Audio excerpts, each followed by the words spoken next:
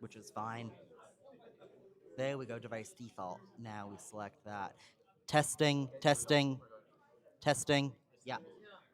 So I'm just going and then you'll to. just probably leave it out so it stays on. I'm so going that to, goes in for the wrong. moment,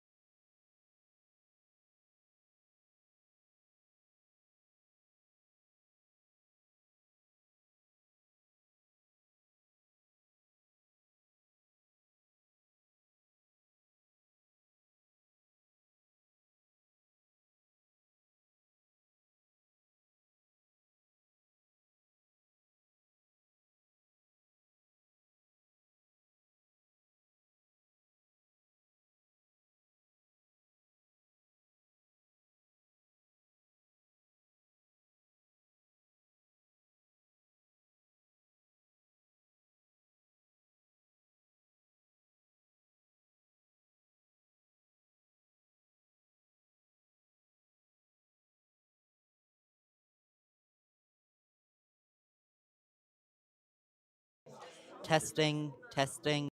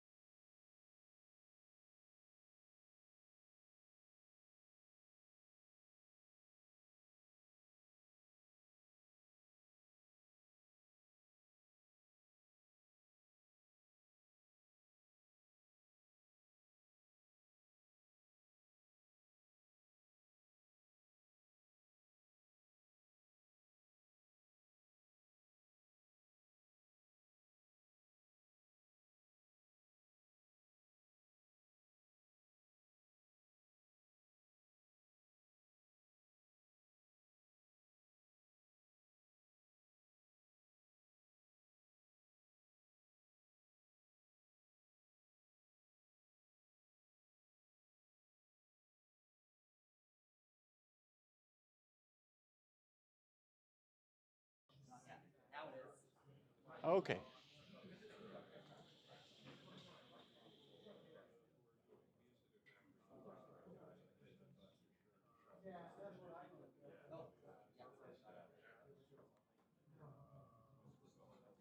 So, hello everyone. We're going to start. This is the TUG Conference 2026.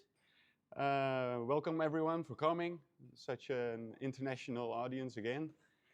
I want to especially thank in advance the conference committee consisting of Max Chernoff, Carl Berry, and Sophia Laxo, who will hopefully come today somewhere.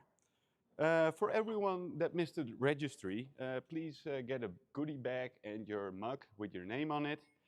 There's also some other things if you need.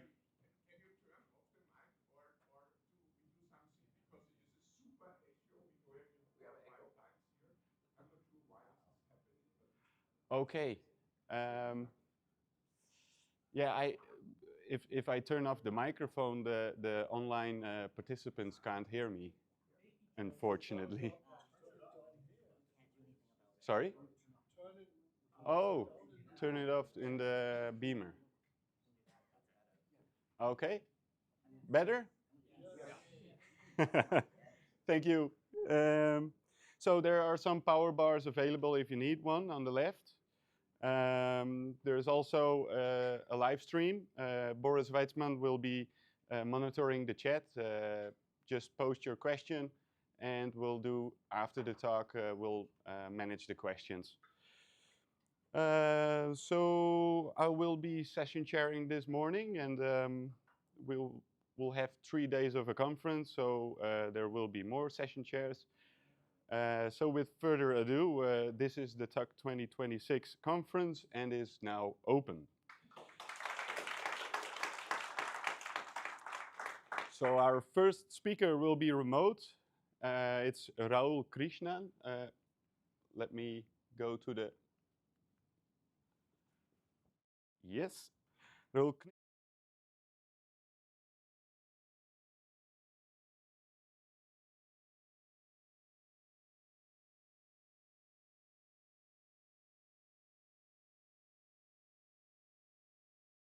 and book production. So we'll now start a video.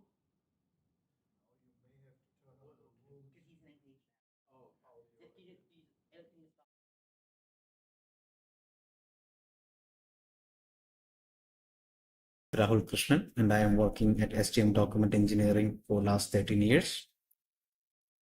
Today I'm going to talk about the tables in LaTeX, the pursuit of professional and accessible tables in LaTeX. So as an overview, let's see why the title chose. So here, why the pursuit? So that's because of creating a distinctive typographic identity. When it comes to a publishing industry, every publisher need a different layout so that it will be unique for them.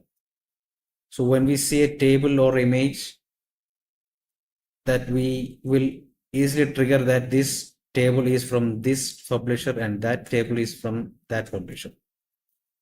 So what they are doing is they are changing the colors or adding the colors. That's the only thing they do so that they can make that unique, because they cannot do anything in the data. So as you can see in the screen, the publisher A is contain no colors, but in publisher B with the same data, different colors. So that's how it's work in many publishers. So even though many publishers are working like this, but some of them are still keeping the publisher A like output, as they know the tables should not be vary in different publishers.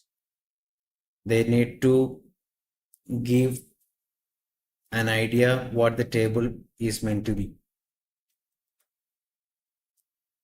Secondly, this pursuit is for finding a perfect package or a group of packages that can typeset and accessible table. So that's the main two reasons for this article.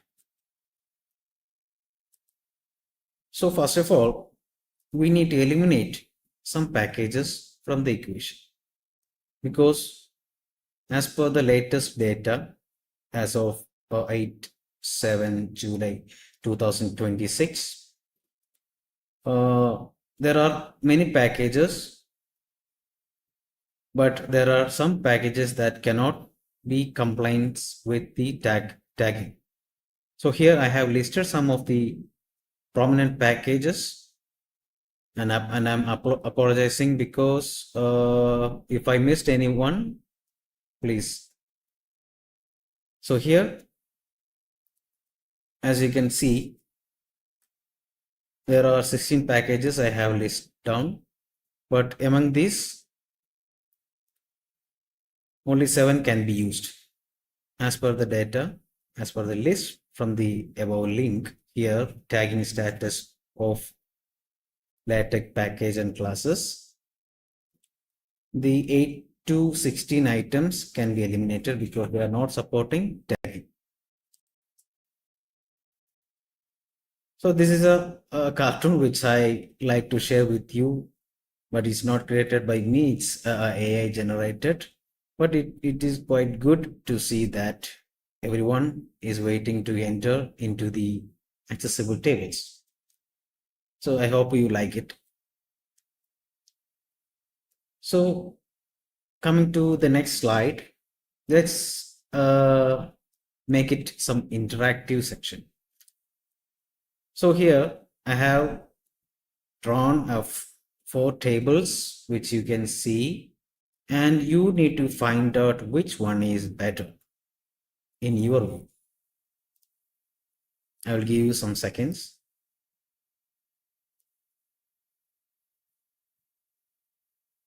Yes, I think you have selected D. But it's okay. We can say it's an okay table. Like the C, some people needed these vertical and horizontal rules so that they can identify the tables so far.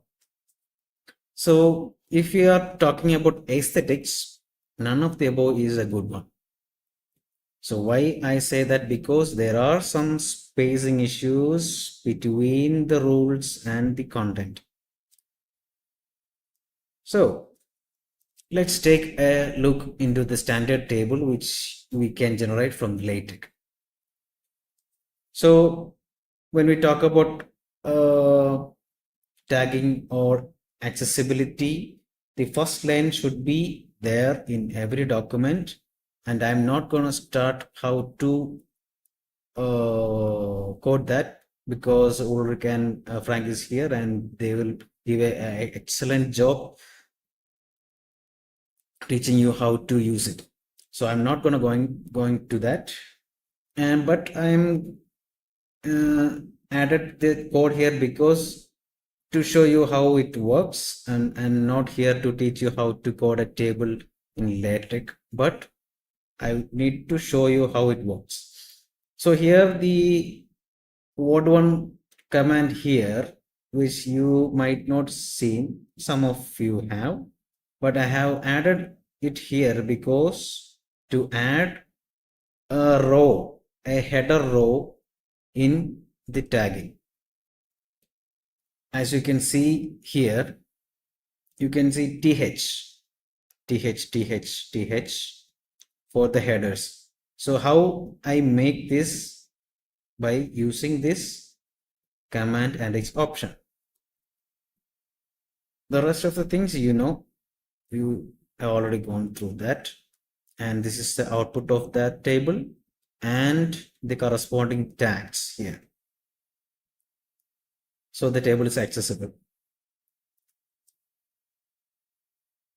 Moving forward, the issue in this table I have shown before is, as I said before, there are spacing issues here, which I feel it is not correct inside the table.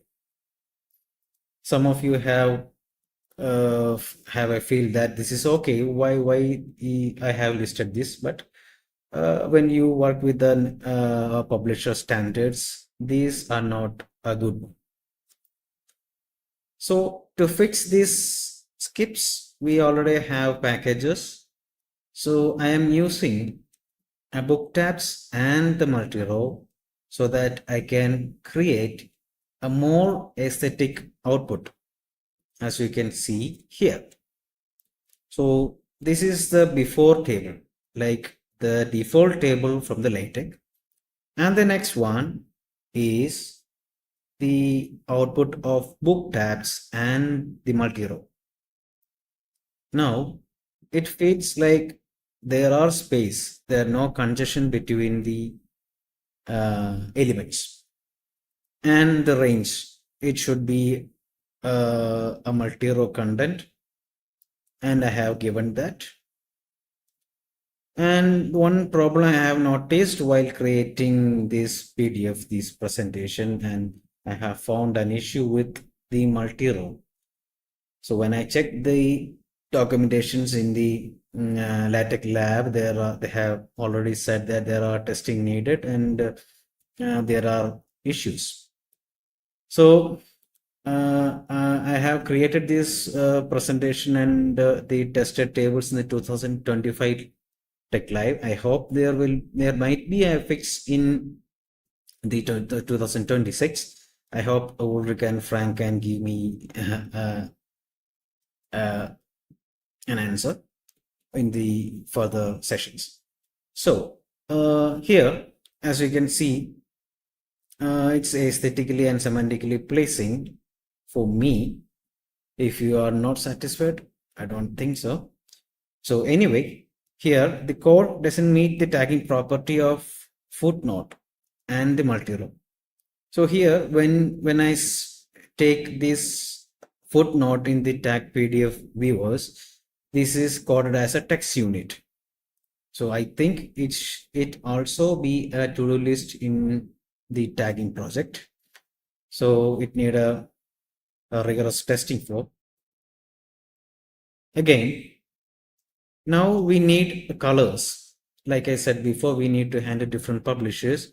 So I am going forward. I'm using the color table package, which is already have the accessible properties, which is a compatible one as per the data from the previous link. So here it gives this output. You can see it here. Header 1, header 3. These headers are in the light orange color, and I have added a random colors in the rows.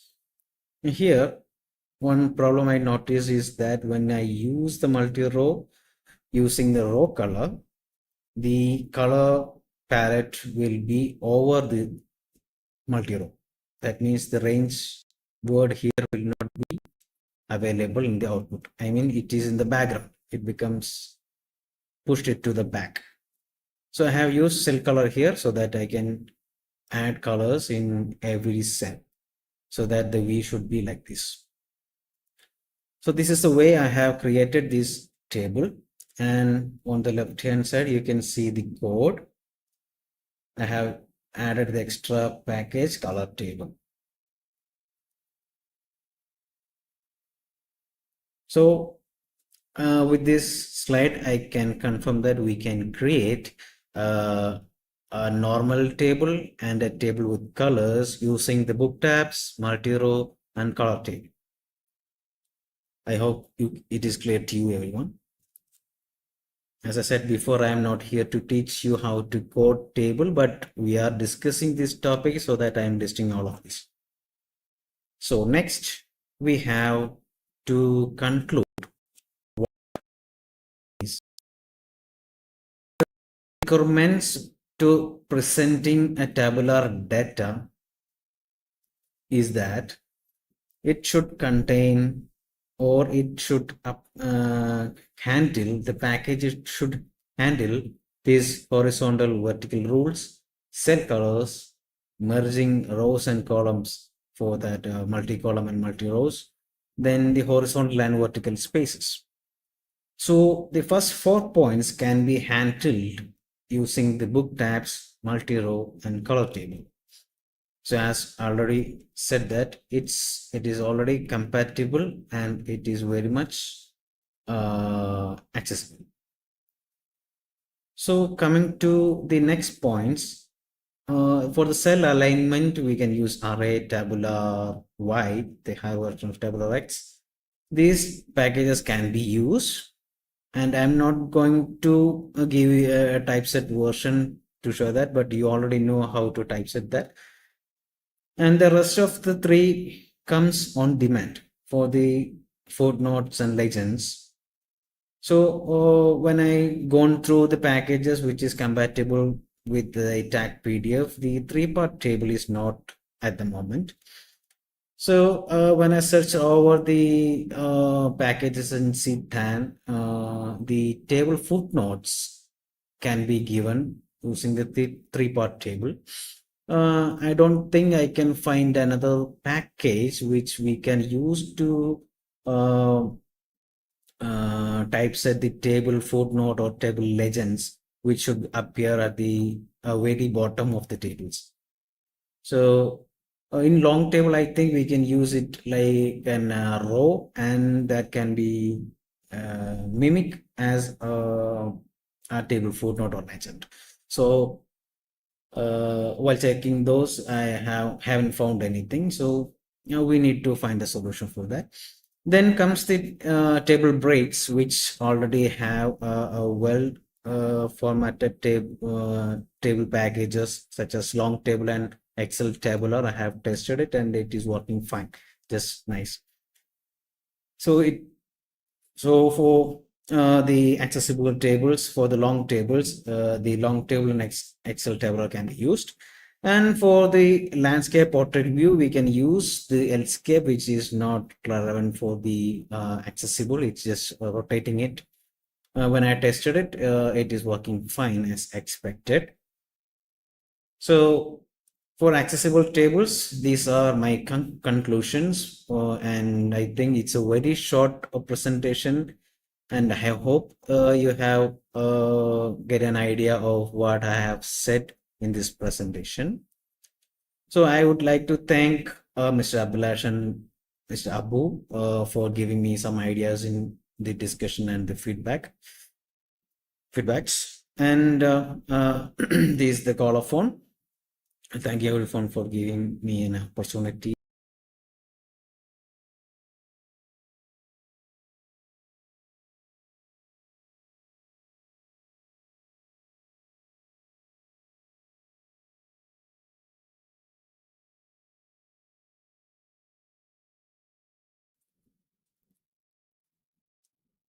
Hello everyone.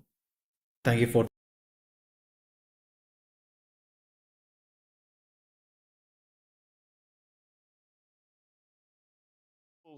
calling Rahul in. So do we have some questions for Rahul? Hopefully he will be calling in a short while. Okay, I can drink them up. Yeah, mic for Hello. There he is. mic for questions. Oh, turn on your microphone. Microphone down there.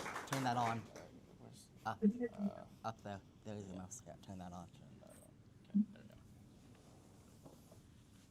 And then you can hand that over to whoever has a question. Yes, Boris. Yeah, thank you. It's not from. Hi, Raul. Glad to see you.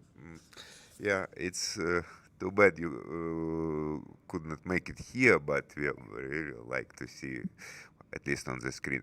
I have a question. It's not from. It's my own question. It's not from the chat, from YouTube chat. When you talk about footnote in the table, I'm not sure about the standard whether it even has it, because your table is a float and you have a footnote inside the float. My question is whether PDF standard, how does it treat it? Because it's not a normal footnote, which is refers to page. It's something different.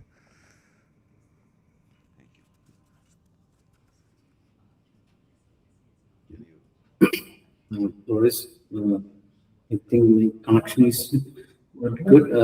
I have missed some of your words. Is it possible to repeat again? I will repeat question in the chat. The Okay. question, okay, let me just put this question in the chat. So Rahul is about footnotes. He'll do the in question in the chat. tables. Yes. Whether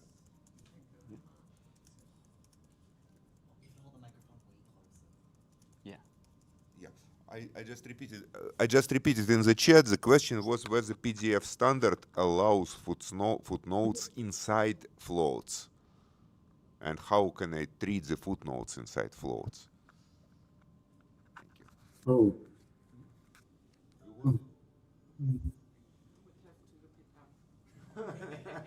Footnotes.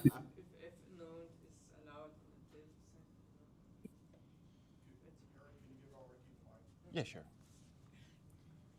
Okay, I wanted to make a remark about multi-row. Multi-row is currently incompatible, so you cannot use the package if you want accessible tables. We would have to contact the author to change this. There's a TAG PDF setup key that you can use in a cell to tell it that this cell spans a number of columns instead, but you can't use the multi-row command. That doesn't work currently. It's incompatible.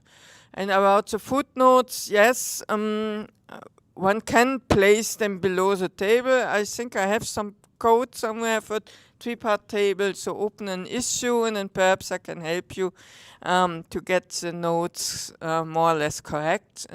But we would have to test what is really the best tagging. This is something that you always have to test and then do some reading and check does it sound okay or not? Yeah, that's all testing. Yeah. Okay. Are there any further questions for Rahul?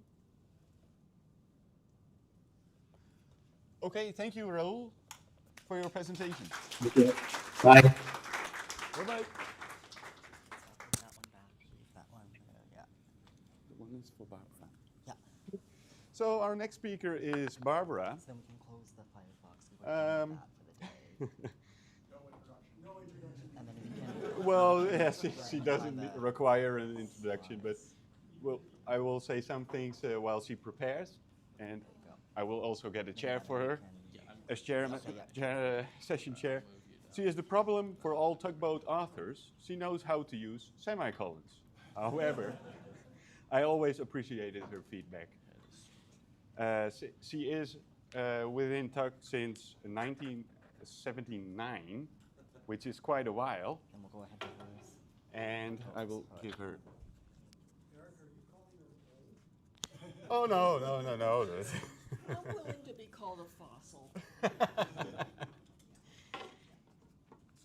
So Stay. this clip, you can clip it on your. And then there's the remote. And Downside is next slide. that's very good. Yes, thank you.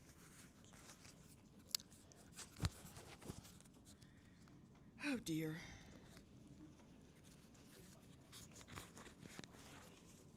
Can everyone hear me?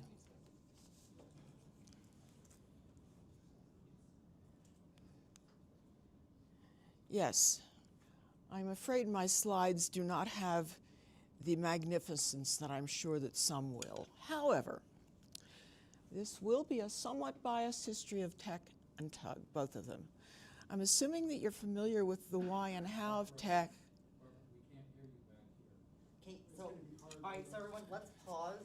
So we had a schedule. Let's pause for 5-10 minutes while we get the microphone set up, if that's okay with everyone. Yeah. Okay, all right, thank you. We'll have a 5-minute break to set up the microphone. So, the receivers on the ones on the top. So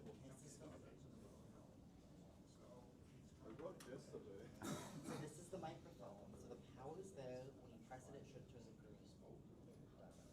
So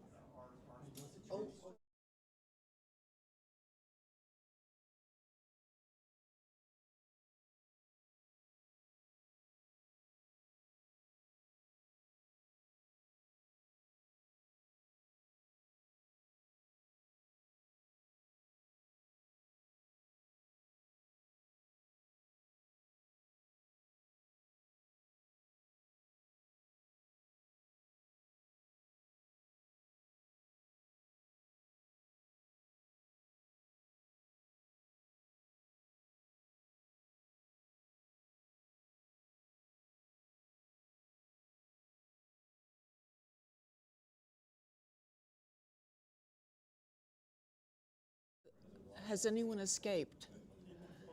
I don't think so. Some escapees, I think. Yes, I see escapees. Hello? Can you hear me back there? Okay. Good. If there's anyone who has escaped, I hope they come back. So I'm assuming that you're familiar with the why and how of TeX, so I will just address that very sketchily and then concentrate on the creation and growth of TUG. Much of what I've been talking about can be found on the web in the interviews posted on the TUG website or in articles published in Tugboat. My goal is to put this material together into a coherent stream, mainly chronological, concentrating on many of the people responsible for the organization as it exists today. With a few exceptions, I'll stop at the year 2000. So, yes. We begin. Don Knuth wasn't happy with the proofs for the second edition of Volume 2 of The Art of Computer Programming. He believed he could do better, so he undertook the creation of a program that would produce typeset output as good as that prepared by skilled monotype compositors. The Stanford Computer Science Department was well stocked with talented graduate students, and many of them would be gathered into the TeX project. This is them gathered together at the 10th anniversary when they could be asked questions. An invitation was extended to Knuth by the American Mathematical Society to deliver the annual Gibbs Lecture at their 1978 annual meeting in Atlanta, Georgia. The topic chosen by Don was mathematical typography, and this has been published in the AMS Bulletin, and it can be found online at the AMS website. One of the people in the audience was the chair of the AMS Board of Trustees, Dick Palais. Dick was familiar with the need for reliable composition for AMS books and journals, and he concluded that what Knuth was talking about held real promise for this enterprise. So he pursued the possibilities with Don and the AMS management, and one lovely spring morning in 1979, I was called into the office of my supervisor. This is my supervisor, Sam Whidden, setting up a hot air balloon. He did other things too.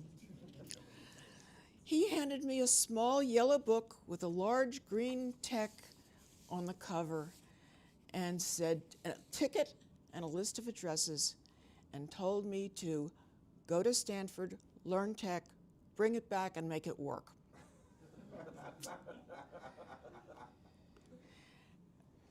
Hello? What happened? I've lost my screen. So just give me one moment. I will just quickly restart all of this.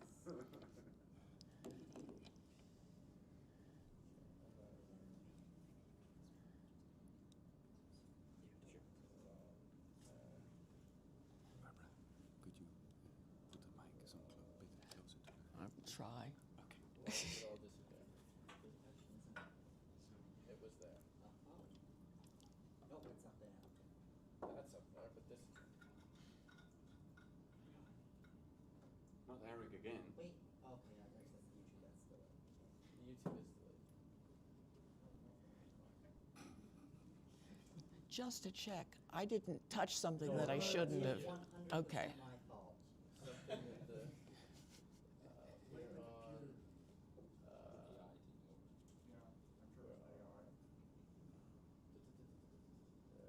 This one. This one will be the one we're on, right? Yes, I think. Is that correct? That is correct. Yes. The group from the AMS, there was a small commune of about 5 or 6 people who settled in at Stanford, and we all got to work. I was assigned to work with David Fuchs. And David, he's still a whiz, and he's still involved sort of in the shadows. He sat me down in front of a green screen terminal attached to the Sail DEX System 10 and booted up an Emacs tutorial so that I would be working with the same editor that was used by the TeX project.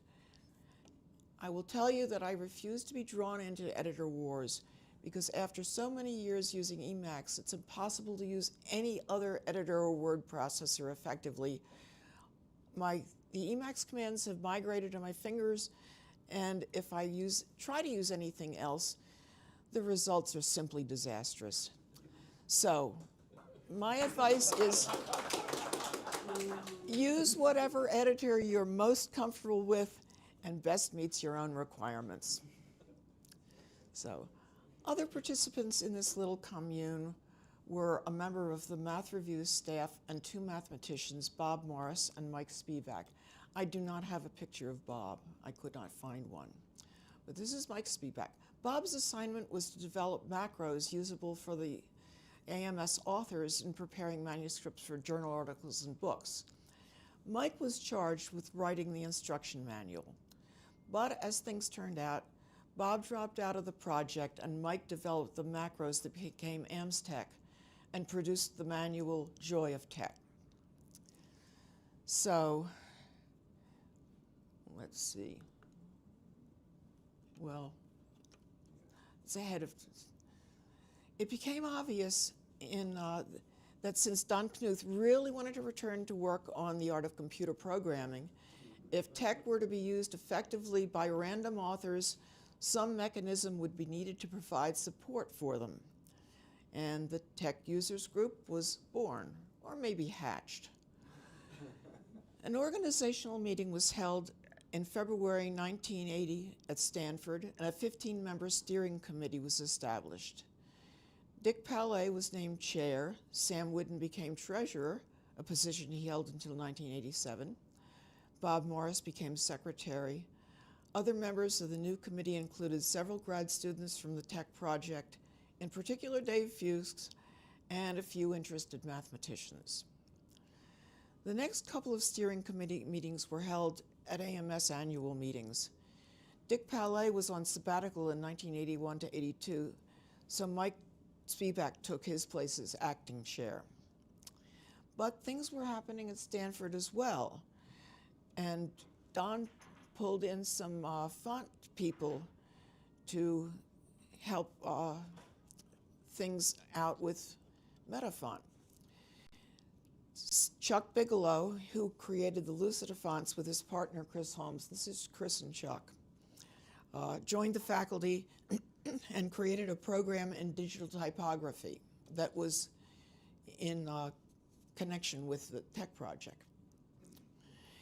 And another experienced font person was called in too, and that's Richard Southall, and he helped with the cleaning up Computer Modern and also completely redesigned the sans serif. Both Chuck and Richard also taught Metafont along with Don. A TUG meeting at Stanford in July 1982 initiated a run of meetings at Stanford, starting with the TeX 82 short course.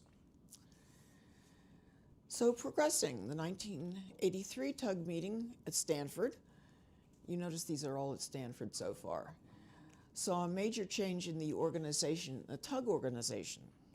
A new set of bylaws, which were prepared by a lawyer and based on the AMS bylaws, was adopted, opening TUG to formal recognition as an incorporated tax-exempt organization, which unfortunately doesn't help anybody outside of the US, but if you are likely to contribute in the US, you don't have to pay taxes on any of that.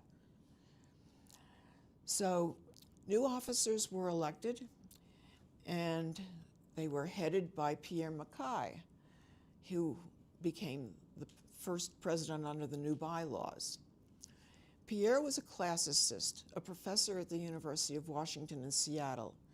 His specialty was in the Turkic languages, and one of his interests was in languages written from right to left. He and Don actually submitted the first article on that topic to Tugboat.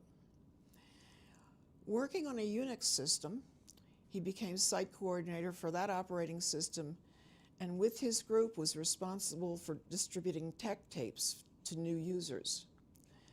That was a whale of a job, and there were actually other distributors, but Pierre was the one who put together the TUG, the Unix load.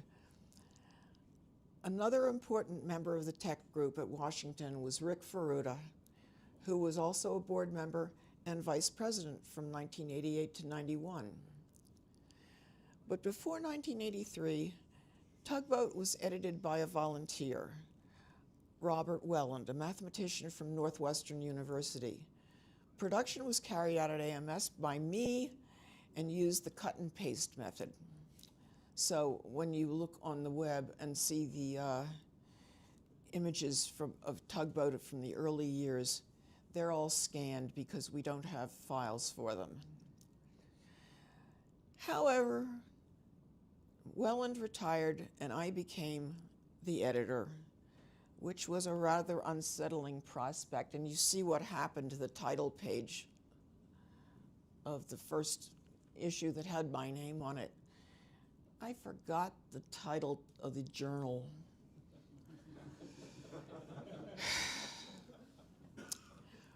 Bart Childs was elected president in 1985 and remained in that position until 1989. And here is Bart. So one of Bart's students, Tom Rokicki, migrated to Stanford, and he joined the TeX project and became the creator of DVIPS and the original Pascal to C converter. In 1985, Leslie Lamport announced LaTeX 209 in Tugboat, and that, I believe, is the first I ever heard of it. Other people had been using it, but they were mostly in the area around Stanford and people who traveled back and forth to Stanford. LaTeX, unlike plain TeX and the AMS TeX macros, was designed as a markup language, which means that you say what something is rather than just resetting the font or the style of type or whatever. And it included facilities for automatic numbering and cross-referencing. These were features of great interest and usefulness to authors and ultimately resulted in the adoption of LaTeX for the AMS publications because authors insisted. So the next period in general, a highlight of 1986 was the coming out party for the TeX book and its companions in the Computers and Typesetting series. This took place at the Computer Museum in Boston, and it was hosted by the publisher Addison Wesley. Annual TUG meetings moved away from Stanford in 1986. The meeting was held in Tufts University in the Boston area. For the next 2 years, the meetings were held in Seattle for 1987 and in McGill in Montreal for 1988. They returned to Stanford in 1989 for the 10th anniversary. At this meeting, this is where Leslie turned over LaTeX formally to Frank Mittelbach, whom you see out there in the audience, and Rainer Schrepf. And that's where my shirt came from, yes. During this time, TeX activity outside North America has been growing rapidly. A TeX meeting was held that was not associated with TUG, was held in Exeter in the UK in July 1988. A highlight of this meeting was the introduction of a TeX archive at Aston University. This is the first real archive by Peter Abbott. And a sweatshirt with a drawing by Dwayne Bibby was prepared in its honor. Unfortunately, I can't find mine, so we don't have a picture. The international flavor was recognized on the TUG board in 1989 by the designation of what were called international vice presidents. And they were all, well, there's too many vice presidents, so nobody was quite sure of what their responsibilities were. And the individuals who were heads of their national or language-specific groups, these were all very knowledgeable people, and it was very good to work with them, but there was the confusion. This innovation lasted only a few years as the TUG board has become less US-centric through the years. We come to 1990 and we get TeX 3.0, and this allows text input to accommodate 256 instead of 128 different characters, and this permits easier input of languages other than English, you know, languages that have those annoying little accents. In June 1990, the annual meeting was held in College Station, Texas, at the Texas A&M University. Nelson Beebe, who you also see here, was elected president, an office he held until the end of 1991. In September, another TUG recognized meeting took place in Cork, Ireland, hosted by Peter Flynn, of whom I also do not have a picture. And Peter became secretary from 1992 to 95. But in Cork, an extended input configuration was defined, and you can see the result here. And I think it probably doesn't make sense anymore, but it's still there if you want to try it out. The TUG office was also moving around. In 1992, the TUG office, which had been in Providence, partly in the AMS offices, but partly in a separate building, it moved from Providence to Santa Barbara. This move heralded a period of relative instability. From 1995 to 96, the office was in San Francisco, followed in 1997 by a short residence in Three Rivers, California, and it permanently transitioned to Portland, Oregon before the end of the year. July 1993, Maybe you have to proceed to the slides. there. Oh, sorry about that. I didn't mean to miss it.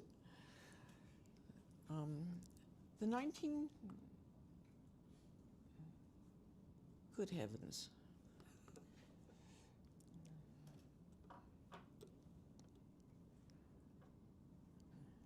Okay. In 1993, the annual meeting. At the bottom. Button? Let me check. Thank you. Oh. Your new batteries, Max, the new batteries. Okay, good, because we definitely need it. Sorry about that, everyone. Just be a moment.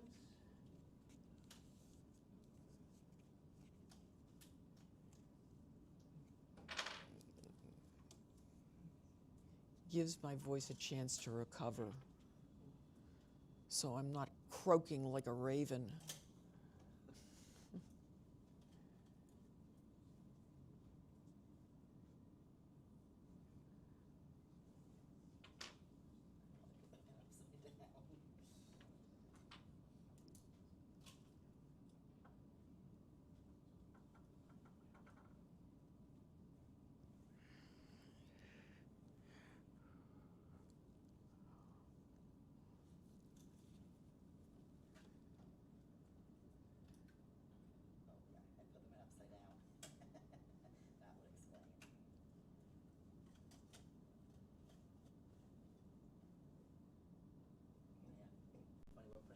Funny what putting them in the right side up does. There you go. Sometimes helps. Where were we? Let's see. In July 1993, the annual meeting moved across the Atlantic to Birmingham, England, at Aston University, again hosted by Peter Abbott, who we've also learned was the person who set up the first archive.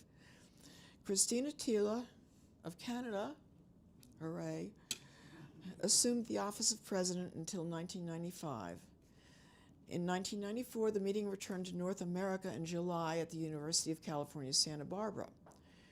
George Greenwade became the treasurer for that year and the next. He was an economist on the faculty of Sam Houston State University in Texas, and he was particularly interested in the possibilities of the World Wide Web, which was brand new at the time.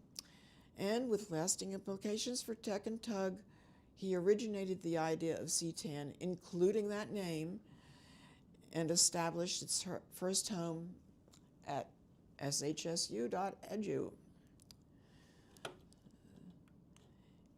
In 1995, the meeting was held in St. Petersburg, Florida, with Mimi Burbank being the host. Mimi at that time was production, and for a number of years later was production editor of Tugboat until 2005. And she became instrumental in regularizing the schedule, which had been slipping, and I accept responsibility for the latter. Without her cheerful nagging, that may never have been accomplished. Michel Goossens became president in 1995 to 97. His connections and support were important in the location of the July 1996 meeting in Dubna, Russia. 1996 saw the development of eTeX by Peter Breitenlerner. Peter had been one of the earliest finders of bugs in TeX itself, and the first one he found was in 1987, and he became one of the panel of TeX gurus who vetted bug reports between Don's scheduled reviews. Don's schedule increases 1 year after the previous one is complete, and the next review is scheduled for 2029. So if you have bugs, you still have a couple of years to get them in. And Carl will monitor them, and he keeps me alerted so that I can give probably unuseful comments if necessary. So we're still getting at the first flush of interesting meetings. The 1997 meeting was held at the University of California, San Francisco. One of the hosts was Arthur Ogawa, who was board secretary from 1997 to 2001 and vice president until 2003 after that, and he remained on the board through 2009.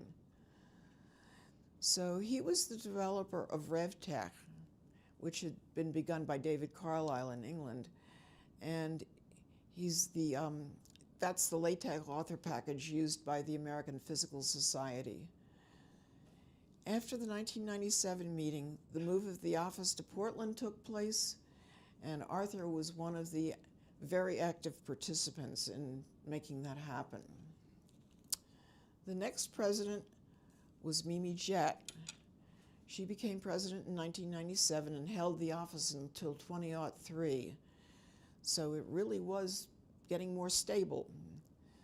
So Mimi had an educational publishing company in Portland, Oregon, and she turned over a couple of rooms in her office that became the home of TUG office until Mimi sold the company.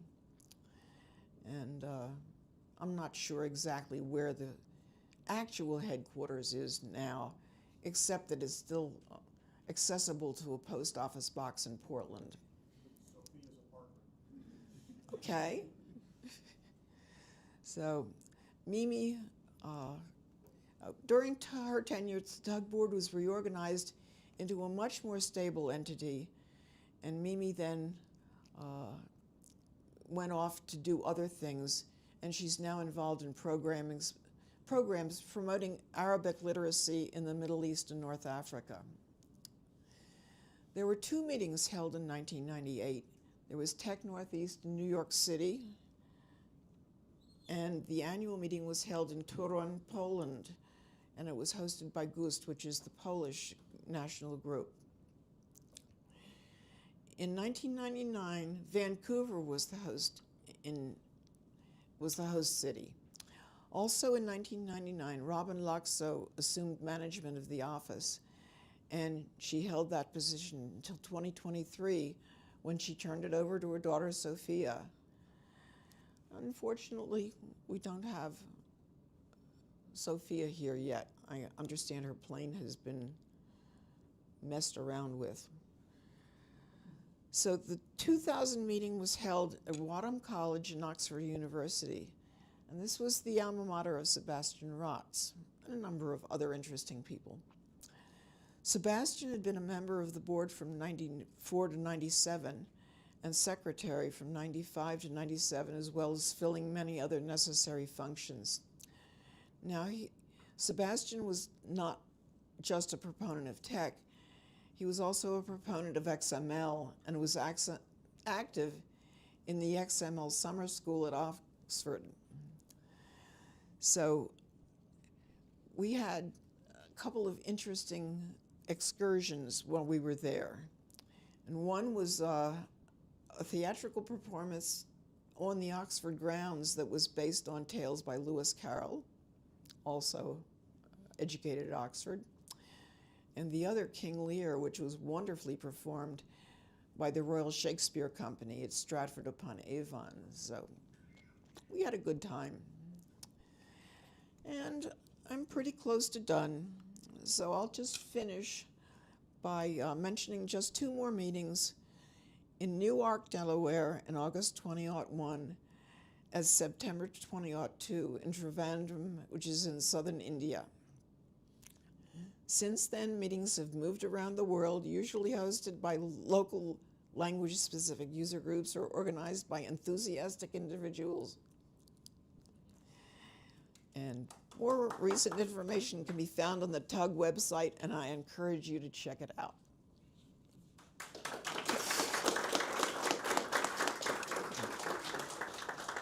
Thank you, Sophia. Are there some questions? Maybe from chat, Boris? Are there questions?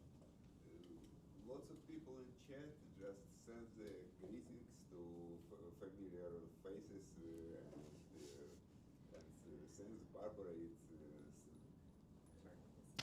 and since Barbara it started some reminiscences and greetings in the chat.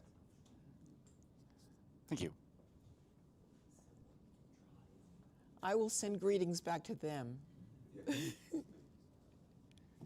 So not to revisit editor wars, but one of my most memorable times with Barbara was, I think it was around 10 p.m. at the AMS offices. We were doing some administrative work. I'll leave it at that. And Barbara booted up Emacs, and I was horrified. I said, Barbara, how did we ever become friends? Thank you. Yes? So the only other thing I wanted to say about Mimi Jet's tenure was that she and Arthur were really instrumental in making TUG 501c3 instead of 501c6, which is a huge difference. It's whether your donations are taxable or not. And so they deserve, and they went, it's not a fun process, I can tell you. I was not involved happily.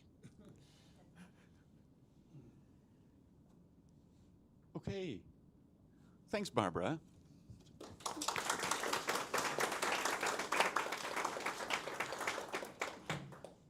So our next speaker will be Takuto Asakura. He's developer of TeX. I use it every day. And is almost a developer for almost a decade. He will be talking about Japanese typesetting and will explain the complexities of typesetting with TeX engines in Japanese. You do need it.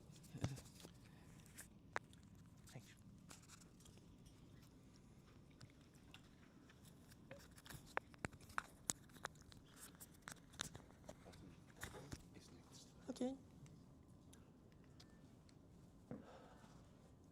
Okay, thanks for introducing. My name is Takuto Asakura. I was so blown away by the presentation from Barbara because I only lived for the ears after the 20th slides of because I believe I born in 1995. But anyway, today I'm talking about the modern Japanese tech in 2026 this year. But it's the story about the chaotic situation in Japan related to the TeX system. So today I'm only want to talk about the brief idea of the what TeX system in Japan are. So I'm not going too much into the technical details, but I want to first talk about the key differences between Japanese and English typesetting, because I believe for most of you, Japanese typesetting is not familiar with. And for the second part, I would like to talk about the LaTeX system used by Japanese people nowadays. And finally, I will talking about the recent trends and the problems in the Japanese tech community nowadays, what we are holding. So let's starting from the differences between the Japanese and English typesetting.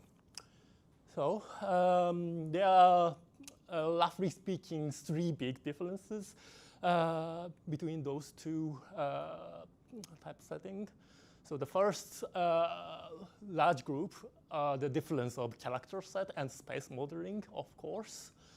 And the second groups are the difference of the rules of line breakings.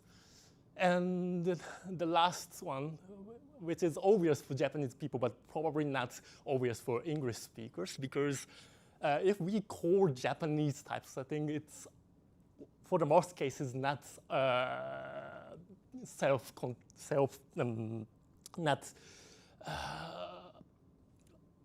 ends up with only Japanese text, but it's kind of mixed script composition always, because most of the ideas, specifically in STEM documents, are imported by the foreign country. So we also include some numbers or English words, some other things from the foreign culture. So it's naturally become a mixed script composition, which makes also a situation a bit different compared to the English text.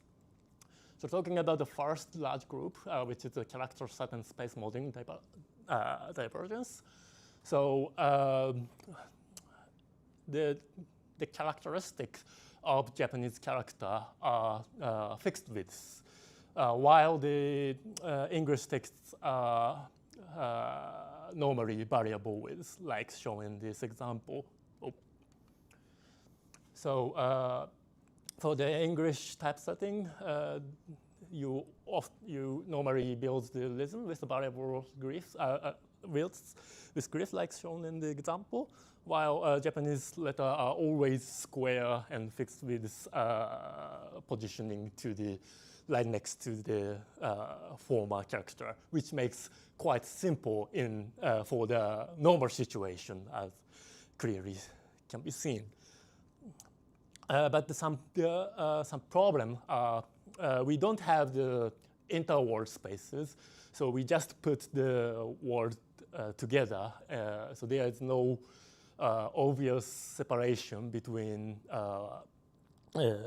words in Japanese.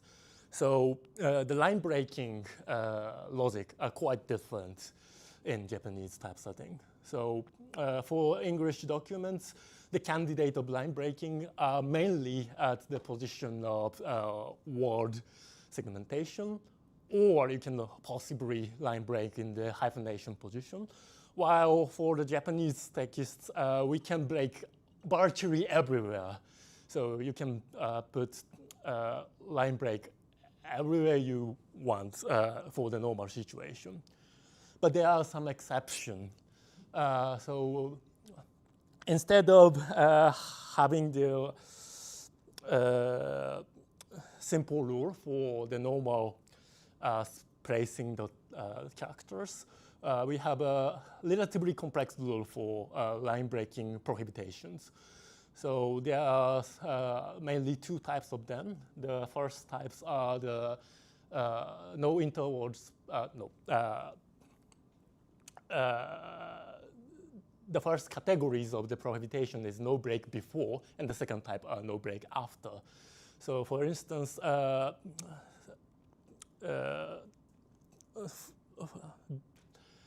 for some symbols like period and comma and punctuations and other closing brackets cannot come to the beginning of the line. I think it's also applied to English, but those are the first half of the categories. And there's also other groups that are forbidden to put at the end of the line, which is the opening brackets or long dash and so on, cannot come to the end of the line. So in Japanese typesetting, you can put almost everywhere for the line breaking, but there are some exceptions. And like I'm going to talk later, this kind of mechanism implemented directly in the Japanese specific version of TeX engines. Yeah, and I think that's, yeah. And the last big group of the difference between Japanese and English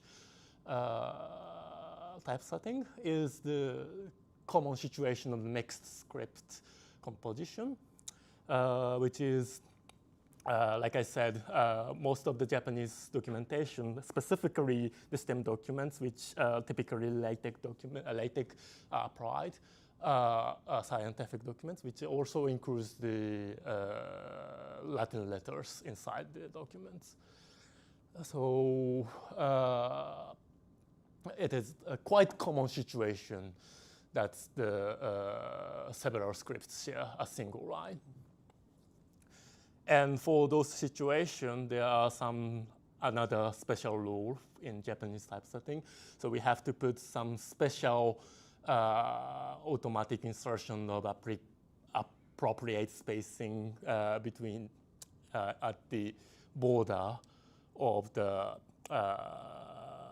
script switch. Like if you start English Latin letter inside the Japanese letter, you have to put small spacing before you start English, and of course after ending the English words. So these also have to be addressed by the TeX mechanism.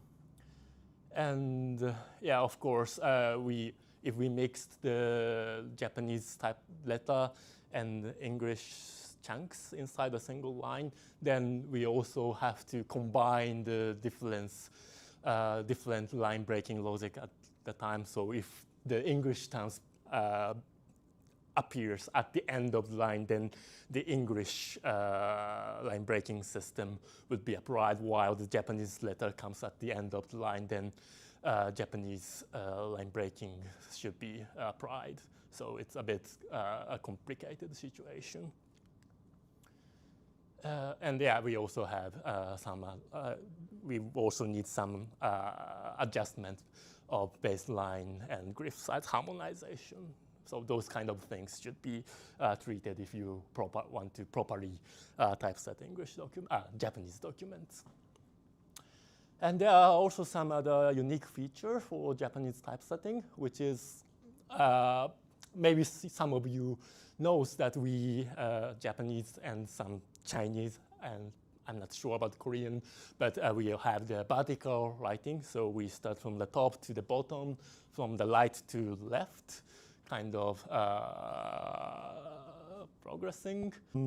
Very specific layouts, traditional layouts in Japanese. For instance, we have LUGs, which is an annotation glosses to show the pronunciation of the letters.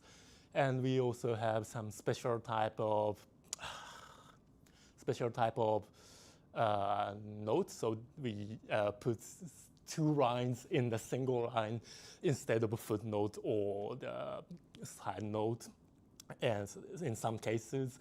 And we also have a special type of emphasis mechanism, and Also, we have some quite weird situation that we have a sudden horizontal material inside the vertical text, which is obviously a complex situation that you can easily imagine. But these are relatively minor and less important issue for, at least for scientific writing, but still, if we want to have the complete Japanese typesetting, then we have to address this kind of material as well. So those are basically the reason why we had to implement our own special Japanese tech engine quite a while ago at some point. So let's proceed to the technical side of this kind of Japanese typesetting, which are the TeX and LaTeX system for Japanese typesetting, which are used recently. So currently, we have two practical approaches for producing Japanese LaTeX documents. The first, and I'm afraid it's still dominant workflow in Japan, which is quite ancient technology, but they are the PTEC variants plus DVI PDMFX workflow. It's even older than PDF tech because it's produced DVI instead of PDF. So it's an original Japanese specific extension maintained since 1990s. And its unique, its characteristics are the support for Japanese font metrics, which I will briefly explain later, and native line breaking precipitation, like I showed, and vertical typesetting and other minor features, which would better to have for Japanese typesetting. And more, the second approach is a modern one, which is LuaTeX-based things. We have a special huge macro package called LuaTeX-JA or LuaTeX-JA, which is basically TeX and Lua codes so that to realize the proper Japanese typesetting on top of the LuaTeX engine. Obviously, this is a more modernized and ideal way of doing things these days because LuaTeX is intended to be international and standard engines these days. But we also still have some problem with the speed because this LuaTeX implementation is heavily relying on Lua implementation. So if you compile hundreds pages of the huge documents, then the time difference of compile can be substantial. So that's partially the reason why people are still using PDF on 2026. So talking about a bit detail of the PTEC, like I said, the most important feature of PTEC is support of Japanese font metrics, which is a per character class setting for with side bearing kernings and also auto insertion of the GRU between the script switching. And also the primitive implementation of line breaking, a special line breaking rule in Japanese typesetting. And also it also supports the vertical writing as well. And they have the special commands to switch the horizontal and vertical typesetting. And basically, the LuaTeX-JA is a kind of re-implementation of this feature. So it had intended to make a kind of similar interface to PTEF, but because of the technical and because of the technical reasons, some some interfaces are different, but basically those implementation are realized via the flexible lower callback thanks to LaTeX. So PTEF is basically the legacy. So it's the basic idea of PTEC is just an 8-bit old-fashioned engine, but which is extended in terms of Japanese encoding, which is called this encoding. And this encoding is even old encoding, which are rarely used nowadays in Japan. So we already transferred to Unicode, of course. So we also have another type of PTEF, which is fully supporting Unicodes. So we have these two types of different implementation. But to be precise, on after the TEFRAP 2024 onward, the binary is unified, but they have different modes so that to be compatible with the old PTEC specification. And what's the problem of the PTEF? Well, what's the legacy points of the PTEF? Basically, there are two important points. The first points are the encoding issue. We have the two different encoding we have to keep in mind if we work with PTEF.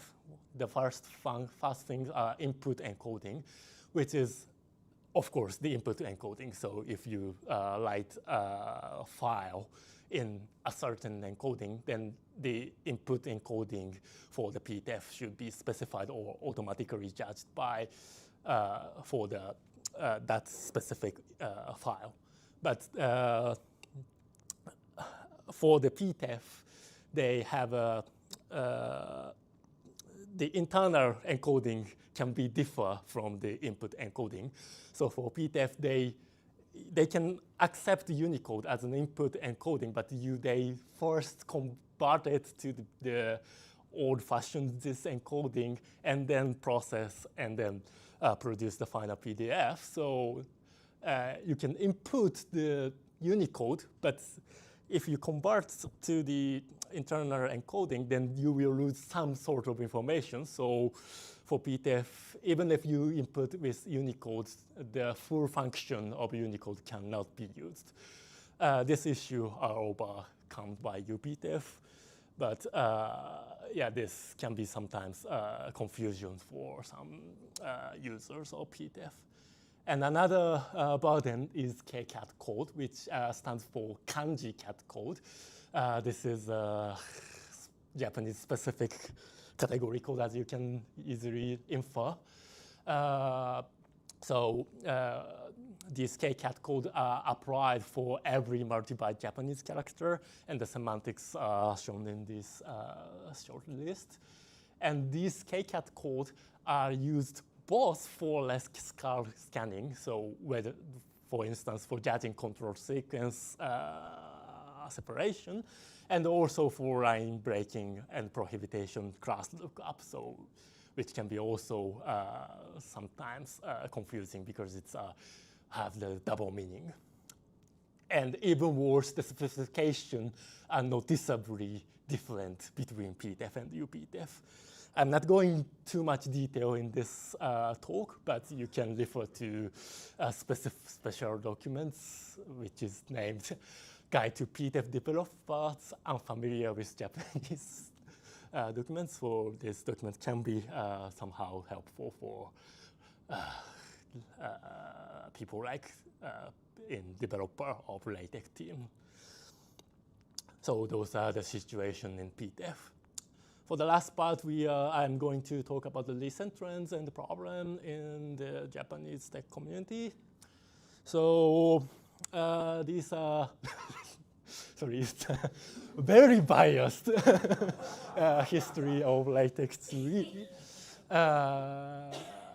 But anyway, the LaTeX were kind of have experienced the code era of almost 20 years, which I call peaceful 20 years for Japanese developers. Yeah, almost. So what do you conclude from that?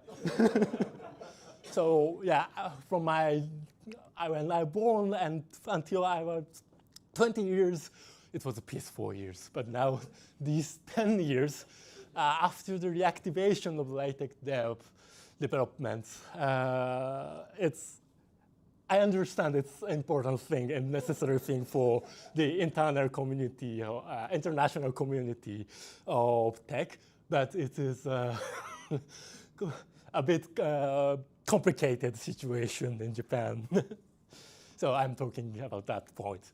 So it's basically the PTEC and PLaTeX kind of things are a huge mountain of technical debt. So it's basically just a giant patchwork. So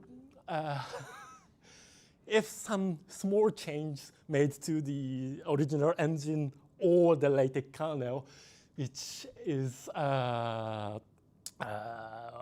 triggers a new cascade of local fixes for PTEC and PLaTeX kernels.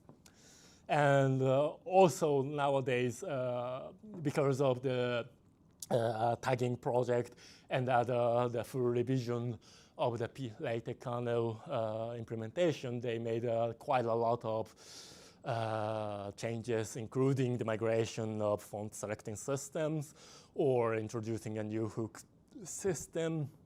So we have to catch up these kind of updates for the patching. But the real problem is that the Japanese community for the tech-related project developer are really severely limited manpower. We have only 1 or 2 maintainers for each project. We have probably 2 maintainers for PTEC engine and 2 maintainers for UPTEC and 2 for PLaTeX kernel. And sometimes people are doing several just by one people. So it's really hard to follow all the lot of changes made. And so these are kind of very ad hoc first aid kind of fixing problems. So the root cause is basically the PTEX incompatible specification. Specifically, it's the token model. So like I said, PTEC and also the UPTEC is just an 8-bit engine if Western developers look at. So besides of the multi-byte letters, the Western character ranging in 0 to 25 to 155 range, it's just 8-bit tag. And like I said, Japanese token have the specific KCAT code, but they don't have the cat code, normal cat code, which is also quite different from the world of 8-bit engine, which probably be a very confusing situation for the normal Western tech engine developers. And so for the practical breakage, if my understanding is correct, some of the export3 string related modules like L3 regex and L3 string convert module are almost not working for PTEF as intended. And also sometimes they tokenize from the first place. That makes the 8-bit characters and Japanese token yields illegal token list, which is already the engine level problem, which cannot be fixed on the layer of LaTeX. So what or probably the PTEC developers consensus is that it's impossible to fix all the problems within the paradigm of PTEF, but we need a radical fix of lighting both the specification and the core implementation of the engine from the first place. Then we are not sure whether we should maintain PTEF from the first place in this case, because if we try to change the specification radically. And even worse, it is not just an engine or kernel level issue. This kind of giant patch technical depth problem also lasting to the generic Japanese documents classes and also other Japanese specific LaTeX packages. Some are already not maintained or maintained by the very few common, by a same single person like Yamashita-san, for instance. So we have the patch correction, the correction of the patching package for Japanese tech, like for instance, PX array for patching, a PL array for patching the array package for Japanese tech and so on. So we have kind of substantial length of list of those kind of patching LaTeX packages, and maybe they are fine because it's maintained by the well-trained Japanese tech developers. But the more problem is the journal or the society templates, which are basically developed and maintained by the amateur or the just normal user, I mean, in the publisher or some researchers. So I'm not sure if they could follow these radical changes that happens these days. So these kind of long tail legacies make a clean break from PTEF extremely hard or merely impossible. So yeah, that's a situation. But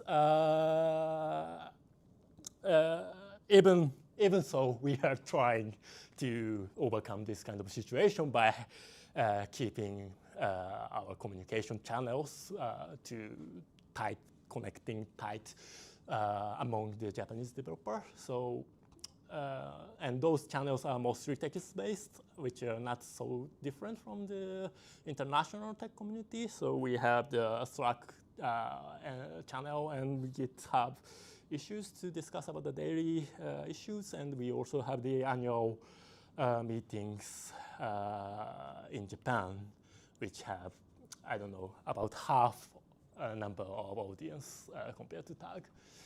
And also there are NPTEF concept, which is, I don't know, Nippon TEF or New PTEF, which is discussed for, I don't know, already 5 or 6 years with almost no progress.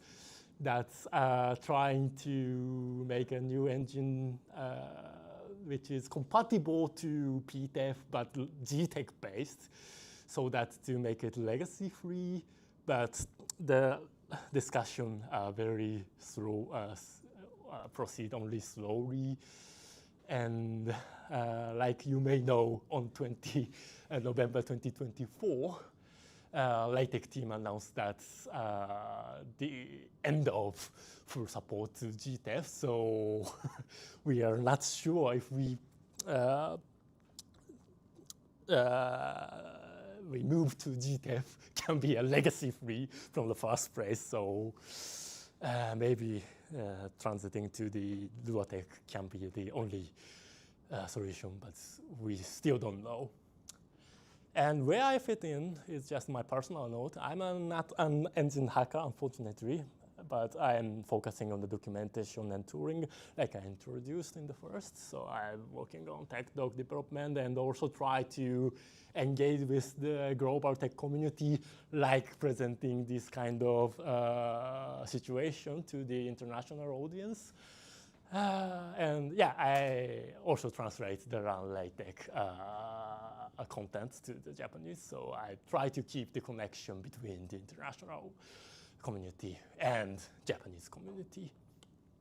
And yeah, this talk is exactly what I intended to bridge the gap information gap between the global tech community and Japanese tech community. So this is my standing point.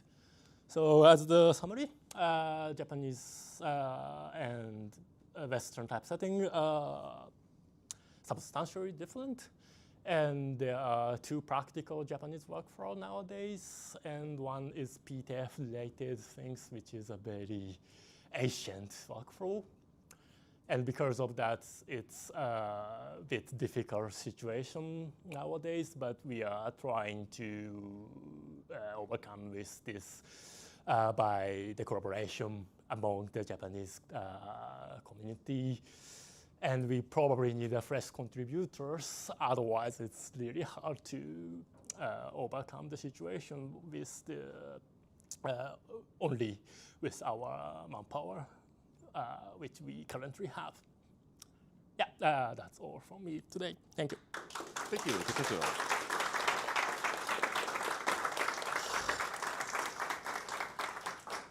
Are there any questions for Takuto? Hi. You mentioned that you have a lot of patches for different packages in order to make them compatible with PTech. Yeah. How is that in LuaTeX you know what I'm LuaTeX package. Does it also need a lot of patching, or is that more compatible? Basically, yeah, LuaTeX also needs some patchwork. Maybe less than PTF, but still we need LuaTeX, the patching for LuaTeX. And basically, the LuaTeX jar is a huge macro package, and it also covers those kind of patching as the macro package layer. So not the third party have to work on, but the LuaTeX jar community are working on. So they have a powerful math source, relatively powerful math sources. Maybe if the questioner could announce their name, because we're not in the film. Yeah, okay. My name is Didier Verna. I have a question regarding the Japanese-specific cat codes that you showed. Okay.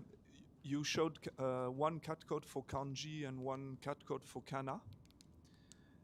My question is, wouldn't it been more advantageous to have two cat codes for kana, one for hiragana and one for katakana? Sorry? Yeah, here. Could you please? Yeah, okay.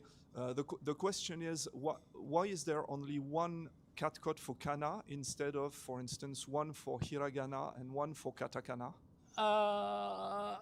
That is because for lexical scanning and line breaking prohibition, cross lookups, there is no difference between hiragana and katakana. We can treat it in the unified form. Okay, so there's no reason to distinguish them. Yeah. Thank you.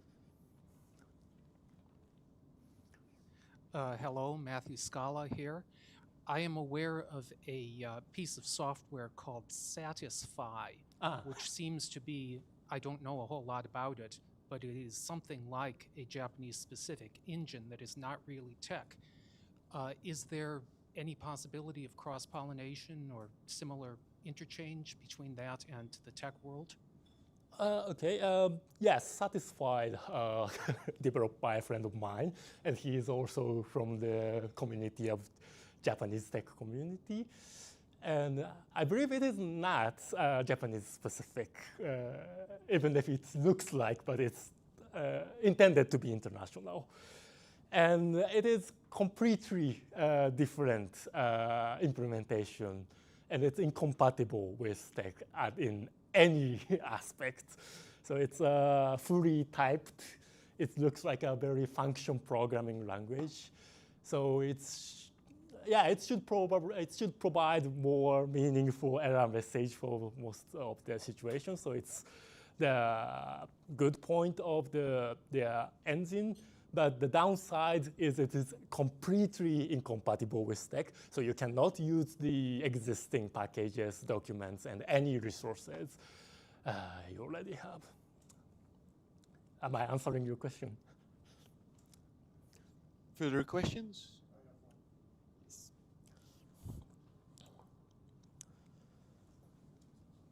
I'm Carl Berry. So thank you, Takuto, for the great talk.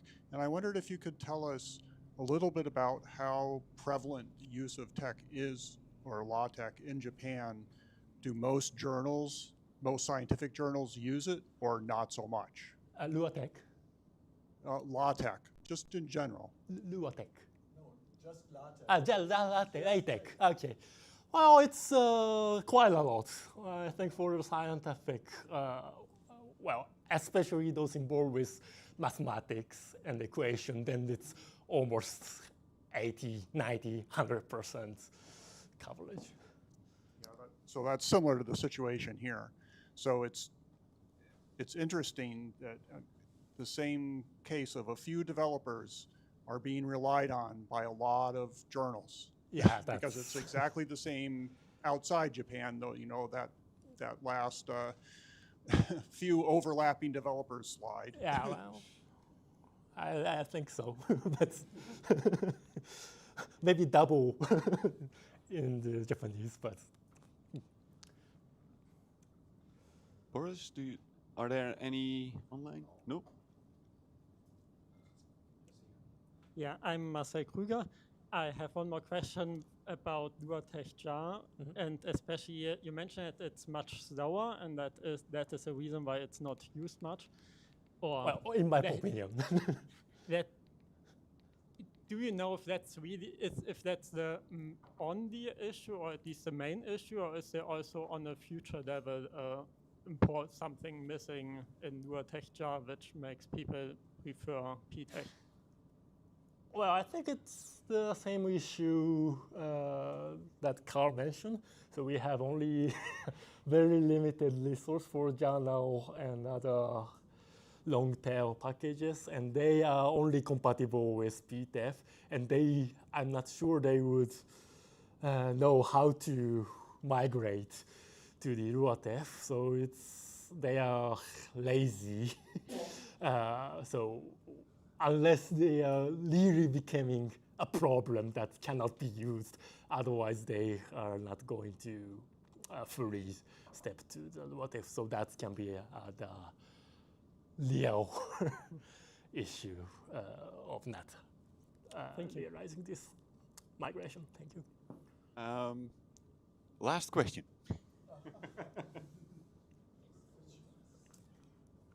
Yeah, hi. My name is Frank Mittelbach. I know. I know you know. One question that I would have is, you said the nice years were ending in when we started to open the development again, basically. One of the reasons why we are doing a lot of these developments are in general to get some of the legacy debt solved, which of course cause more legacy problems initially. But the other one is, of course, our quest for getting accessibility into the engine. Now, my question to you would be, how much is accessible output from in documents an issue or how important is that in your world? Pardon? In Japan. How much drive is there to get to accessible documents? Because I mean, by whom? By whom? By the LaTeX users or the in the country. I mean, in Europe and in the US, we have legal requirements by now, so there's quite a push. Beside the thing being important in itself, there's suddenly some pressure. The question is, how much pressure or how much interest is there to achieve accessibility? Because one of the reasons why you have the problems that we are Okay. making for you is because we are working on this. And if I may say one last thing, we are also only 4 developers. 5. Okay. Okay, so. So the situation is only double severe. I know. Well, answer to your first point. This is my personal opinion. I don't know the statistics or we don't have consensus, but my personal point of view, it's a little bit shame that Japanese people are almost not concerned anything about the accessibility developers for the PDF documents. So the governments, as far as I know, are not care about the accessibility at the moment. And for the general public, it's even worse. So, and looking at the tech community, I would define myself, I am the only person who are interested in the tagging and accessible kind of, well, not really only, but just 1 or 2 people, including me, interested in. And then most of the tech LaTeX developers are kind of not really interested in the tagging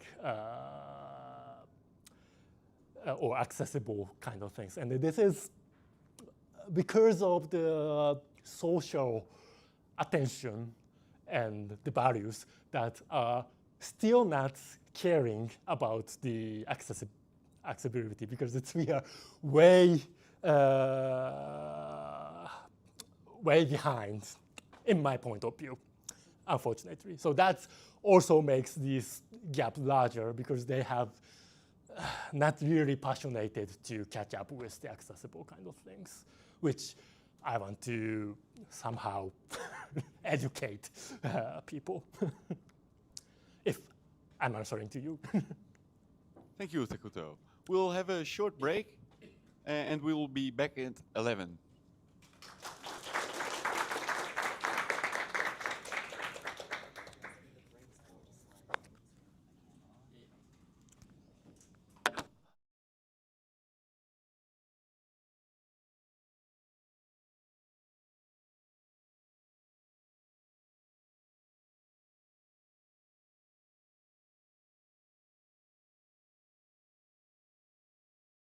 Wow.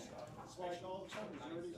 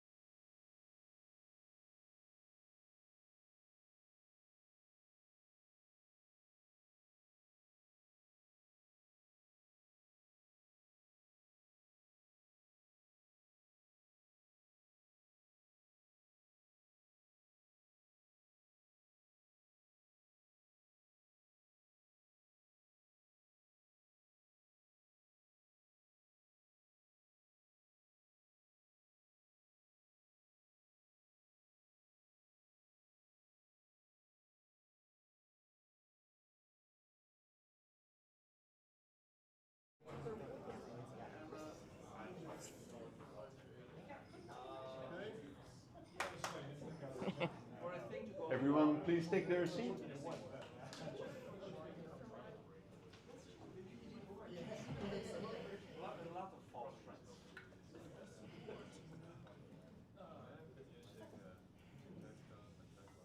So our next speaker is Ulrike Fischer, accompanied always with Bear, sitting here.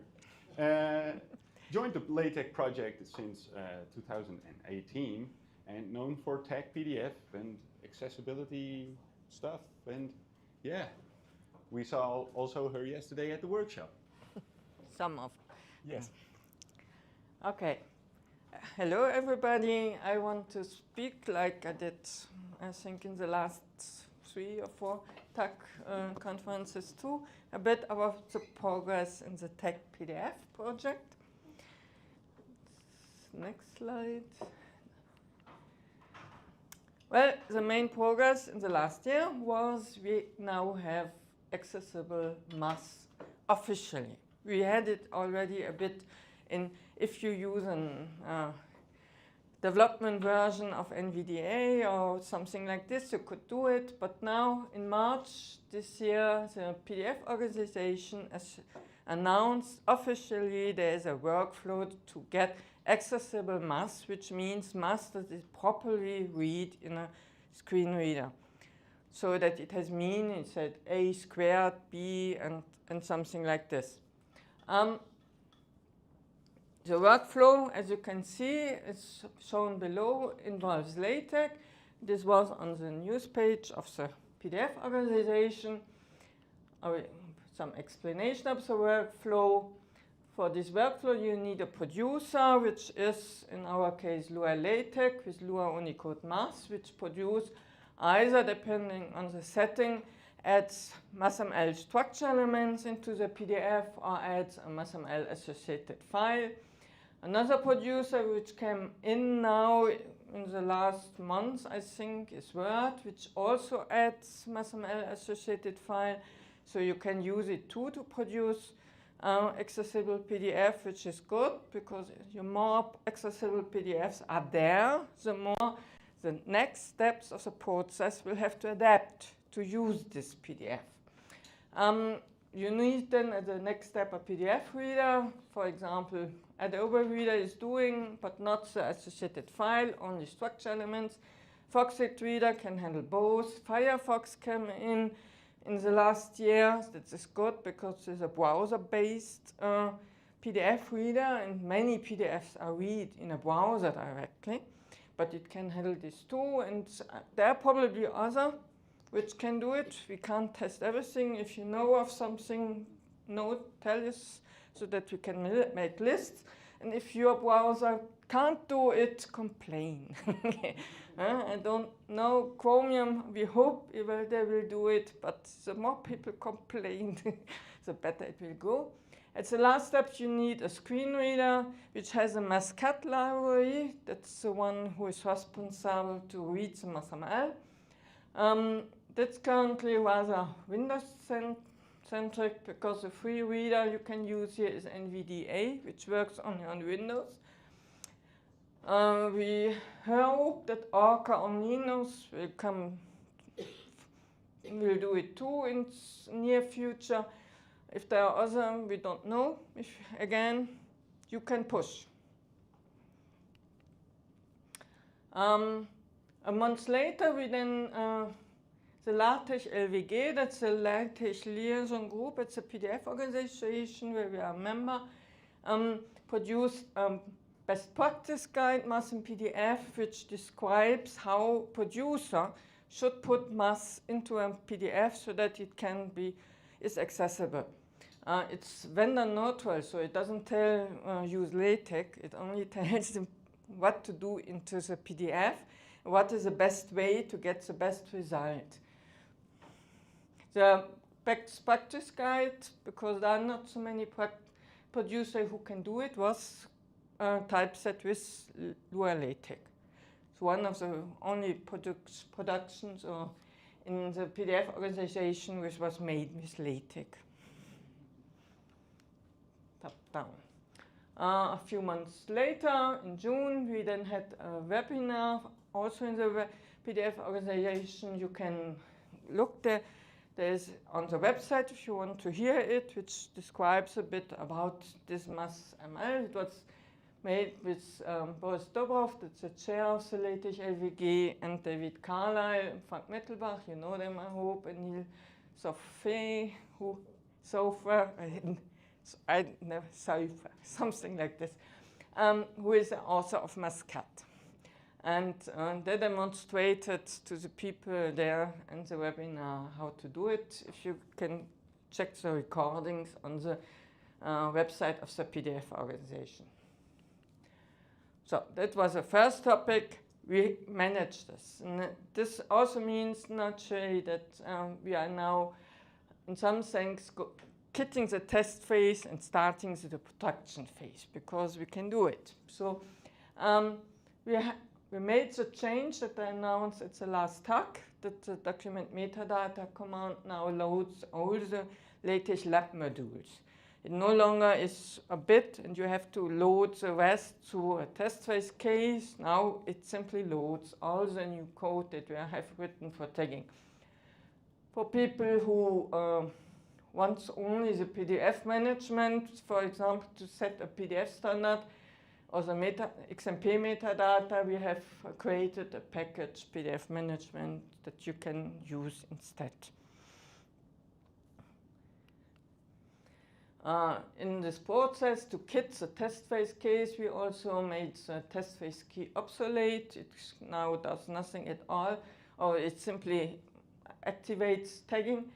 And if you want to use tagging, you use a tagging key and activates it. You can also use tagging equal off, and then there's no tagging.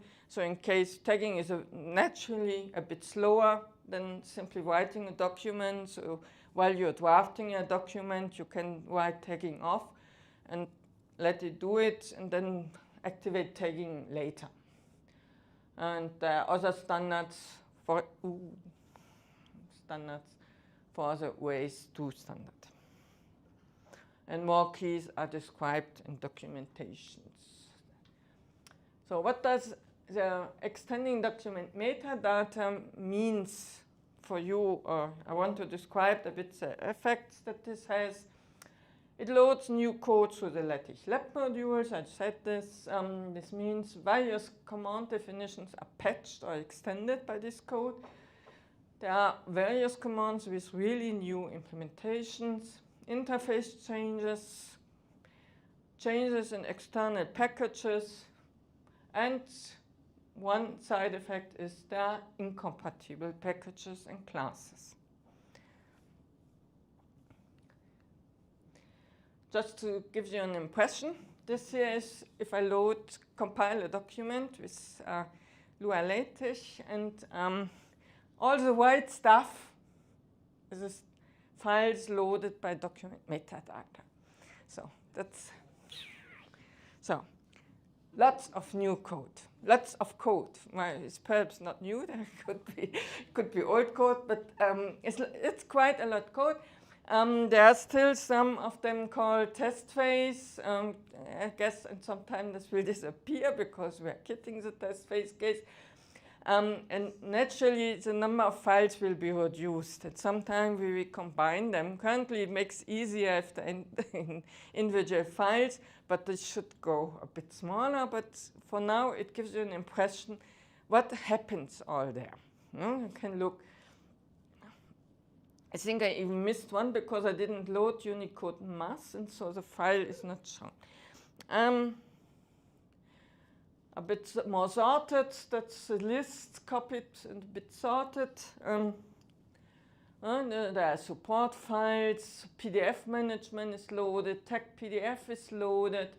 There are files for the namespaces, the output routine, footnotes, blocks are is quite a large file. This handles lists and stuff. The red files here are files that affect, for example, external packages. Enum item here has an effect on enum item. Math packages contains some package for math tool. First aid has patches anyway, and TeX is here, there. Perhaps also in some other files, some effects, but these are the main one which really affect external packages.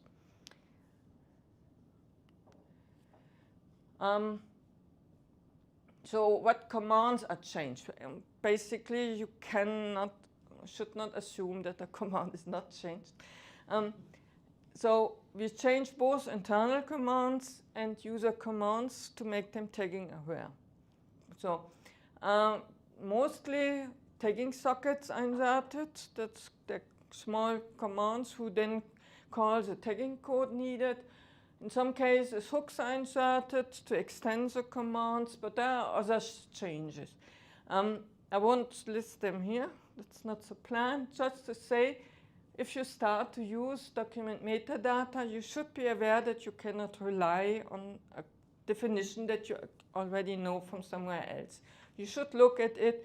If you want to change it or overwrite it, better look what changed in document metadata. If it behaves differently to what you expect, look at it. Examples of commands are changed are contents line. There we have hooks and sockets in it to make the table of contents tagging aware. Mbox is changed to handle, if it's used in mass, to handle the tagging there. That's, for example, for Phantom. That's quite internal. Nobody probably knows it. The save mar box is changed to make margin par aware. Verb has been changed so that the verb has correct tagging, and many more. No, this was the one. A few number of things have really new implementations. Mass has quite a drastic change because every mass now grabs its content completely first and then process it. So the content between two mass in mass is an argument of a command. And it means you cannot use verbatim inside mass anymore, and you have to be careful that the end dollar exists when the begin dollar is encountered, because without it, it can't grab the stuff and suddenly grabs the complete documents. Footnotes have been re-implemented. It's already quite long in very many sockets and hooks in it. Blocks, lists, and theorems have been re-implemented to use templates. Frank will perhaps say more about templates later. Headings, that's quite new, use heading templates now too, and no longer the start section command. There is an emulation, so start section still works, but nevertheless, the new implementation doesn't use it. Captions will follow. Table of content entries will follow too, I guess. And here below I have one example of a redefinition how now the section commands looks like. So it uses XParse, argument description, and it uses internally not start section, but a new command which takes the arguments and sets the section. Really new definition. Interfaces, there's not so much changes. Yeah? We are really trying to keep interfaces for normal users stable so that they only have to add document metadata at the beginning and then get a text document without having to rewrite all their document. But there, in some cases, we're really trying to extend LaTeX and to make it better in places. One example is that section command has now, the optional argument is now a keyval argument. And so you can configure the section in this argument. Here I put, for example, placement top means that this section starts at the top of a new page. I made a box around the number. I put a prefix in it. I make in small caps. And you can also say the text for the table of content and the text for the bookmark individually. Yeah, so the bookmark would show bookmark and the talk would show talk in this case. Well, external packages. We do suppress and emulate packages. We patch packages or command of packages in smaller amount. As team, we have actually maintained quite a lot packages that we either wrote ourselves or that we inherited from other people, and collect and try to update them to make them tagging aware. So packages change too. And we have already some package authors who really try to make their packages tagging aware too. So you should expect them to react to document metadata too. So it's not, I probably forgot some, yeah, but just give an impression what is changed. Enum item is now suppressed and emulated. If I say now, I always mean the latest LaTeX. Earlier, it can be different because it's changing. The emulation is not yet complete, but many keys that you are know from enum item work. So you won't see a difference. If you load the package, we simply suppress it, and probably everything will work, or perhaps, if not, open an issue. IMS-TRM is suppressed and emulated. There's a new implementation for theorem code. LTT is suppressed. That's quite small. Food mix, that's already quite long that we're suppressing it and emulated. We change many commands of IMS math because naturally math needs lots of tagging and support. All the environments. This is a fancy verbatim is patched in first aid, so not all, but some commands of fancy verbatim are correctly tagged. Not everything yet.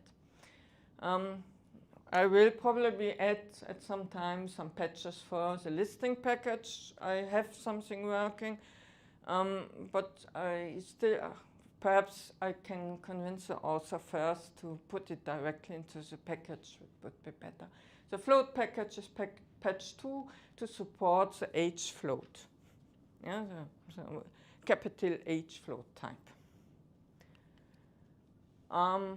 I made, just to give an impression, I searched on CTAL and on TeX Live for packages using use tagging socket, which would be an indication that they use tagging. There are many that are simply from us, like HyperF, but there are also a few from external open, Echelon lines, F-column, GR handout, FlowFrame, linguistics, InkGraph, that is from the tColorbox, also tColorbox 2.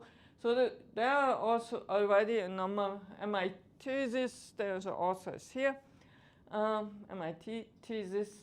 Marginalia is simply LuaTeX package. LuaTeX, yeah, has lots of tagging sockets. But I didn't check if it does something sensible, but they're not. There are also a number of packages which tests if document metadata has been loaded and then do something different. Yeah, so Babel French, Biblatex here. Again, some of them are from us, like Anandjab, that was we, but this here is some other also.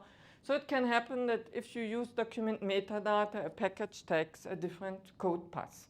The PDF comment package that I took up, for example, it's not listed here, but it will take a completely different code path if you use document metadata and then make the PDF comments tagging, support tagging aware. There are lots of incompatibilities. We maintain a list. You should check it if you go try to do something with tagging. We hope this list was made with the help of Matthew Bertucci, who made it really, I'm still grateful for this work because he tests so many stuff and reports so many problems and finds bugs. It's such a great help. I cannot say more than say thanks again. And if you find a problem and report it, you can change this CV, which adapts the list. And still, there are still unknown. Oh, I wasn't this.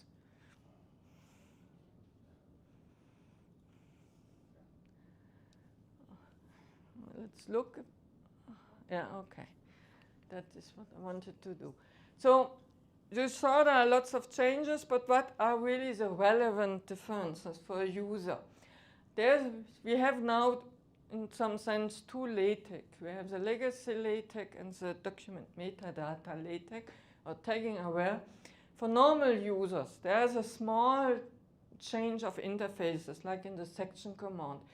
There's a number of layout changes because some spacing in lists and so on changes. There's a rather huge amount of package and class incompatibilities that they have to be aware.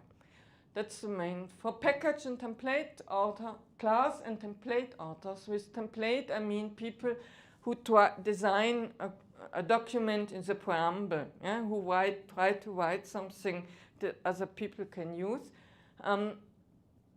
There are more changes because they have to handle the new configuration models, they have to handle how to add and check tagging support, and they too have to handle package and class incompatibilities. That's more work to handle if you switch to document metadata.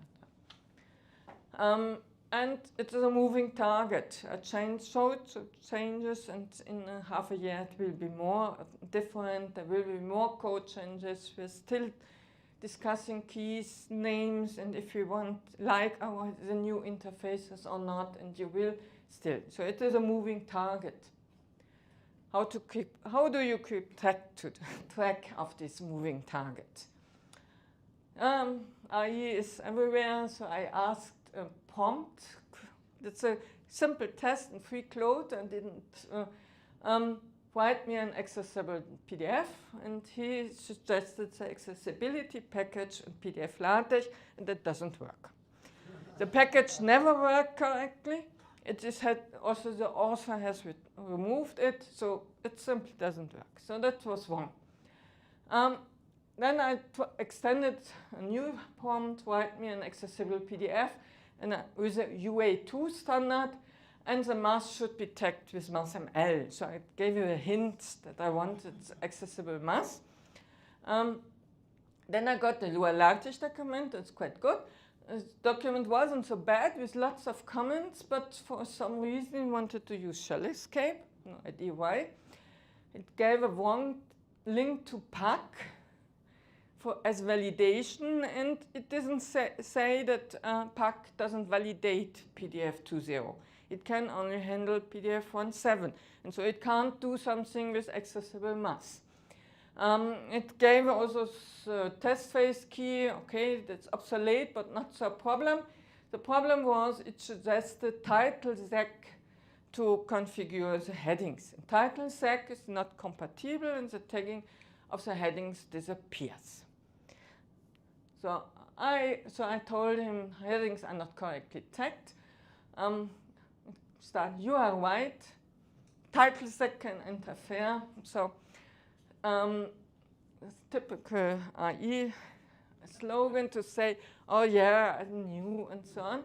And then it used start section, which works even in the current because we emulate it, but it doesn't use TeX PDF aware hooks. So this is the sentence is wrong, yes, but it more or less works. So I asked if it can be a bit modern and use edit instance. Then it told me edit instance a clean native way. It was introduced 2023. No, it wasn't. It was introduced this year, but okay. And then it gave me some code, and this simply errored. Yeah, because the instance is wrong that it used. Not sure where I got it. So what's the summary? It gives you some sensible, code, but it's often outdated, and you have to know what it you have to know something about it to be able to use it. And if you don't do it, IE will only let you in a wrong place. I would not use it if you don't really have lots of knowledge about this stuff. Yeah, because IE can't know what we are doing in the next half year or currently. So if you don't how to clip, use a new code to get used to it, read documentations, I listed this, but most importantly, use a LaTeX community. That is, ask people who know something. Asking the question, Stack Exchange, answer them, discuss with them. Quite a lot I hear we learn tagging just in this way by discussing with us, for example, on Stack Exchange, and now know quite a lot about tagging. Yeah? And how you can help, use the code so that you get used to it, report bugs, test it, and if you don't find a bug or an error or warning, report it. Make future requests if you don't like the new interfaces. We are still able to change a lot of stuff. Yeah, document metas are moving tagging, and we can change stuff. We are not stuck in some legacy LaTeX anymore in this part. You can do stuff that you perhaps want to have and help to adapt package. It is work to make use of this new code. You have to learn stuff and you have to test it, but it is worth it because you get accessible math, for example, which I think is a really, really good step forward in PDF. I thank you for your attention.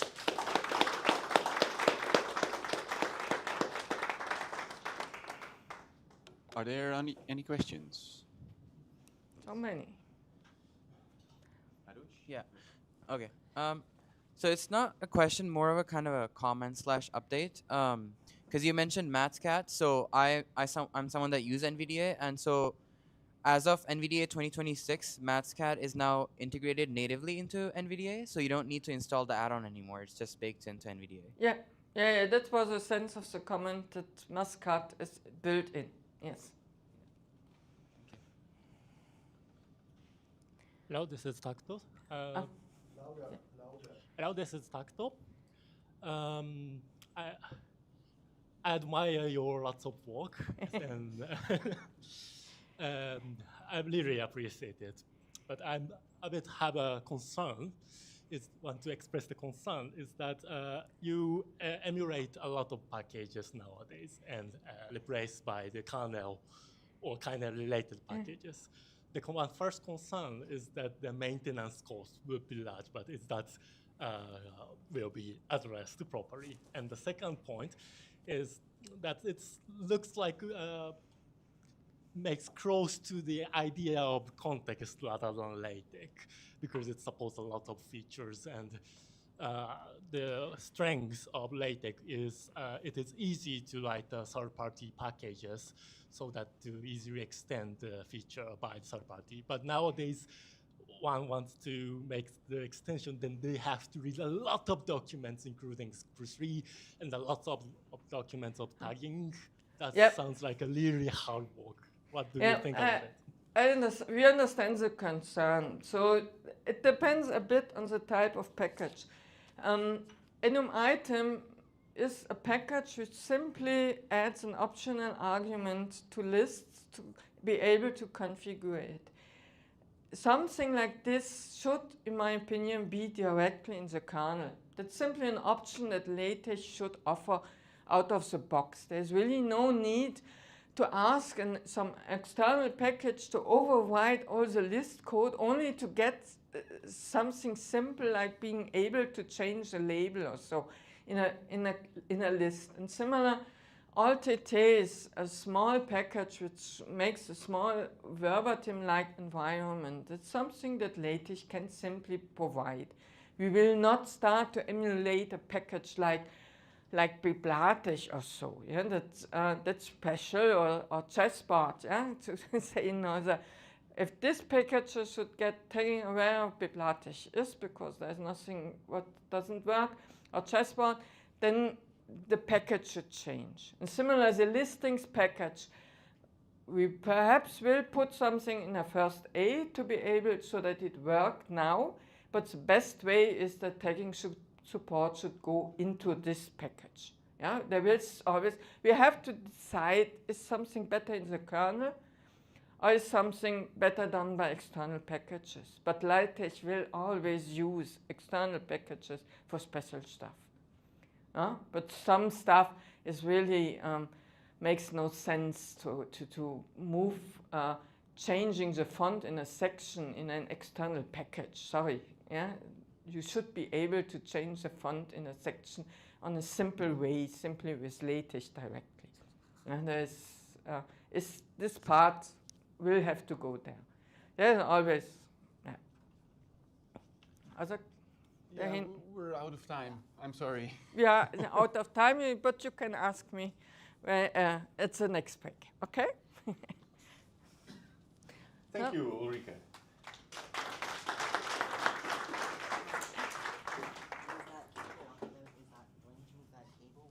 So the next presenter is Erik Nijenhuis.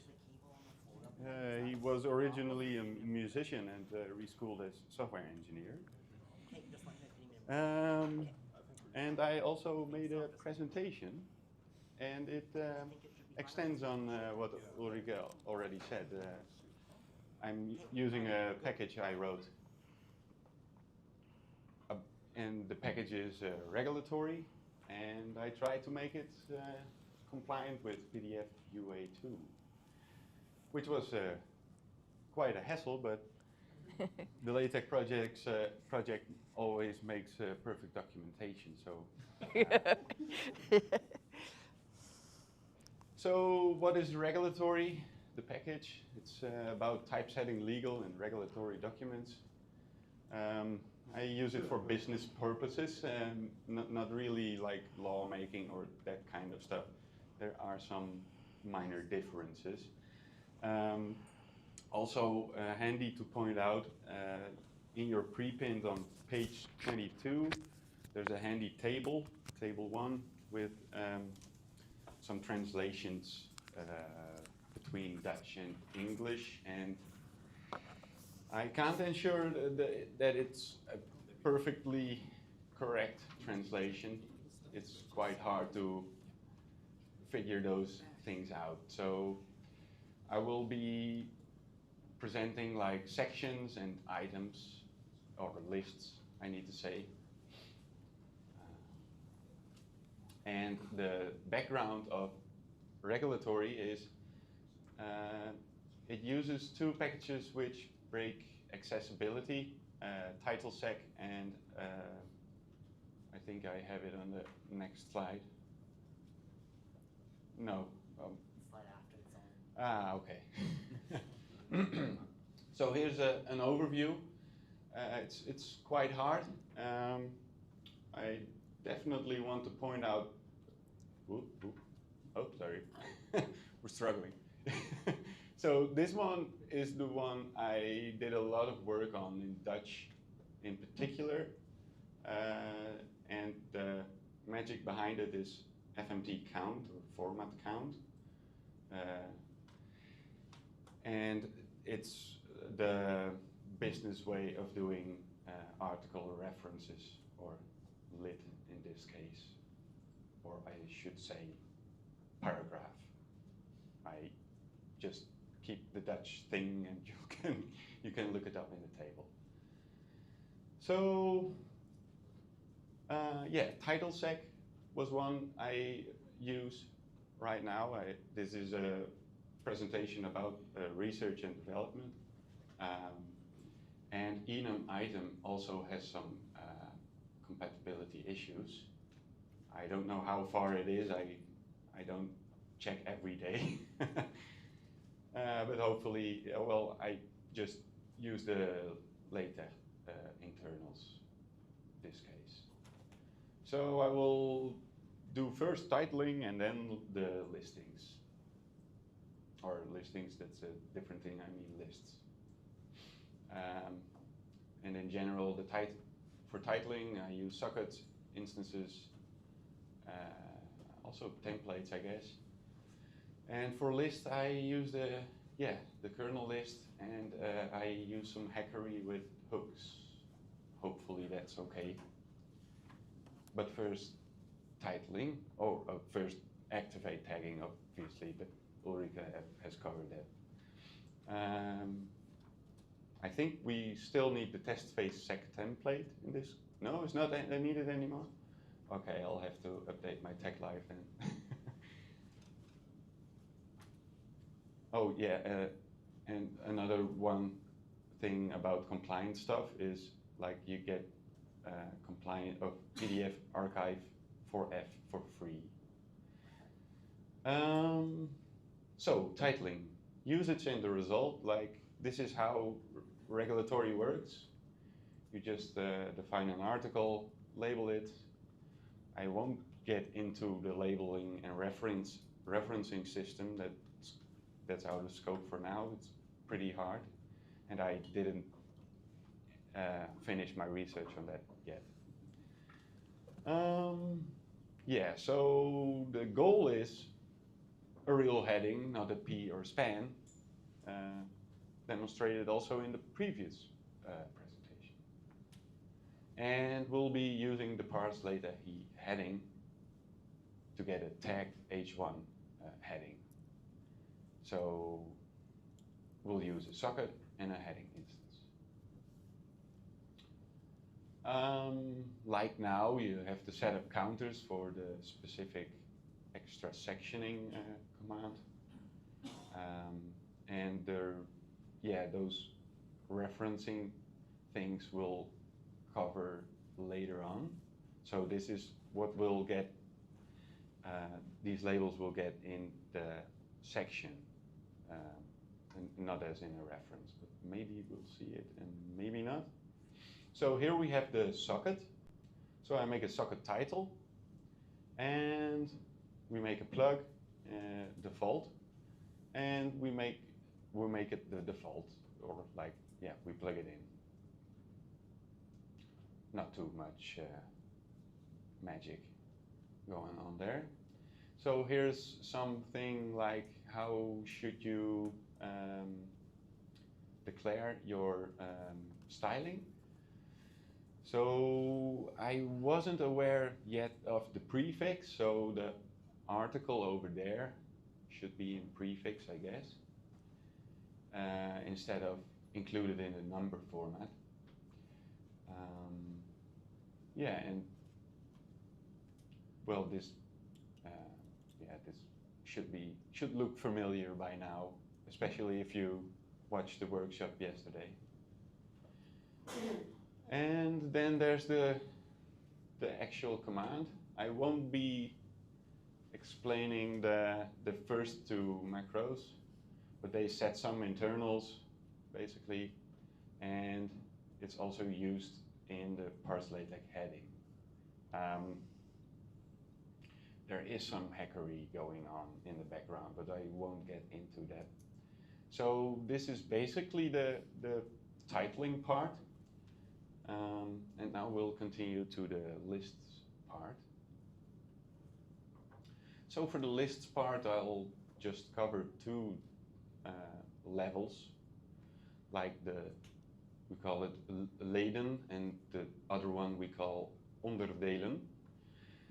And yeah, that's how, oh yeah, and we also have some custom labels like the onderdelen are alphabetical, and the other ones have a prefix with the article number also. So like that, like it's article 1 and then first lit.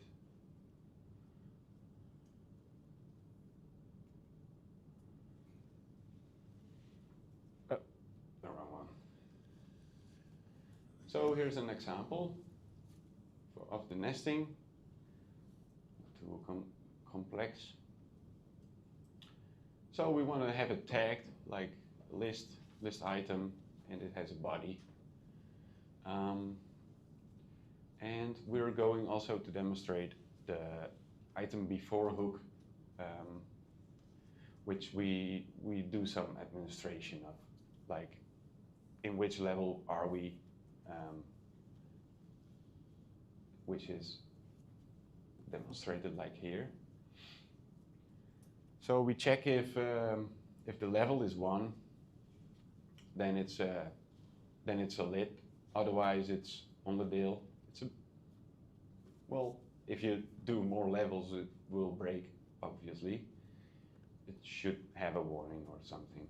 And after the environment closes, we just subtract 1 from the Leiden niveau, which is just the level.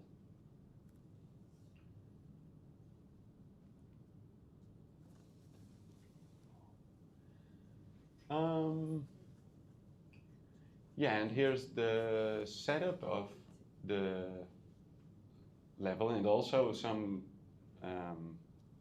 like here for example, we use the alphabetical of the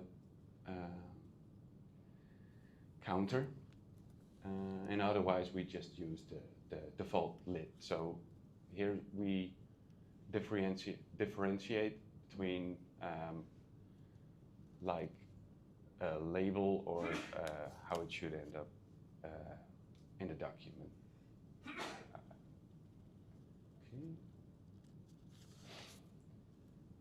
So here's the hook. So we check the level and we set the target. So this is the hyperlink stuff. Looking at the time, I could easily cover that.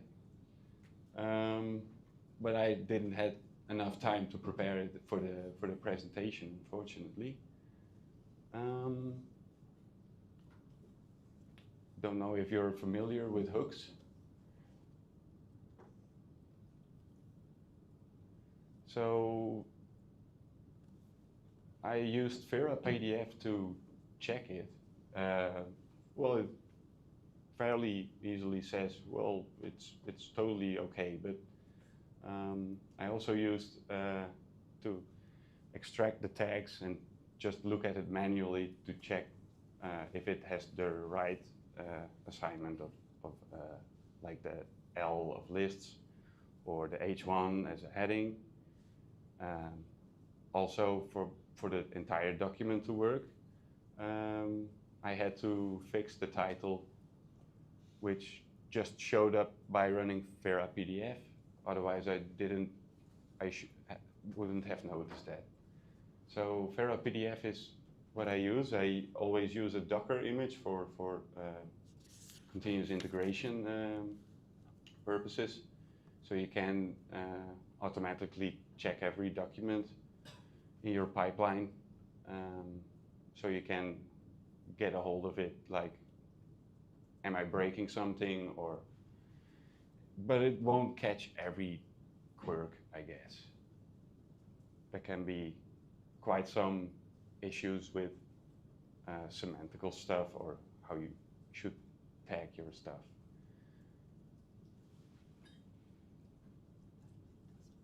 So, yeah, for the Lua LaTeX, or for the regulatory package, for now, regulatory doesn't need or doesn't require the Lua LaTeX engine, but if I will get this tagging in, I make it Lua LaTeX dependent. And for the sectioning, I'm still waiting for getting it in the kernel, so you won't have to do the LaTeX lab stuff. And I'm aiming for PDF2. Yeah, I also wrote an article in MAPS, the Dutch journal, about enum item and title sec. I discovered in India that those are the packages which are the principal blockages. So the question is, can we replace them without losing the visual identity? Well, I'm still working on it, but I'm also a bit in doubt, like, should the enum item and title sec be enhanced, or should I switch to this research and work on from there on? Yeah, and so one big thing I'm still working on is the cross-reference link target system. I can tell a little bit about it. So what I'm aiming for is I want to have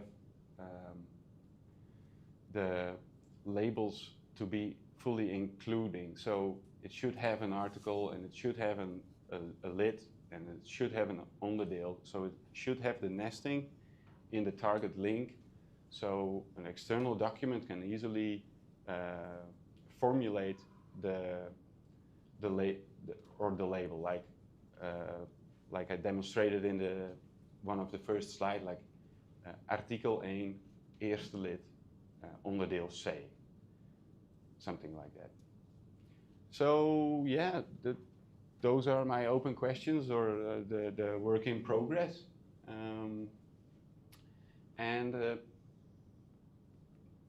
Yeah, that's it for now. So are there any questions? And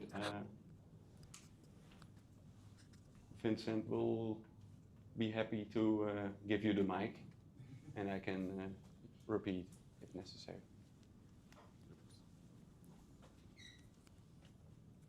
Yes, Ulrike Fischer. As I said in my talk, an item is now emulated, so you should be able to use most of its commands and the standard commands and keys, with or without loading the package, because we have both. So it's simply there. You should try it, update your test system if needed, and update it. Title sec cannot be used, but your section definition looked quite okay. That's a new way to define sections. Yeah, you can do it. I'm not quite sure what about your cross-references, but yes, I think you can change label names. I have hooks into the make link target commands, and I insert it automatically, so you should be able to change targets. You only tell me what you actually need, then yeah, or if not, I can add a hook to do it. Yeah? But I think it should be already there if I understood what you're doing. Okay. Was that audible for everyone? Or should I repeat it? Yeah? Okay. Are there any more questions? Boris? Nothing on mine? No. Maybe not a question, but a remark is also yeah, welcome. Short remark on Frank again. On your use of a sort of low-level implementation of your lists, I seriously doubt you need to do that. It should work with the general mechanism, also with your different kind of counters. The templating system that is in place now for quite a while, as far as lists are concerned, should cover all your needs. That's my serious belief. We should look at this offline. Yeah, okay. I tried it like in the early 2026 version. It should work there. Also, yeah, okay.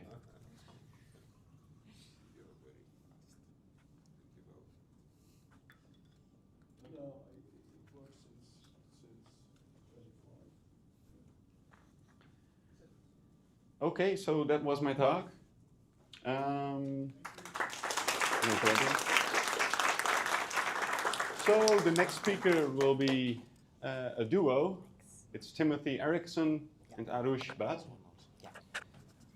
Both from University of Alberta, from India. And yeah, Aarush is from India. Aarush is a student, software engineering, and is fully blind.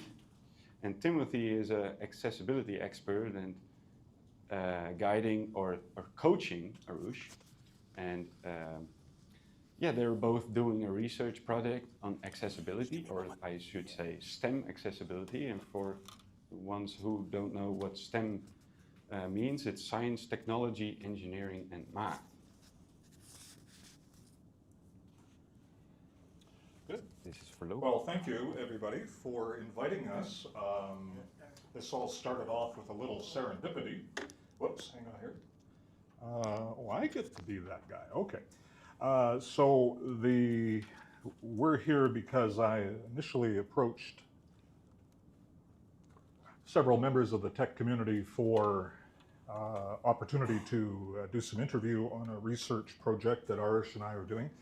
And we were graciously invited, and we'd like to thank you for that. Okay, let's get this show on the road because we've got a lot of things to talk about. Most of the time it's going to be Aarush talking. If you have questions, by all means, ask them. We'll be more than happy to stop in between and answer your questions. Now, oh, I'm going the wrong way. Up is down, down is up. Okay, got it. There we go. Visual impairment meets mathematics. We're bypassing institutional inertia through code-based workflows. Most of the commentary on that will be done by Aarush. I have some show and tell objects too. We'll get to those in a moment or six. I've been working with STEM students since the mid-1990s.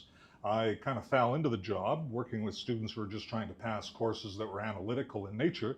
And well, nearly 30 years later, here we are. So that's what I'm doing right now. I prefer the term math coach because I believe coaching is more accurate to what I do. There's a story behind, I used to work for about 10 years with the university football team, and athletes really did respond to the idea of coaching. Now, Aarush, he's a computer science student, blind from birth, and Aarush, why don't you tell everybody about that? Wow, okay, so many devices. I feel like a cyborg. Hi, everyone. Yeah, so my name is Aarush. As Tim said, I have a visual impairment. I was born with Leber congenital amaurosis. That's a mouthful. And so, yeah, I have light perception, and I can distinguish certain objects, but that's about it. And next up. Oh, keep going. This is the same slide. You were born in India. Yeah. Okay. So yeah, I was born in India in the early 2000s, and so accessibility, nobody knew what it meant. There were virtually no supports for people with visual impairments. There's no awareness, and awareness. When I say it's not just academic, it's also social awareness. You know, my mom, who's I think watching, hi Mom. You know, when I was born, she was told a lot of things that aren't true. For example, being blind treated as something to be sympathetic about. You know that, you know, we're sorry that, you know, he's blind, and you know, things like that. But because of her resolution, because that's why I'm here. She not only, you know, having no kind of awareness and no knowledge of how to raise a blind student, decided that I would be not only be educated, but also be going to a mainstream school. And I'm very grateful to that because I learned early on that the world is not, in fact, inherently accessible. Oh, you're driving it, right? I'm driving. Okay, good. 92 rejections. Yes, excellent. So yeah, it was a big thing, big commitment. 92 rejections. That's a big number, but that's what she said, and I trust her. So yeah, there's lots of rejections. People didn't want to teach a blind student. Lots of public ridicule. Okay, and then. Oh, we have the evil. Yes. Okay, this thing. I hate this. It sucks. So I eventually got admitted into a school, and of course I started out like many other blind students with Braille, and specifically this device is known as a Braille slate.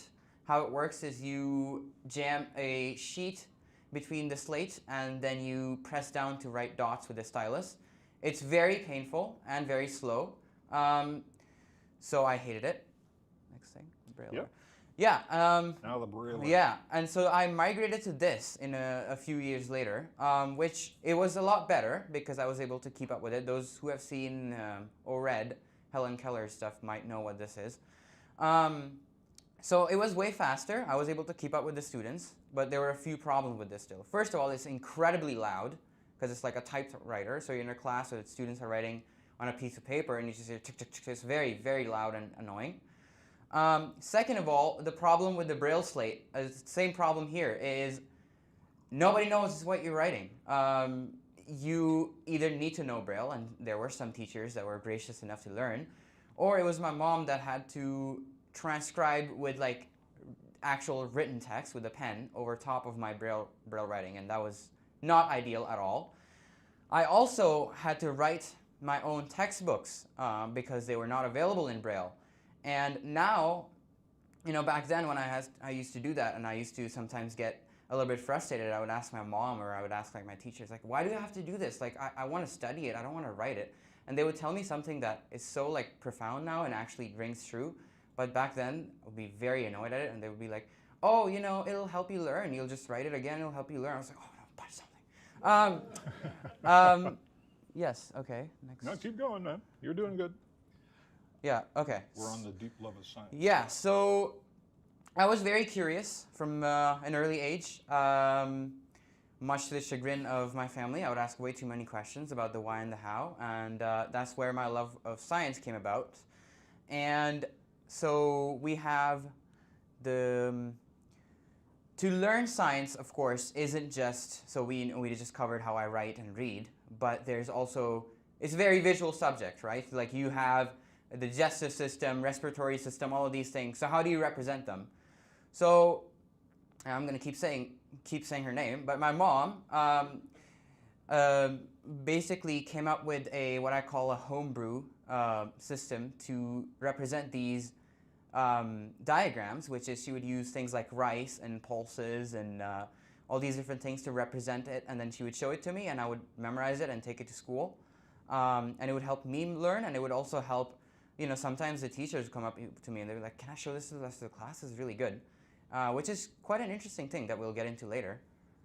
Keep on going. I've got the current slide up now is Space Camp. Yeah, well, I mean, yeah, I went to a space camp. That was fun. I got a scholarship. I was very fortunate to be receiving that, one of 3 students in India, and we did some cool activities.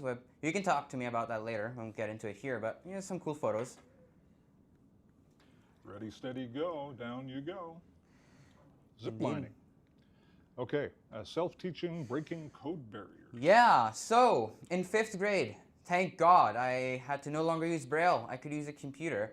I was starting to learn computers at home. I had some, basically some education from some special visually impaired related NGOs. They would teach me how to use non-visual desktop access, NVDA. You'll hear that word quite a lot throughout this presentation.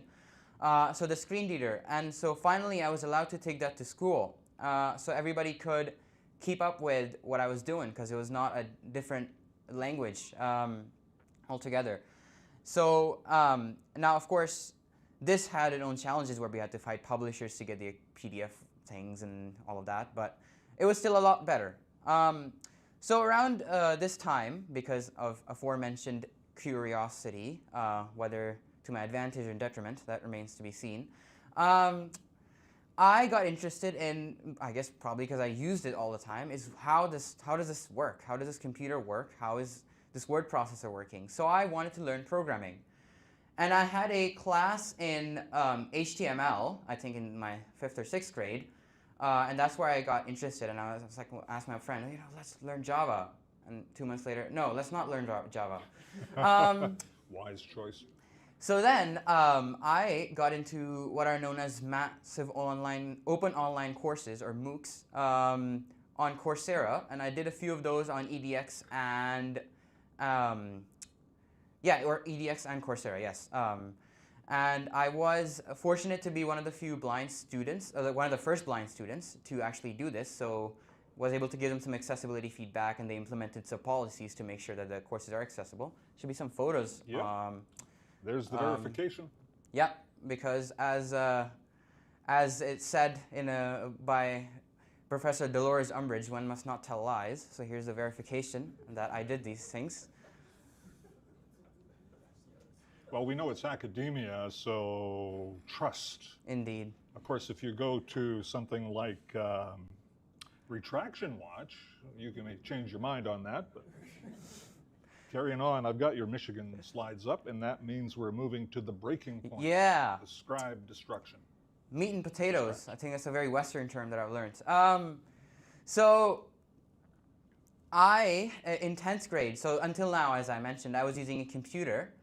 Now, so in 10th and 12th grade, we have these examinations that are not governed by the school. Instead, they're governed by a central board of education. So that's a very, it's a government level, it's a national level. And they thought that because I'm using a computer, I must be cheating, surely. So they didn't let me use one. We tried and tried, but they didn't. In the end, I had to use a scribe that I had never done before. By scribe, I mean I dictate whatever the answer is and somebody writes it for me. And obviously I have no way to verify, I have no way to tell what they're writing.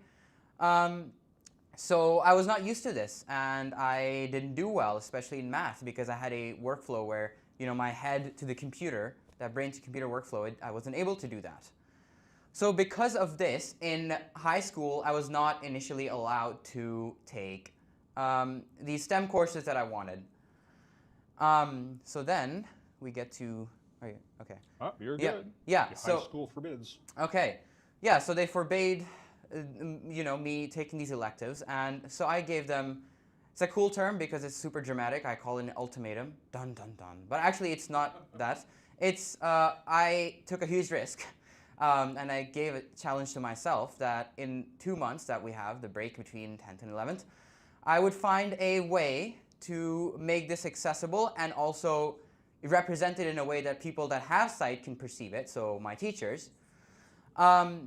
So what I started with was I discovered, which it was not well known at the time, don't ask me why, that maths, Unicode math, which has been mentioned several times throughout this conference already, is supported by Microsoft Word. And I learned about that, and I learned basically Unicode math and how you write it in the equation editor. And so I figured out that, yeah, it's something that I can learn easily. Not easily, but I can do. And also something that if one of my professors looks at it, it looks quote-unquote normal. The only problem with this is that the NVDA screen reader did not, at the time, read all the Greek symbols, so alpha, beta, theta, all of that stuff. So I had to write, and this was perhaps my first ever project implementing the MOOC learnings, a script that would manually, dynamically insert all of those symbols into the NVDA speech dictionary, so it would start reading them. And 2 months later, they let me use STEM. Or let me take up STEM. You're rather. good. Yeah. Okay. Now we're on to Vedanta. Yeah. So I guess this is where I kind of met my, the intersect between my passion of inclusivity and passion of technology from the script I wrote. And I was fortunate enough to intern with Vedantu, which is an edtech platform in India. And it was quite big at the time because we had COVID and everybody was learning online. So I interned with them and helped them develop a workflow that would convert their course material. So they would usually hand it off in PDF files, but they would have an alternate HTML version for blind and visually impaired students. I have your pictures up right now. Yeah. And moving on now to the University of Alberta. Yeah. All right. So I knew from a very young age that I wanted to come abroad for my education because I've always had, as you could have maybe tell, that I have a very sort of practical, hands-on approach to learning. I like building and breaking things. I'm not very theoretical. And so that education suited me more. I also found this to be a good bridge of, very well known for AI research, and I was fortunate enough to get a scholarship as well. Then we have the... Yep, no, we just finished that, and now we're moving on to the STEM accessibility gap. So I was thankfully correct in that we it was more accessible. There were lots more supports. However, one thing that I learned, I guess the hard way, is that STEM accessibility, no matter where you go, India, Europe, Canada, is for a majority, it's not as well known. And therefore, I experienced a huge gap. And this led to lots of challenges. 2.5 years of when I should have done 10 to 15 courses, I only did 2. I had lots of Fs on my transcript, withdrawals on my transcript, something that I'd never ever in my life seen before. So it was a pretty big shock. I was essentially a blind man by himself, no family here, and we were at one point financially destitute. I had to go home, and I didn't know if I would be coming back to continue the education. So now when I say institutional inertia, what do I mean? What are some of those misconceptions? We have the word doc fallacy. Yes, indeed. So one of them is the word doc fallacy. People think that to make documents accessible, all you need is to convert a PDF to a Word. Especially back home, that's a huge misconception. And this is great if you're doing, I don't know, literature or arts, but when you have something like mathematics with diagrams, that it does not work. The second thing is the Braille. Oh, okay. So let me borrow the microphone. Yeah, you can take over for this one, actually. Yeah? Well, I'll let you catch your breath a little bit, too. When I first met Aarush, this is actually a good place to dovetail in here. I first met Aarush when he was back in India. Him and I conversed over well, I'm going to call it Zoom, but it was more Google Meet than Zoom. And we realized that we both had common interests. I like to talk about mathematics. He likes to listen about mathematics. He likes to do math. I dabbled in computer science back in the 1990s, so I was somewhat conversant. Anybody here recognize Ada in 95 as a language? Okay, so mission critical software, that kind of thing. Which is still around today, actually. You know, I think the latest standard for Ada is like 2025. It's really interesting stuff, but that's a trip off to the side. So I had to figure this out myself. How are we going to do this? And the school basically had someone 10, 12 years ago that worked, does what I do now, and then they retired. So institutional memory went away. So reinventing the wheel. So I got a couple of props here, some of the things we've tried out. This is a tactile diagram. I don't know if you can zoom in on that. You'd let me know if that's okay. So this is made on swell paper, also known as capsule paper. It's standard paper with a chemical coating that when you put black ink on it and expose it to light, a strong enough light, the photon energy will raise the plastic, and you can trace this with your fingers. So this is some test pictures that I've done for calculus. There's some Braille on here as well. I'm going to pass this around. Anybody who wants to take a look at it is welcome to do so. Pass it on to whoever wants to look at it. And then, of course, there's 3D printing. I do not have the mental capacity anymore to learn how to use Rhino 3D or anything else. So this one's cobbled off the internet. But for linear algebra, we have the intersection of two planes. Is this visible well? Good, right on. And we've got vectors on here. So these are your orthogonal vectors coming off the plane. Anybody who knows cross products will understand that. I am going to investigate more of the aspect of 3D printing as time goes on, but it's a weighty topic, and I'm a little on the old side. So anyway, the bottom line is some things work well, some things don't. Here's an example of something that doesn't work. Aarush mentioned this to me. This is what happens when you copy a matrix from a PDF and you get useless noise. How does this help a student? I have no idea. Anybody got a clue what that's all about? I have no idea whatsoever. And yet this is what you're supposed to do. Doesn't work. Okay, I'm going to probably throw this back over to Aarush now. We're on the retrofit model.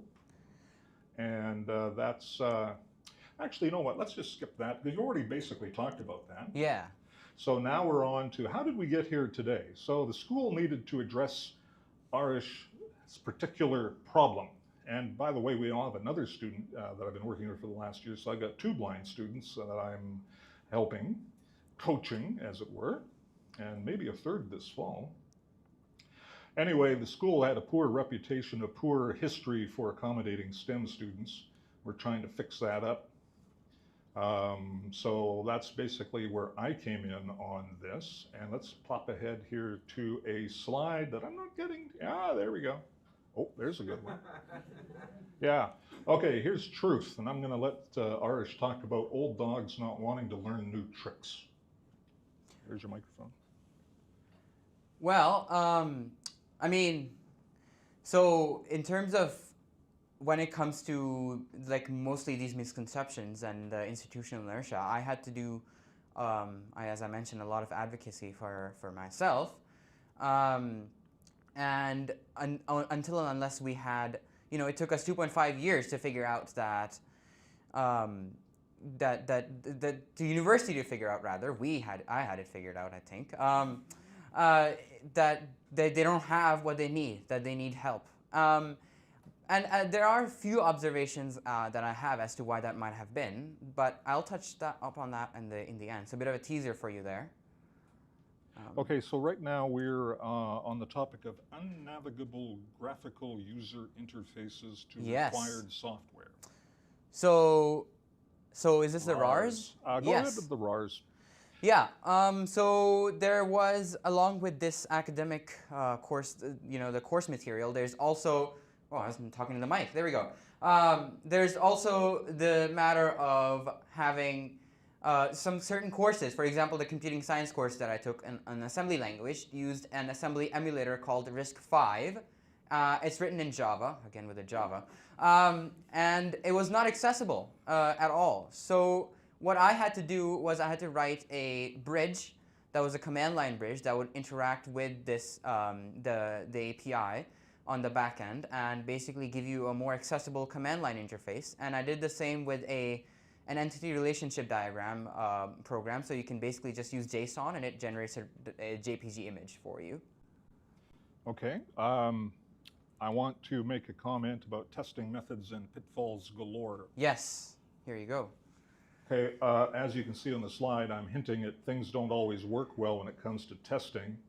An anecdote is my other student was asked to use a scribe to write a math final exam. I believe it was either midterm or a final. It was an important exam.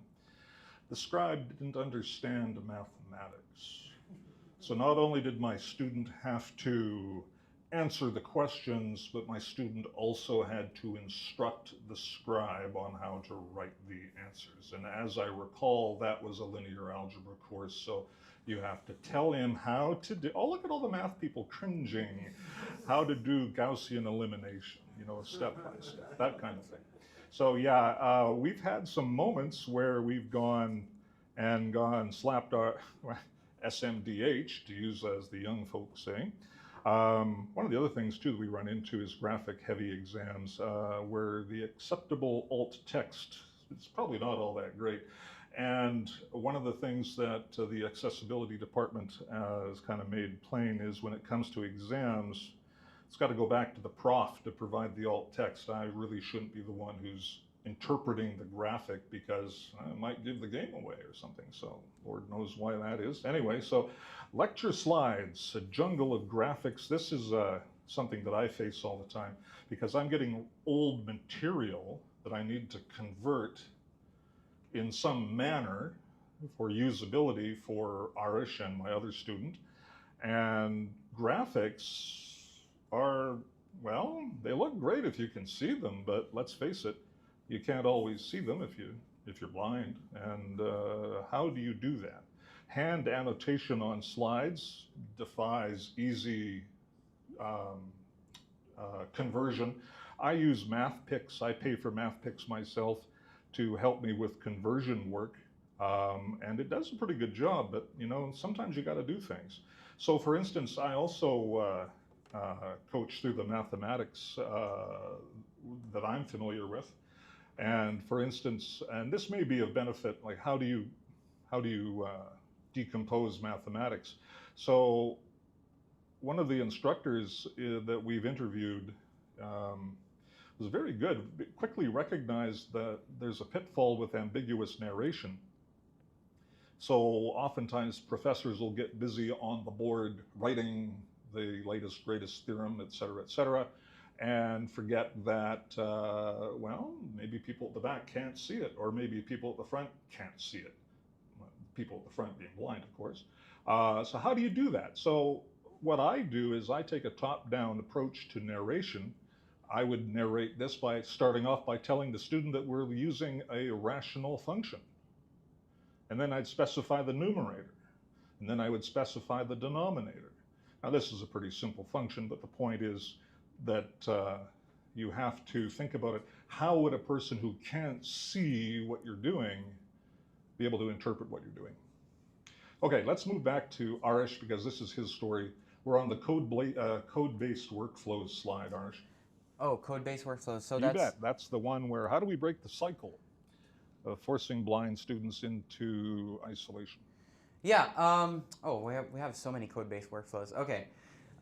So there's, in terms of when it comes to accessibility, there's this misconception with STEM that well, it's true to some extent, but that you need to know LaTeX if you're blind and you're taking a computing science course, right? And so, or a STEM course of any capacity. And it's easy to like say that, yeah, that's cool, we'll do that if you're a nerd like me and like many other people in this room. But what if there's, I have met people that are like, hey, I'm an arts major, I'm just taking this computing science course as an elective. And if you tell them, oh, yeah, actually, you need to learn Markdown and LaTeX and you need to do this other software, and they'll get scared away. No, people don't want to do that. Like, people don't want to be us. So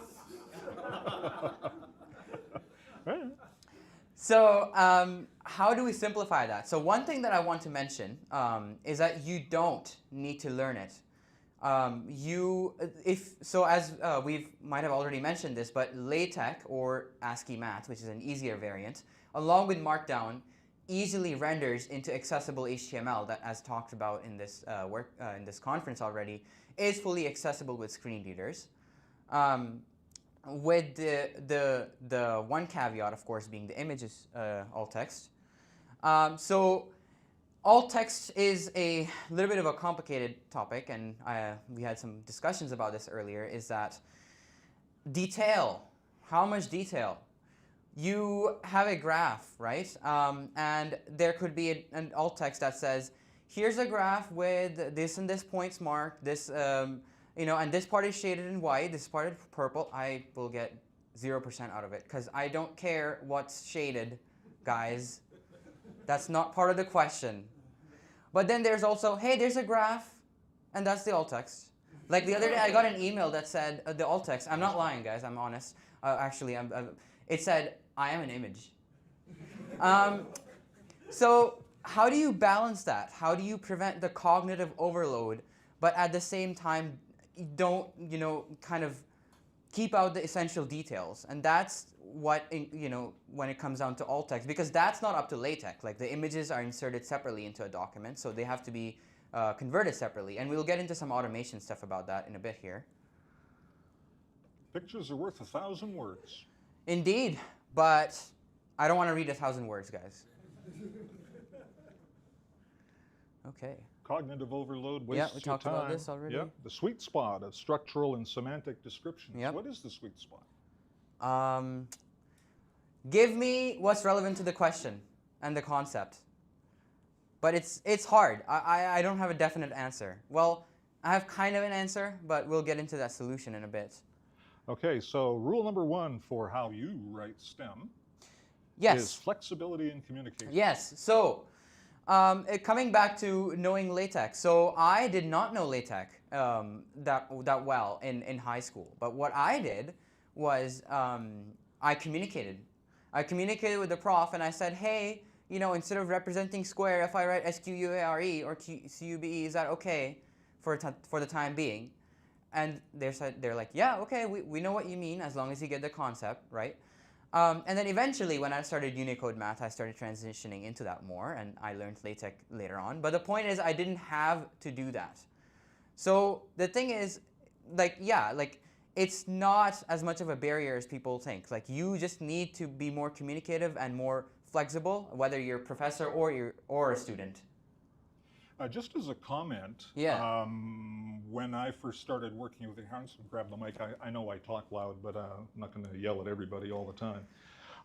When I first started working with Aarush, I approached one of his professors, Professor Gassesi, actually, if you're listening. This is hats off to you.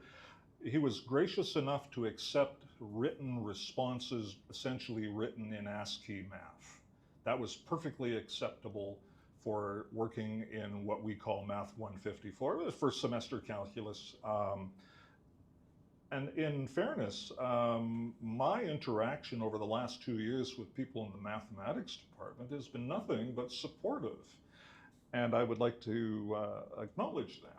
And when we've spoken to a couple of professors as part of our research project, and they're interested in us doing a form of this presentation for a learning seminar for some of the profs. So things are moving forward, and that's certainly good. Let's move on to tactile graphics. All right, you want to comment on this one? Well, I think we already showed them, I guess. Okay, well, this was the geometry toolkit. Oh, yes, yes. Surprisingly, I actually didn't know about this because I always had access to this back home. Is the geometry kit, which is basically a kit of all the tools that you might need to construct diagrams, 2D diagrams. So like the stylus, a scale, compass, a protractor, all of those things. And they had all Braille labels, so to mark inches for the scale and things like that. But what I didn't know is that that was a made in India product and actually wasn't available directly here, so it had to be imported, which we did actually. Oh, sorry, you wanted to say something? Yeah, no, that's fine. I was going to add on there that we were fortunate to find someone who could get it to us in quick order. Yes. And that was a stroke of good luck. It could have taken forever to arrive. Yeah. Okay. Okay, we're into bypassing inaccessible GUIs. I'd like to also make a nod to IBM's SPSS as being completely useless when it comes to navigation, and Aarush has to do second semester statistics coming up. Guess what? The program is SPSS. R doesn't work. The graphical user interfaces to R don't work. How we did it in the first semester with R and R Commander, I did the graphics, the tables, and left it to my student to do the interpretation, and that's the best we could do. And we did quite well with it because the professors involved were also very understanding. Keeping on here, you got ER dot and RARS access. Yep, I think we talked about this already. Well, you did talk about RARS access. What about ER dot, the entity relationship program? Yeah, I think I touched up on it a little bit, but yeah, so for database DBMS courses, the first week, and that's about the only accessible part of this course actually, the rest is just coding. So you are required to draw entity relationship diagrams to represent tables on the database. So that's obviously not accessible because they use something like draw.io. So I found this open source repository, and then I made it more accessible and up to date with pip standards and all of that stuff. To basically where you can write YAML or JSON code, and you can use the Python library, and it renders into a nice, clean-looking JPG file that you can hand into your professor. Okay, let's look at the future. We are building solutions. Okay. So all right, cross-platform STEM reader. Yes. So I am currently working on, as part of the research, a STEM reader. So we were testing out the latest enhancements in LUGs thanks to the TeX user group once again. And I found out that, as mentioned in this conference already, Firefox is just about the best browser to read this stuff, but Chromium, yeah, good luck.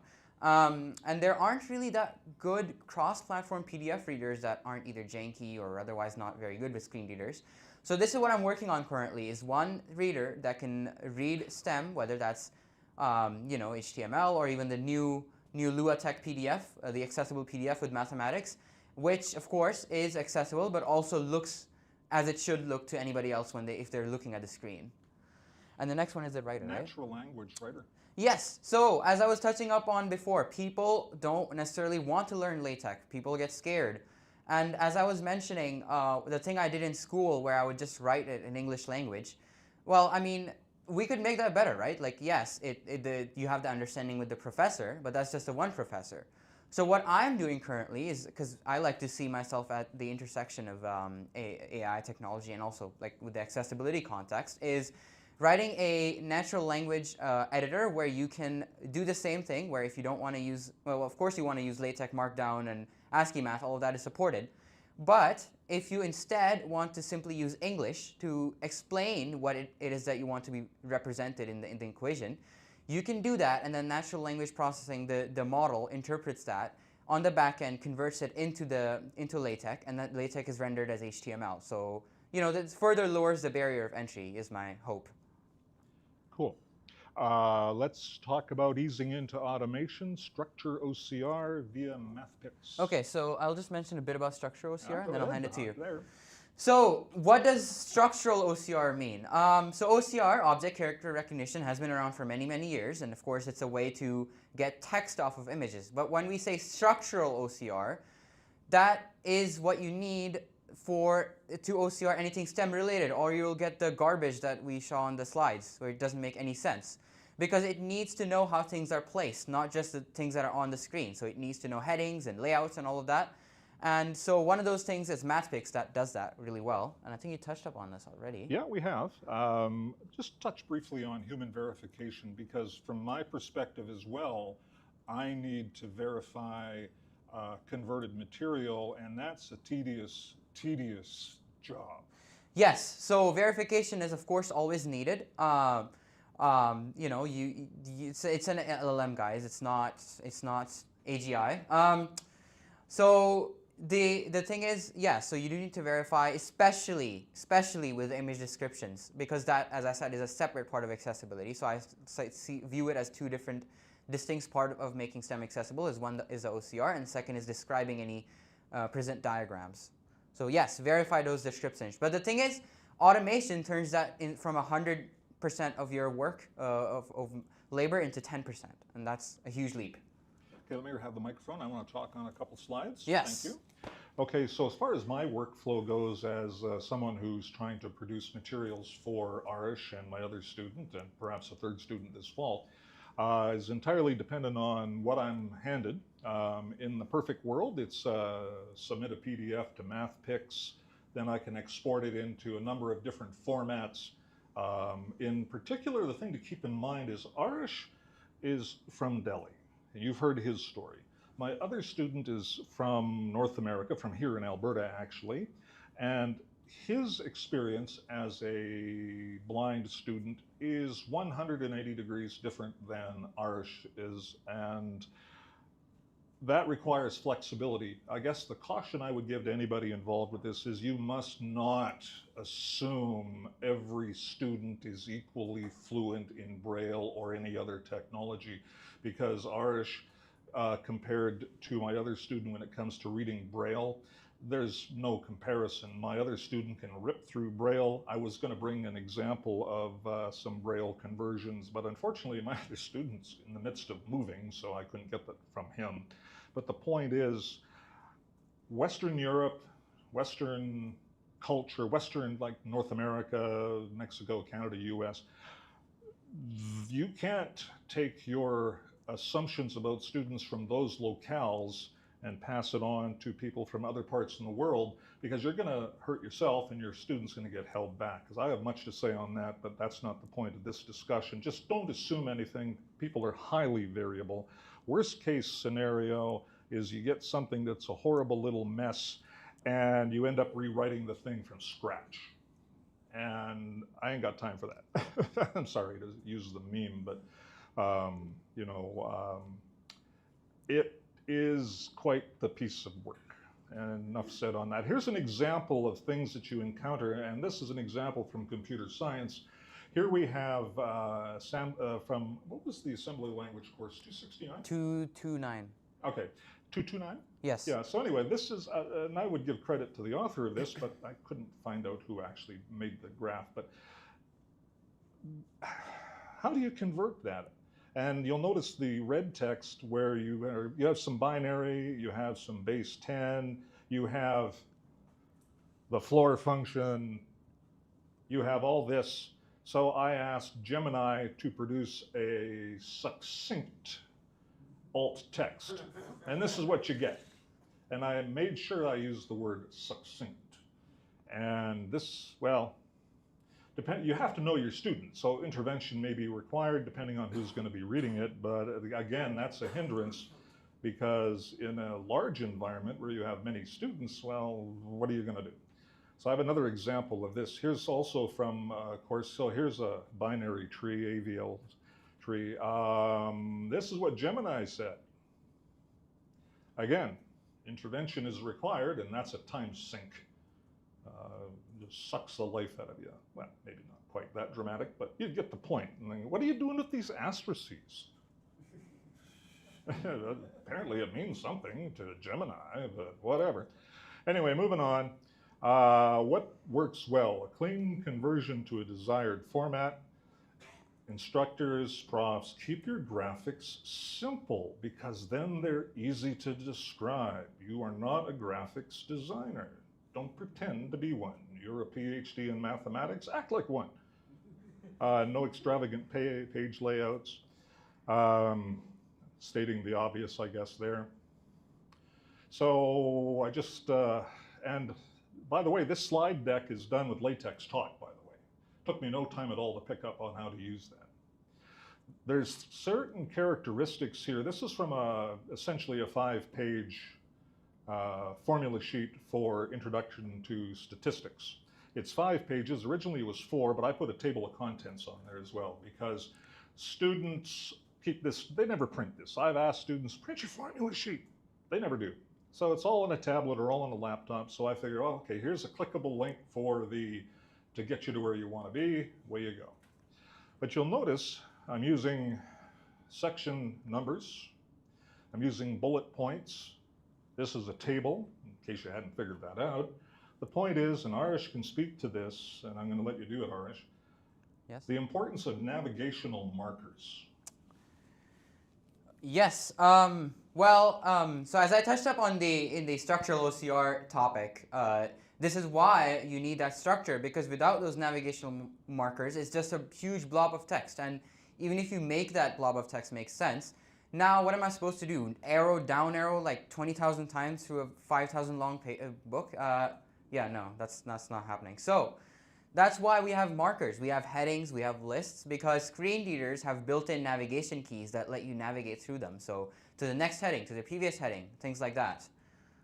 Okay, I think up next is that's me fine. Again. Yeah. We're down to, we got about 5 minutes left. Okay. So we'll talk about the app quickly. Well, I've got the Ved AI slide up here. Keep it short. Yeah. So quick, people can talk to me about this more. It's a bit of a shameless plug, but as part of my research, I'm along with a friend of mine. We're building this app that essentially turns all of this we just mentioned into a one-click solution. So yes, in goes a PDF, out comes accessible HTML or Word file, and it does both the structural OCR and the image description. And quickly talk about image maps here. That's where we're at. Go. So image maps, and this is my solution to making alt text better. And again, I'll keep it short here, but people can talk to me about this more later. What we do is we turn the image, instead of text, into a virtual grid that you can navigate with a screen reader. So for example, it'd be like you're at 0, 0, and then I press right arrow, it goes to 1, 0, up arrow is 1, 1. So it turns that into a grid, and using some machine learning concepts, object segmentation and classification, we separate the different elements of the image, so you can basically walk around the image with the screen reader and inspect it. So this way you don't get the full blast in your ear from the screen reader. Okay, let me borrow that microphone again. Yeah. Okay, so don't give the game away too much. This is your intellectual property here, big guy. I do want to make a comment. Earlier I said SPSS and R and the interfaces to R were inaccessible. I've been watching the JASP project very closely, and there's 2 links at the bottom of this page. They are involved with making this an accessible interface to R, and I'm quite interested in the success of this project because it'll make my job helping with statistics much easier. Moving forward, human aspects, we're just going to do a quick summary here. Thoughtful narration. If you're a prof in front of the board, think about what you're going to say and, you know, consider the person who either can't see it from the back of the room or just can't see it, period. Choose your words carefully. Beware of the picture is worth 1,000 words because that ain't going to fit in an alt text environment. Replacing visuals purely with text is often reductive. Aarush has got much to say on that. If you want to pin him down later, by all means, go ahead and do that. If you're going to design examples, keep in mind universal accessibility. Technical aspects, of course, why we're here today, text-to-speech and tagged PDFs. Various markdown languages are useful. Like, for instance, just quickly touch on, Aarush liked Markdown for a lot of the things I've done for his benefit. My other student preferred HTML. I can do both as long as I have access to some place I can start with. 3D printing tactile solutions, I've sent those around. Cross-platform PDF readers. Aarush, I'll give you a chance to comment on the last one here, why you should care. We don't have to rely on humanitarian advocacy. So, so it's a bit of a contradictory title because so it says why you shouldn't have to care about accessibility, and the question you might be asking me, rightly so, is what? I thought that was the point of this talk, and you'd be correct. But why I say this is because we have made significant progress in accessibility, like even before this amazing PDF initiative. But even then, I've seen so much hesitance from professors and different people in accessibility. And why is that? I think that is because accessibility still feels extra. It feels like that they have to take additional steps to make a different document for different people. And I think as, you know, as a developer, and I'm surrounded by lots of talented developers, so it's my appeal to everybody because I think it rests on our shoulders and it is our responsibility to ensure that that is the first thing that changes, that people don't think that this is something that they need to do that's additional, that we make the back end so robust and accessible that me or any other blind student can just approach the professor and say, hey, the document PDF file you're giving other students, give me that one. It works just as fine for me as well. That for me is inclusion. And I think the only way to achieve that is together. Thank you. Well done, Aarush. Thank you very much.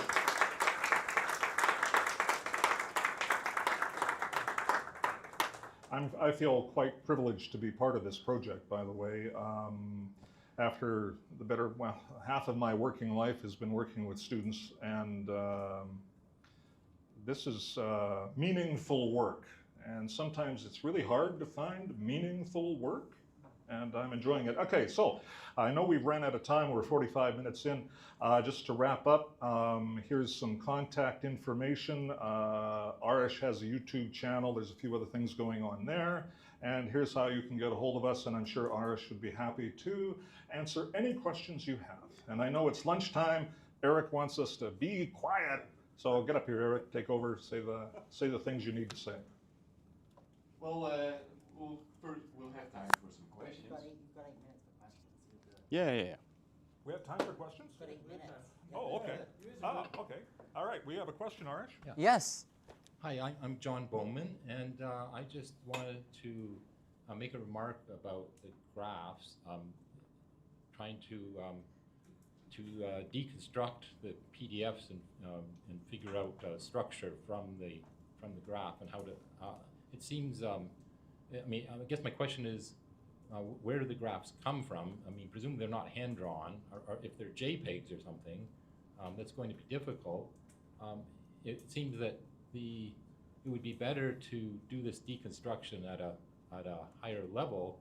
Like if this graph was developed with software, that you drew a cone and then a sphere, and if you have a software description of this, it seems that's the place where you want to put in the alt text that does the description, rather than trying to do it after the fact when everything all jumbled together. It's the same issue that I was talking to Frank Mittelbach about this with PDF. You want to do this at the source level, LaTeX level, not afterwards when you have a PDF document trying to well, one deconstruct of the things that we were going to talk about was the amount of effort it takes to retrofit instructional materials. It's not an insignificant task when you're always going back to existent material to convert it. And if you can make it, I would say perfect, as we all know in mathematics writing, nothing is ever perfect. How many iterations through a book do you do? It's tedious work. So if you get it right the first time when you make it, that's great. Aarush, you got something to say about Yes, actually.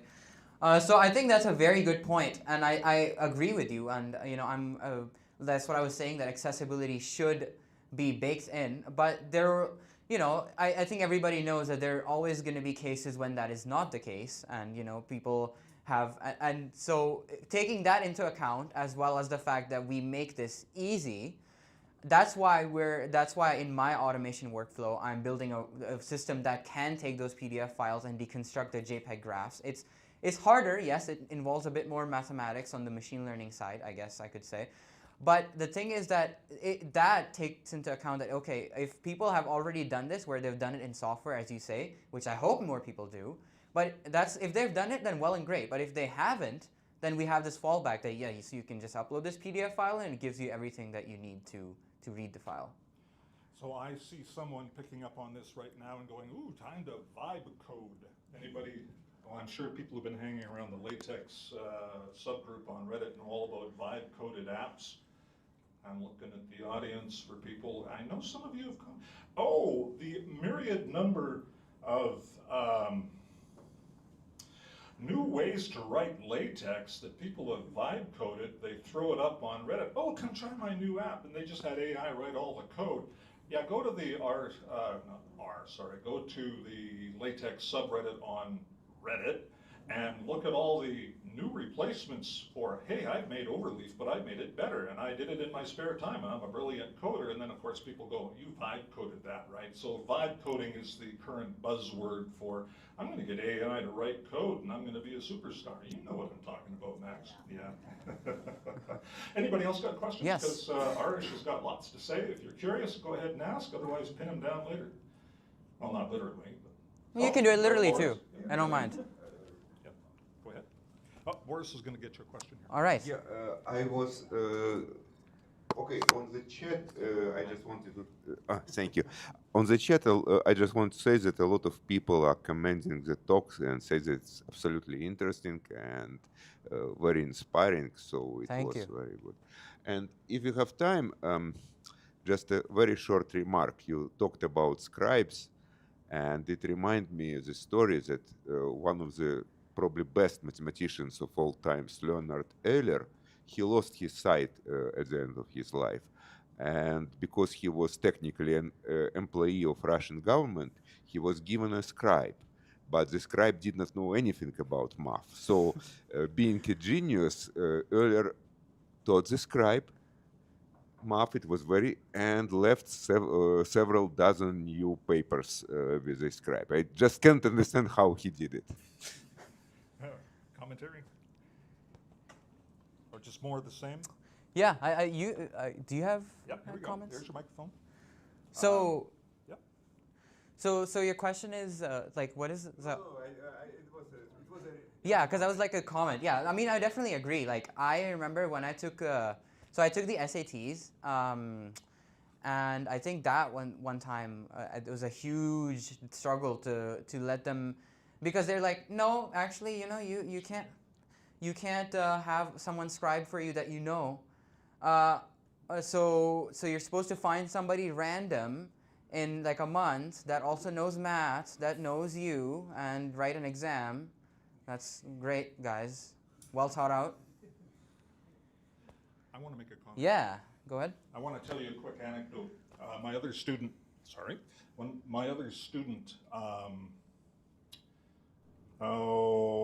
how does that story go? On the topic of finding scribes and the scribe not knowing how to do mathematics. Oh, I know what it was. So there's software that's involved in the accessibility world to allow students to schedule their own exam schedule. Look after your own timetabling, essentially, except it's not accessible. No one thought to test it. In engineering, isn't the whole idea is to hack together a prototype and test the heck out of it? Doesn't that make sense? No, that's not something that's always happening. And it came to a head here this past year where all of a sudden you go, well, why the students don't, why are everybody's missing out on their exams? Because you can't use the software. There's a certain lackadaisical or laissez-faire attitude towards, we'll do all right. Well, anyway. Anybody else got questions? Are we going to be done? Yeah. Okay. Oh, Max, go ahead. Yeah. So here, let's do that. Hi, so I'm Max Chonoff. One of my questions is, a lot of your presentation was about like making sure to check with the user and like personalization and like making sure that it's like what they want. So for me, I'm just blindly posting random PDFs on the internet. So I don't have any users, I'm just posting it there. So what should I be doing to make it accessible? Should I just enable tagging, hope everything goes well? Is there anything specific I should be checking? You should test it. Okay, and then like I should just test with a screen reader, make sure it works through, and that's Well, I can figure it out. If you're using Windows, you just load NVDA and listen to it. I use Linux. So and do I, yeah. Orca is getting much better at it. Yeah. I was quite pleasantly surprised. I use the Tumbleweed rolling distribution from OpenSUSE, and I believe Tristan here in the audience is also, there he is in the back. Us Linux people, we have to navigate things a little bit more interestingly, but that software is out there, but it gets sort of hidden sometimes, I think. Especially if you don't want to pay the Microsoft tax. We got time for a small comment on this? Yes, well, thank you. I think we want to go for lunch. Yeah. Hungry. Okay. We're all hungry. Yeah, so I won't keep you guys for long, but just to answer Max, so a few things. So first, of course, this conference is, a big topic is how to tag PDFs efficiently. So if you take that away, but we also, the point of this research is to actually document that open source is how do you make files accessible, right? So that will be made available and I can send it to you if you'd like. But a good discussion that I had with both Frank and Carl actually is and I've been thinking about this as part of my research is how do we actually establish a network, a feedback loop, if you will, between people that are users and people that are implementers, or even people like professors, Somebody could be like, hey, I taught this cool calculus concept in class and we had a blind student and he actually understood it when I vocalized it this way, like some forum to share that. So yeah, that's something I'm thinking about. So we'll see how it goes, but yeah. Thank you. Thank you. Okay, this is the end of my chairing session, and Aarush will take it over. Oh, more talking. And yeah, but that's after lunch. We're going first to lunch, and we'll be back at 30:45. Where's lunch? Right on. Where is lunch? Okay. Lunch. I don't know. Good job. Thank you. And we came out 45 minutes. Bang. Let me give them their other microphone. Here's their other microphone. Yeah. One more down, I think. There we go. Yeah. This is after lunch. Yeah. Slides only, so you can't.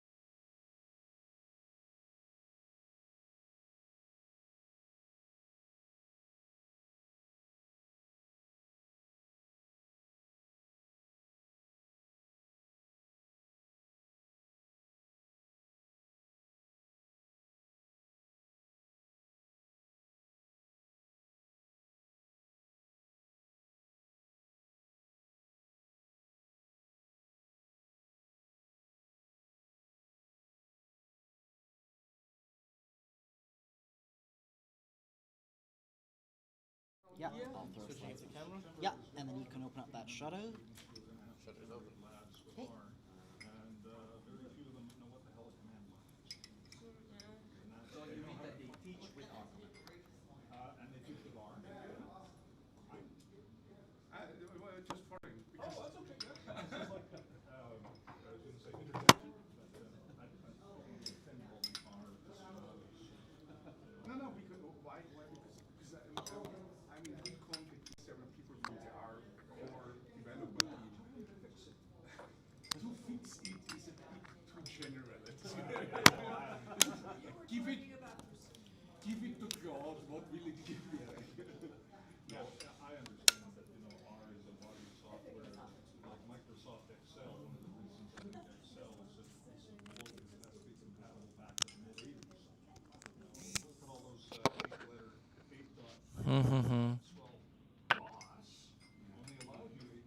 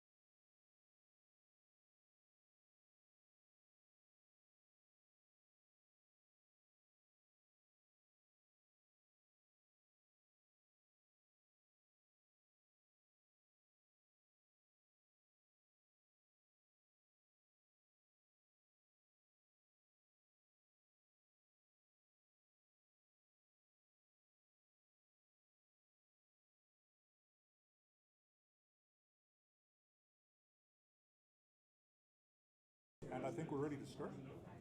And I'm going to help you as necessary. You want to sit here? I'm going to stay because I'm going to be moving around. Okay, so next up we have a presentation that I'm personally very interested in because it is about truly accessible PDFs, complying to the PDF 282 standard. But there are some implications to that, where only some certain packages can be used, and so this talk is about that by someone that I'm sure nobody knows. I don't know who that is. Mr. Frank Mittelbach. Please, welcome. Okay. I'm going to give this to Frank. Yeah. Would be nice. Thank you very much. Good afternoon. I hope you had a good lunch and nicely relaxed and sleepy. So let's see. I want to talk today about accessible document classes. And we have to go down, I heard? Yeah. Okay, so that's the talk. So what do I mean by an accessible document class? Well, basically for this purpose of the current talk, it's any class, document class of LaTeX, that if you add document metadata on top, it still compiles, first. Second, it does produce an accessible document, PDF document. I'm not going to go into what is an accessible document here. Let's say one that complies with the UA standard, which doesn't necessarily mean it is accessible, but it's the best that we can do sort of automatically. And what does this mean? Technically speaking, it means that you have to add a little bit of code at the very beginning. We have seen that yesterday and today already several times. Basically a single line or several lines if you write them like this, in which you say there's a certain amount of metadata, and we introduce this command to distinguish between legacy LaTeX 2E, 2 epsilon, and a new LaTeX. So in some sense, this is similar to what we did in 1993 or 4, where we changed from document style to document class, and therefore every document that used document class were a new document and used new features.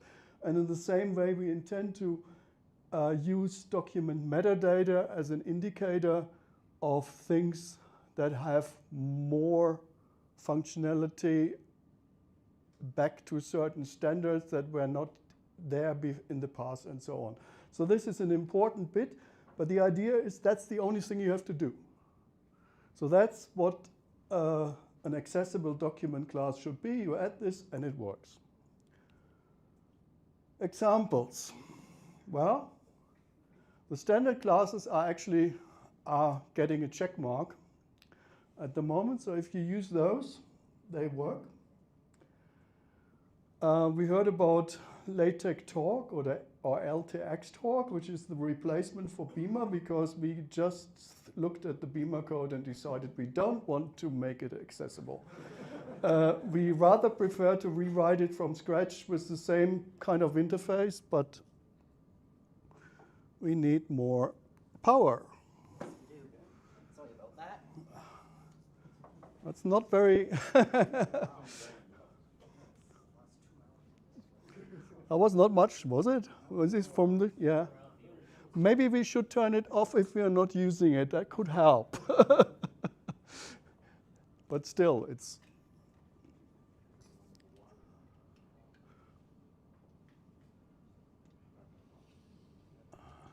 Let's see if we learned something. Yeah. Upside down or not upside down.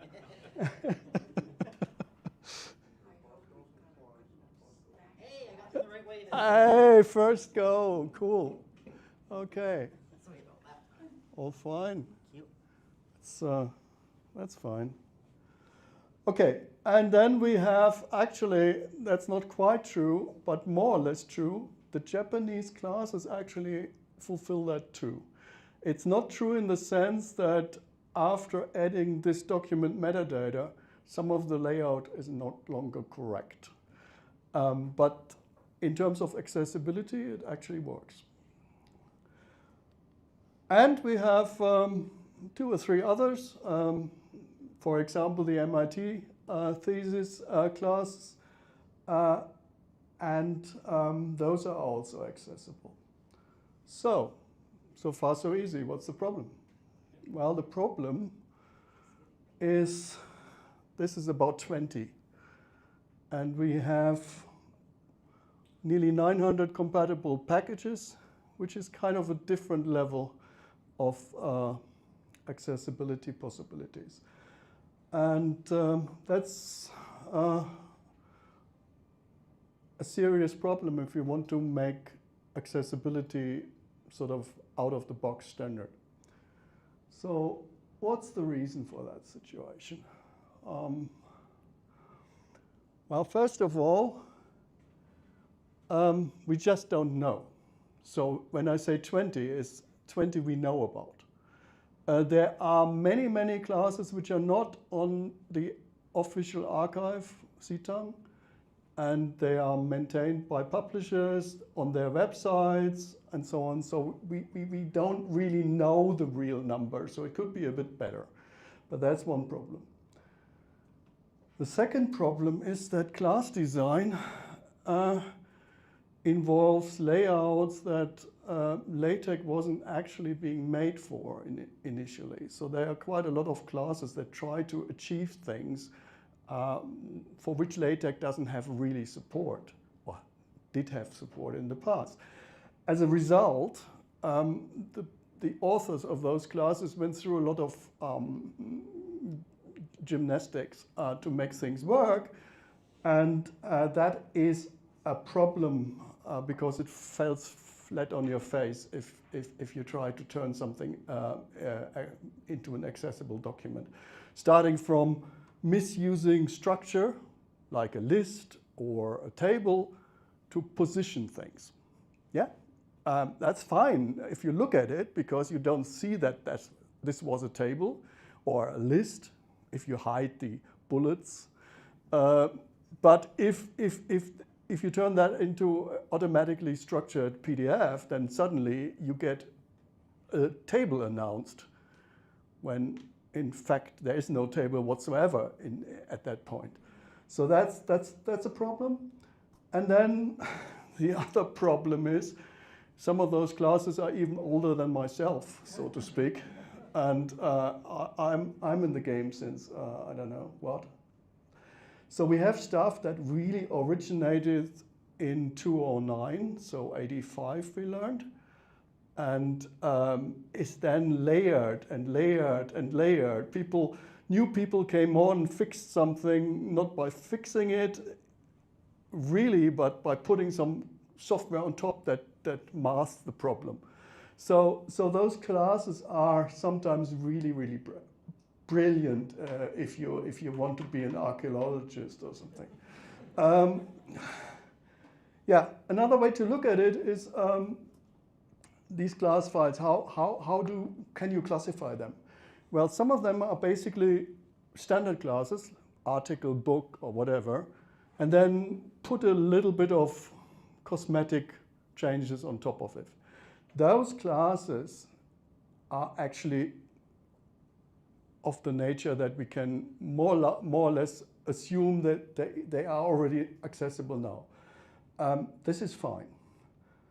Not so fine, at the moment at least, are classes that went on and used extension packages that help you with making good layout decisions.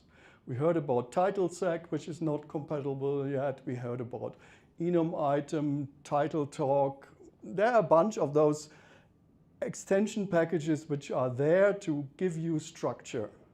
And at the moment, those classes would not be accessible. Then we have classes that are built on the standard LaTeX classes again, but make really heavy overrides. Typically in the front meta part when it comes to title, page design, and so on. So there's a lot of sort of low-level coding going on.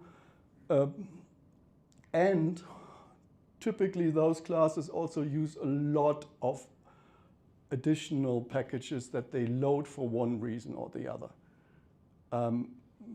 Some of them, most people wouldn't even know why they have been loaded at a time. It might have been important, but these days there's much better stuff, but they are still loading all this kind of historical baggage. And that is, again, something where without manual work at the moment, those classes wouldn't work if it comes down to accessibility. So this is the situation. Here's one more. We have at least two very big and comprehensive document classes. One is memoir, and the other one is the ComaScript set of classes, which are quite different from the standard classes in the sense that they have a lot of interfaces built in. So in some sense, they do what these extra add-on packages are supposed to do for the standard classes, like bringing you good interfaces for design, but they have their own setup. And again, they are not accessible at the moment. So that's the situation. And I mean, there might be a few more, but this is really sort of the majority of what you find out there, in our opinion. So what's the solution from our end, from the LaTeX project? It comes in two parts. The first is we want to provide a template-based customization solution for class design. And this is not a new idea, as most of the stuff that we are doing, it takes about 20 years to make it possible. Between invention, and I just said something earlier today, I gave a talk in 2011 about architecture, so that should be about in 3 or 4 years ready to actually do it. So this is from 2000 about the Oxford meeting. I think I gave a talk there. Or Vancouver, 1999. Yeah, so this is what we want to do, and it should cover all this, and maybe more. So everything basically that a typical class is trying to customize, define, should be covered by a template-based system. And if you look at this, and there are some aspects, some parts of it where already in the current LaTeX 2 Epsilon, there are some sort of customized interfaces around. So everybody knows about start section. That's one of the sort of really nice one that you find in every class, basically. There are a couple more, and I listed some of them. The problem with those is, first of all, they are not covering everything. They're covering only various special aspects. And secondly, none of this is very consistent. So it's not easy for somebody to make a new class because the things are all sort of done in different ways. Sometimes you have to do some coding. Sometimes you have to do some parameter settings and combinations of those. So that's the situation. What we want to have is, as I said, a consistent interface throughout, and this is the important part, the whole tagging machinery would contain accessibility support, tagging support out of the box, which means the moment you use this, you produce a class that is tagging aware throughout. So that's the goal. And the second part of the solution is to say, yeah, we have all these classes out there, so we have to do something about those that are already in existence. And the second part of the solution is therefore that we want to have these important customization packages like enum item, title seg, title talk, whatsoever, geometry, and so that they have their interfaces emulated so that the class that is using one of those packages with the interfaces that these packages provide is automatically using behind the scene the new mechanisms, the new template mechanisms, getting the accessibility therefore for free, and still work, provide the right same kind of layout. So that's the idea. So this is kind of the sort of the current set of things where we're looking at. The ... means there might be a few more coming that we decide it's important to emulate as well. So, and the third part of the second part is that we want to do the same to the Coma class and Memoir classes. In other words, we will going to emulate their interfaces or provide direct support within the class the way they are written now. And therefore, once that happens, they are tagging aware as well, whatever the way it is done. So the current status of all this is, well, out of the 10 big blocks that I listed earlier, the list and block environments like center, quote, whatever you have in list environments and so on, they are all template based and automatically producing tagging aware results. The enum item package is emulated, I would say, to something like 2. This is not a good. I have no batteries. Oh, it's okay.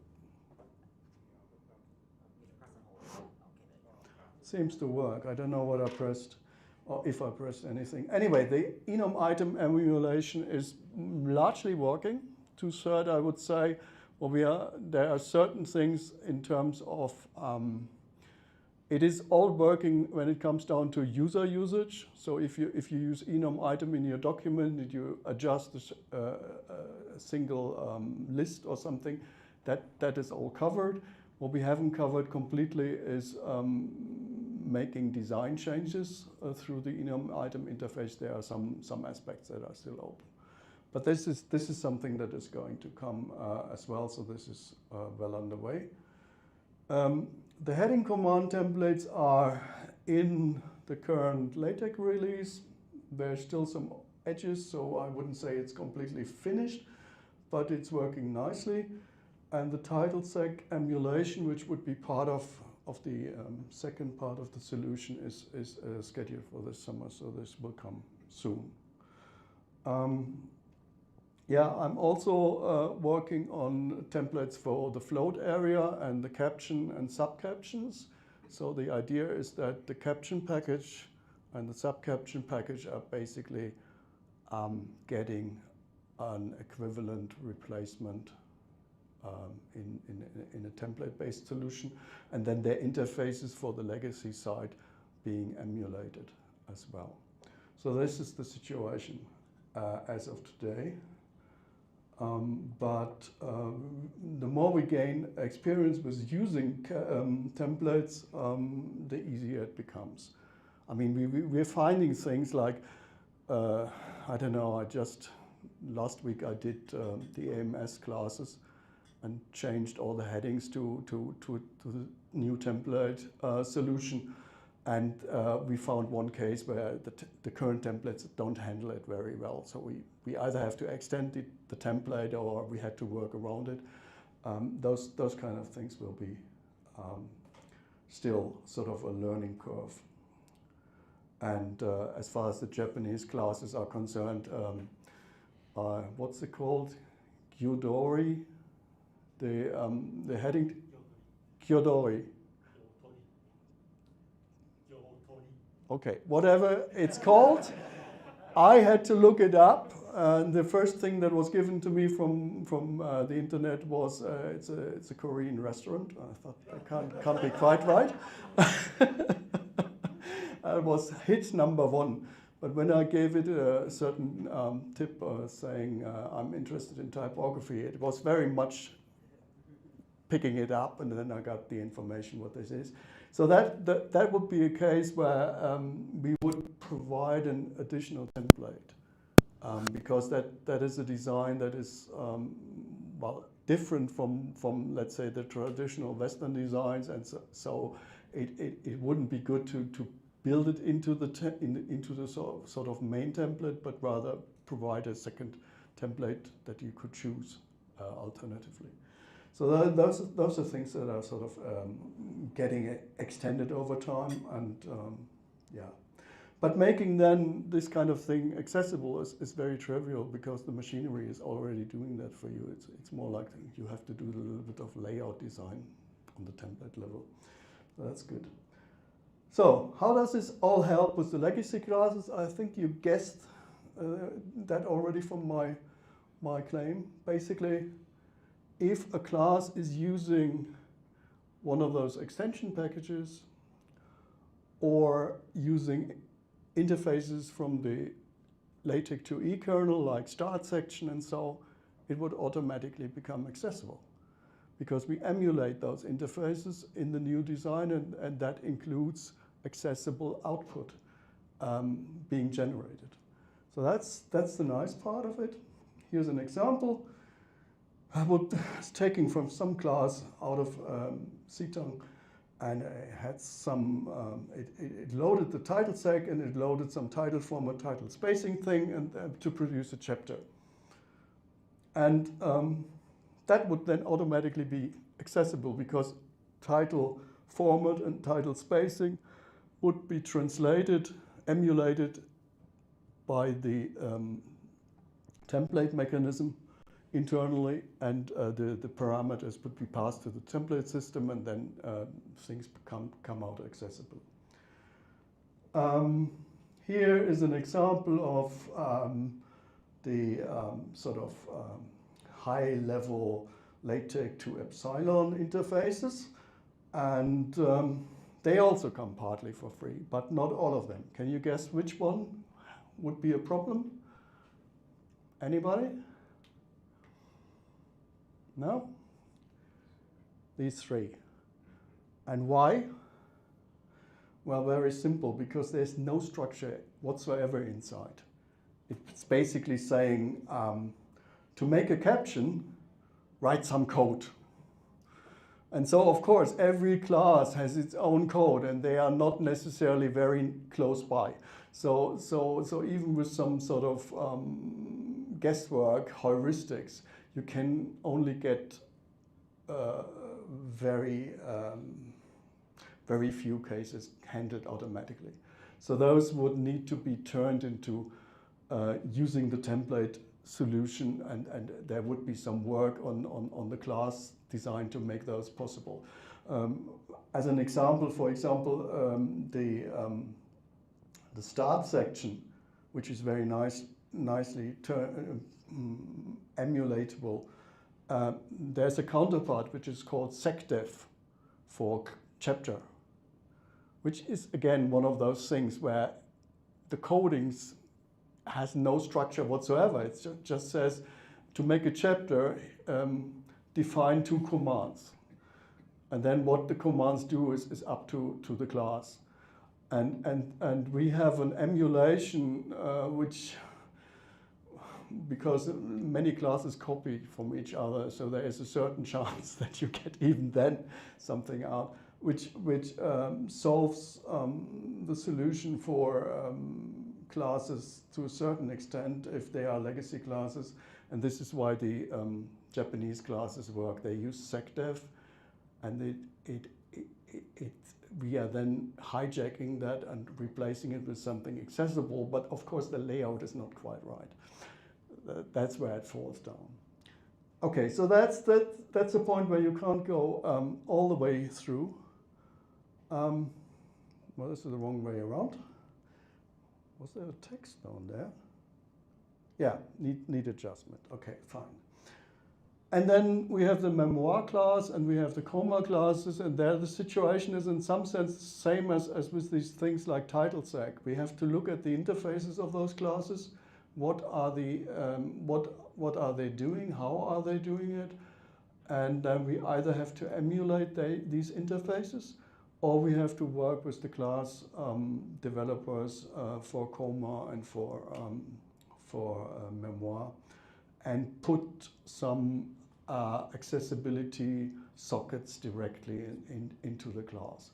Which of the two is going to happen, or a combination of both, is something we have to see. But technically speaking, that's by now just work. It's not a real technical problem anymore.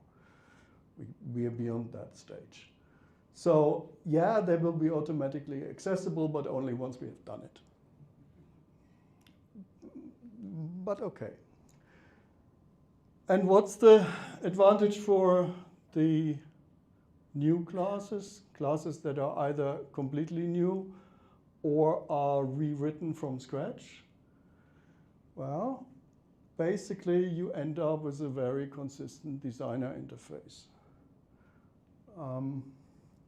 For a typical document element, say a section or a list, or your keywords in the title space, or whatever you have as a typical document element, what you do is you select a template, you build an instance from this template by putting values to the parameters of the template.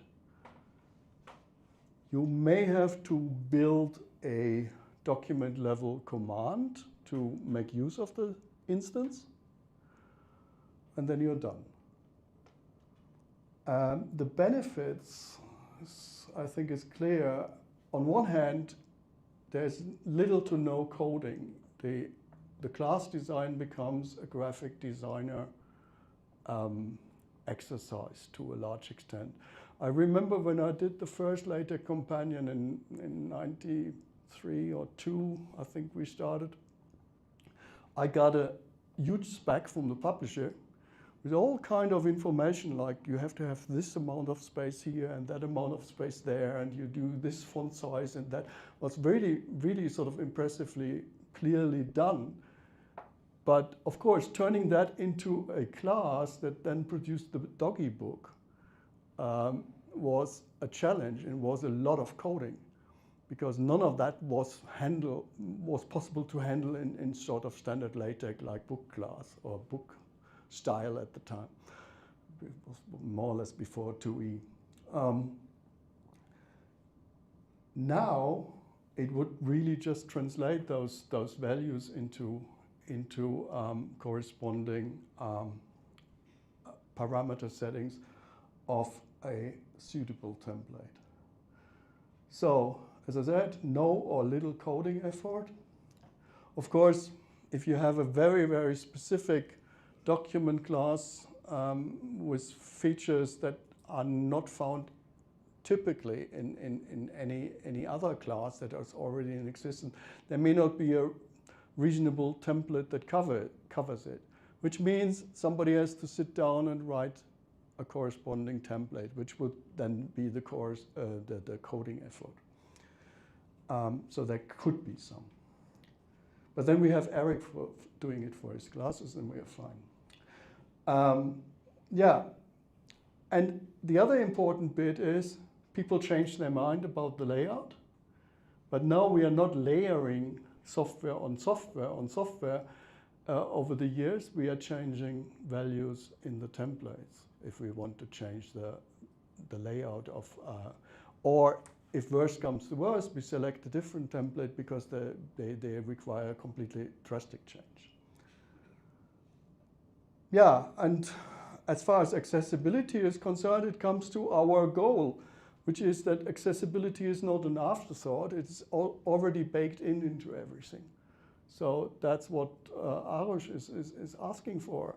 We are not really at some point talking about making things accessible, we are just talking about producing documents. And they are accessible. Here's an example. It's not from a class, it's from a package. And I just selected it because it happened to be during the week when I wrote the slides, somebody approached me about the poem title not being accessible in that package. So the poem title is producing a title for poems. That's what the package is all about.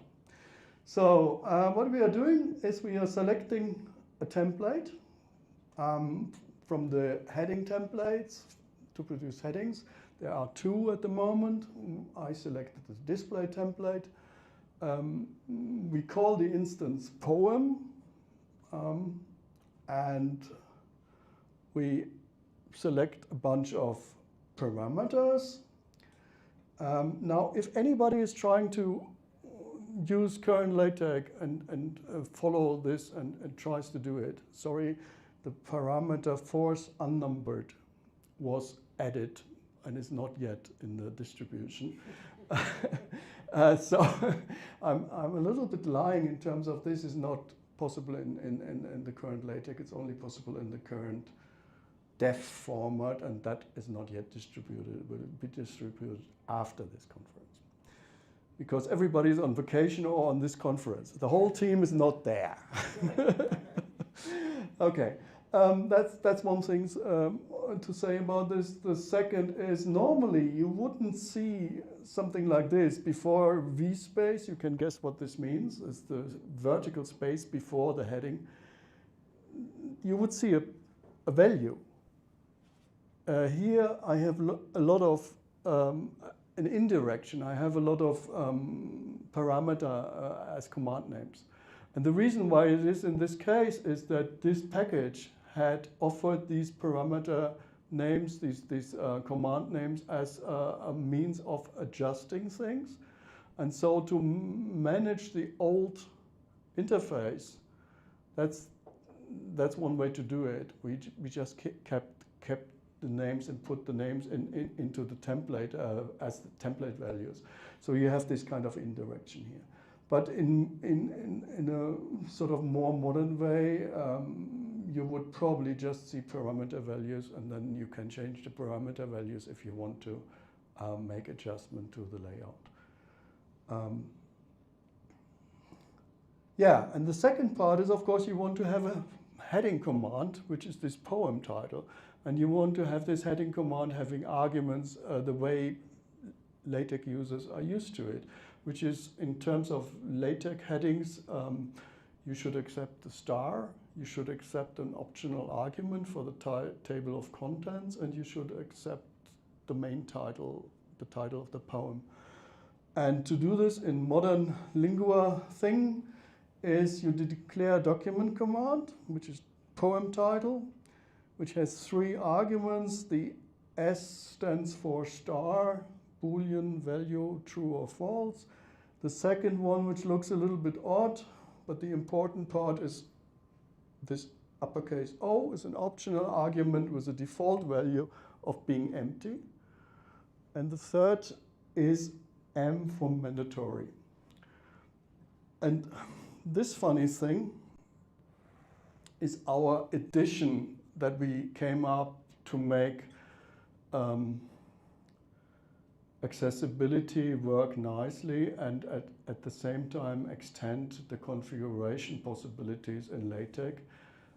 We want to have basically every bigger command or environment to have an optional argument, which is a key value list. So this key value list allows you in the document to make adjustments to the layout or to some aspects of the command. Now, for commands that don't have optional arguments, it's very easy. You just add one that's upwards compatible. If there wasn't one and you have an additional optional argument being put into the command interface, it wouldn't hurt. The problem are those commands like headings, which already have an optional argument, which is just meaning, at the moment, an alternative TOC title and also at the same time a running header title.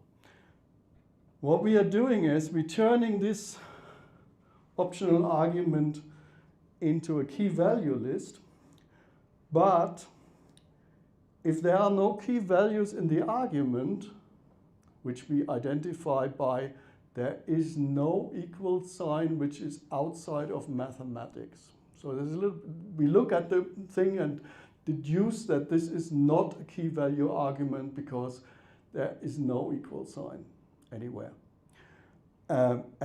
Or if there is one, it's only inside math.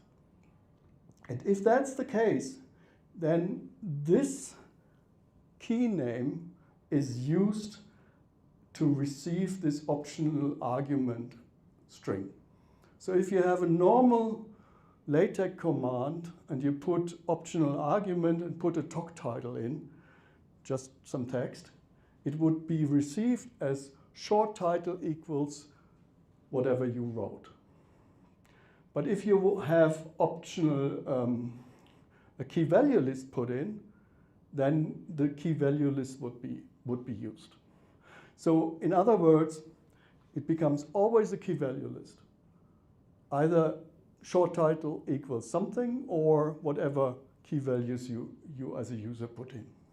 So that's the way to handle this or extend it to a key value argument. And then we saw this earlier as well. We have a command called parse LaTeX e heading, which expects 3 arguments the way LaTeX typically has its heading arguments, so the output of a star, an optional argument, or empty, or a title, and it manages those and then calls an instance and passes whatever is necessary to the instance. So basically all the headings have this structure as on the top level in the new mechanism. So now I have long talked, so I have to be given up. This is very strange. Okay, never mind. So how do you make... It's probably telling me I'm talking too long, I should finish. You got like 8 minutes. Yeah, I know. So what's the... I don't know, it can't be that the case. Templates have mandatory arguments. Those are the inputs coming from the document. Then we have the goal to take these inputs and turn it into some output. And to customize the output, a template has keys that you can put values to customize the layout. That's basically the idea of a template. And we have what we call template types. The template type defines what kind of inputs are the what kind of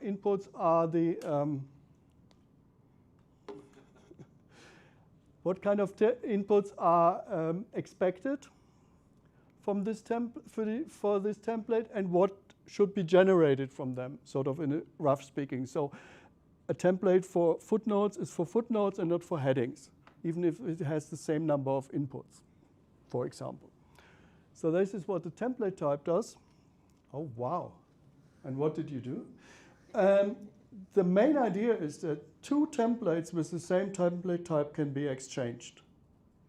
So that gives you the flexibility that if you have a run-in heading, you use one template. If you have a display heading, you use a different template, but still would produce a heading. Expect the same type of arguments. That's the idea. So defining good templates is a problem. You have to decide what are the inputs for this template. That's really what it comes down to it. And you have to find a balance between overgeneral solution and practicality. And that's really not easy. Question to the audience here. What are suitable inputs for headings? Anybody? Title. Title? More? The TOC title. Okay. And numbered. Yeah, this is what everybody thinks of because that's the way LaTeX does it. Three inputs basically. Title, talk title. Sorry? Position? Centered or left? Is a layout. It's not a document input. You wouldn't put it as a doc. I'm talking about document inputs. What is coming from the document? Sometimes, in some situations, people want to put some special artwork after the title. Okay, good. This is what I came up with in the end, after several tries. So this is going fast through. Key value is basically, we want to have every template to be adjustable, so we have to have one argument to accept layout changes, sort of, for one-off.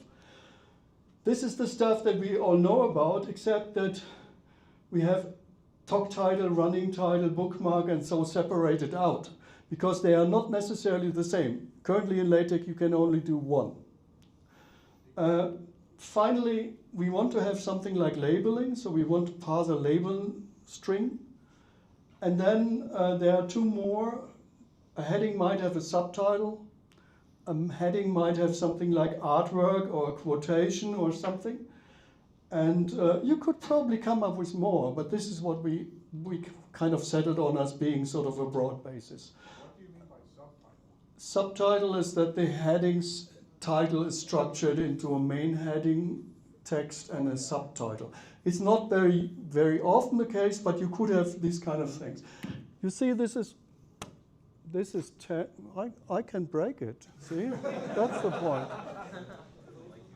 We have 10 arguments, but TeX only allows 9 mandatory ones. So one solution is we are just having the last one. We are just having the last one being receiving many arguments. So hopefully those that we are not using so often. So that's the idea. You have to do a little bit of work. And basically, parse LaTeX heading generates all 10.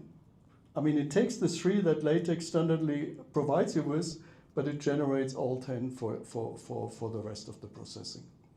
Most of them has no value by default. But that allows us to have an interface where you have a quotation coming with the heading automatically. Okay. The other big problem is key names. They should be easy to understand, they should be consistent, and that's very, very difficult. And this is my answer. We are experimenting. Every new template we find out that we did it wrong in the past. So there will be some changes coming along in the future as far as what the templates are doing now. Here's the selection. I have to be very fast. Basically, we use hyphens for longer names. We have something like V space for vertical space or H space and margin for the horizontal ones. We call everything decals when we have declarations like font changes. So you have something like something decal, something else decal. So title decal, number decal, and so on. And so you can guess them once you have this kind of standard. And the last one here is also very, very standard. We call something format, and it expects to have one argument. So it receives the title format, and it does something like putting a box around it or whatever. You can then put some function in that does it for you. And here's another one which I'm currently working on is providing sort of some orders.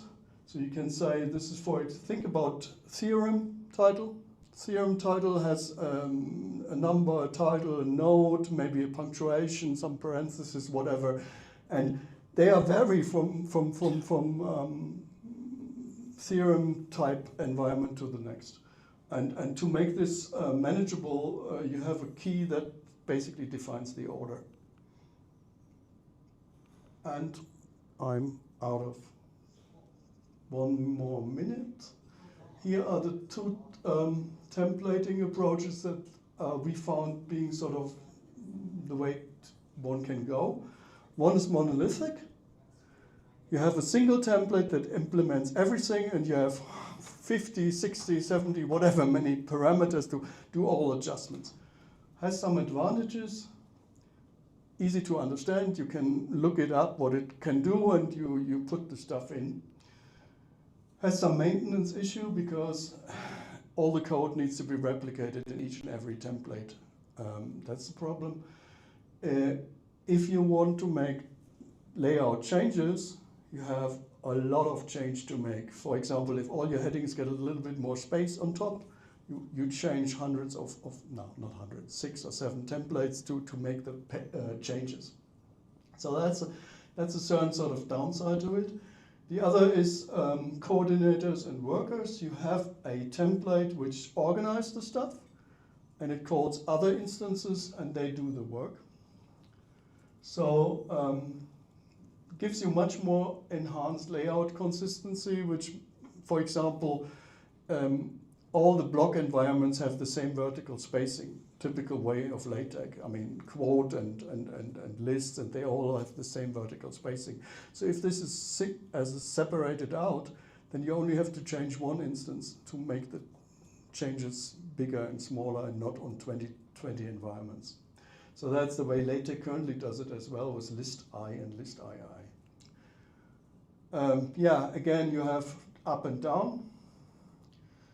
And yeah, what is really better is not clear because both have sort of challenges and advantages.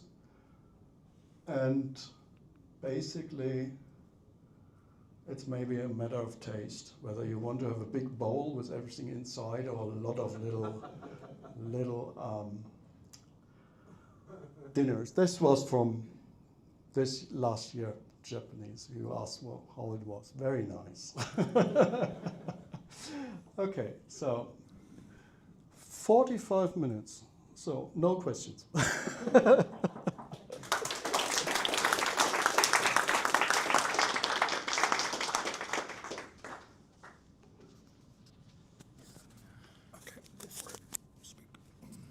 Oh, not the other mic? Okay. Okay, thank you, Frank. So next we have an associate professor at the Department of Mathematics and Statistics at the University of North Dakota. He also manages the data at the Emporium Math Lab, and he is presenting on something that is also very relevant for me. This entire conference is made for me, guys. Converting a PDF calculus textbook to accessible. Please welcome Mr. Tim Prescott. Yeah. Where's the remote? Oh, there. Take this mic. This one's low on battery, so I'm going to chuck it in the charger first.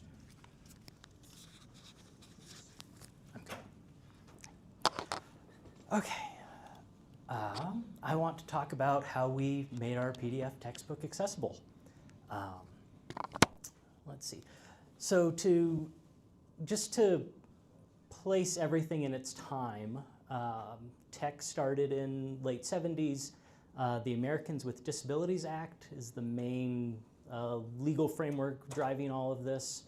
Was in 1990. PDF came out in the early 90s. Which I guess means we've been using TeX to create PDFs for a decade before PDF existed. And then more recently, about a decade ago, we switched our calculus book to an open source version.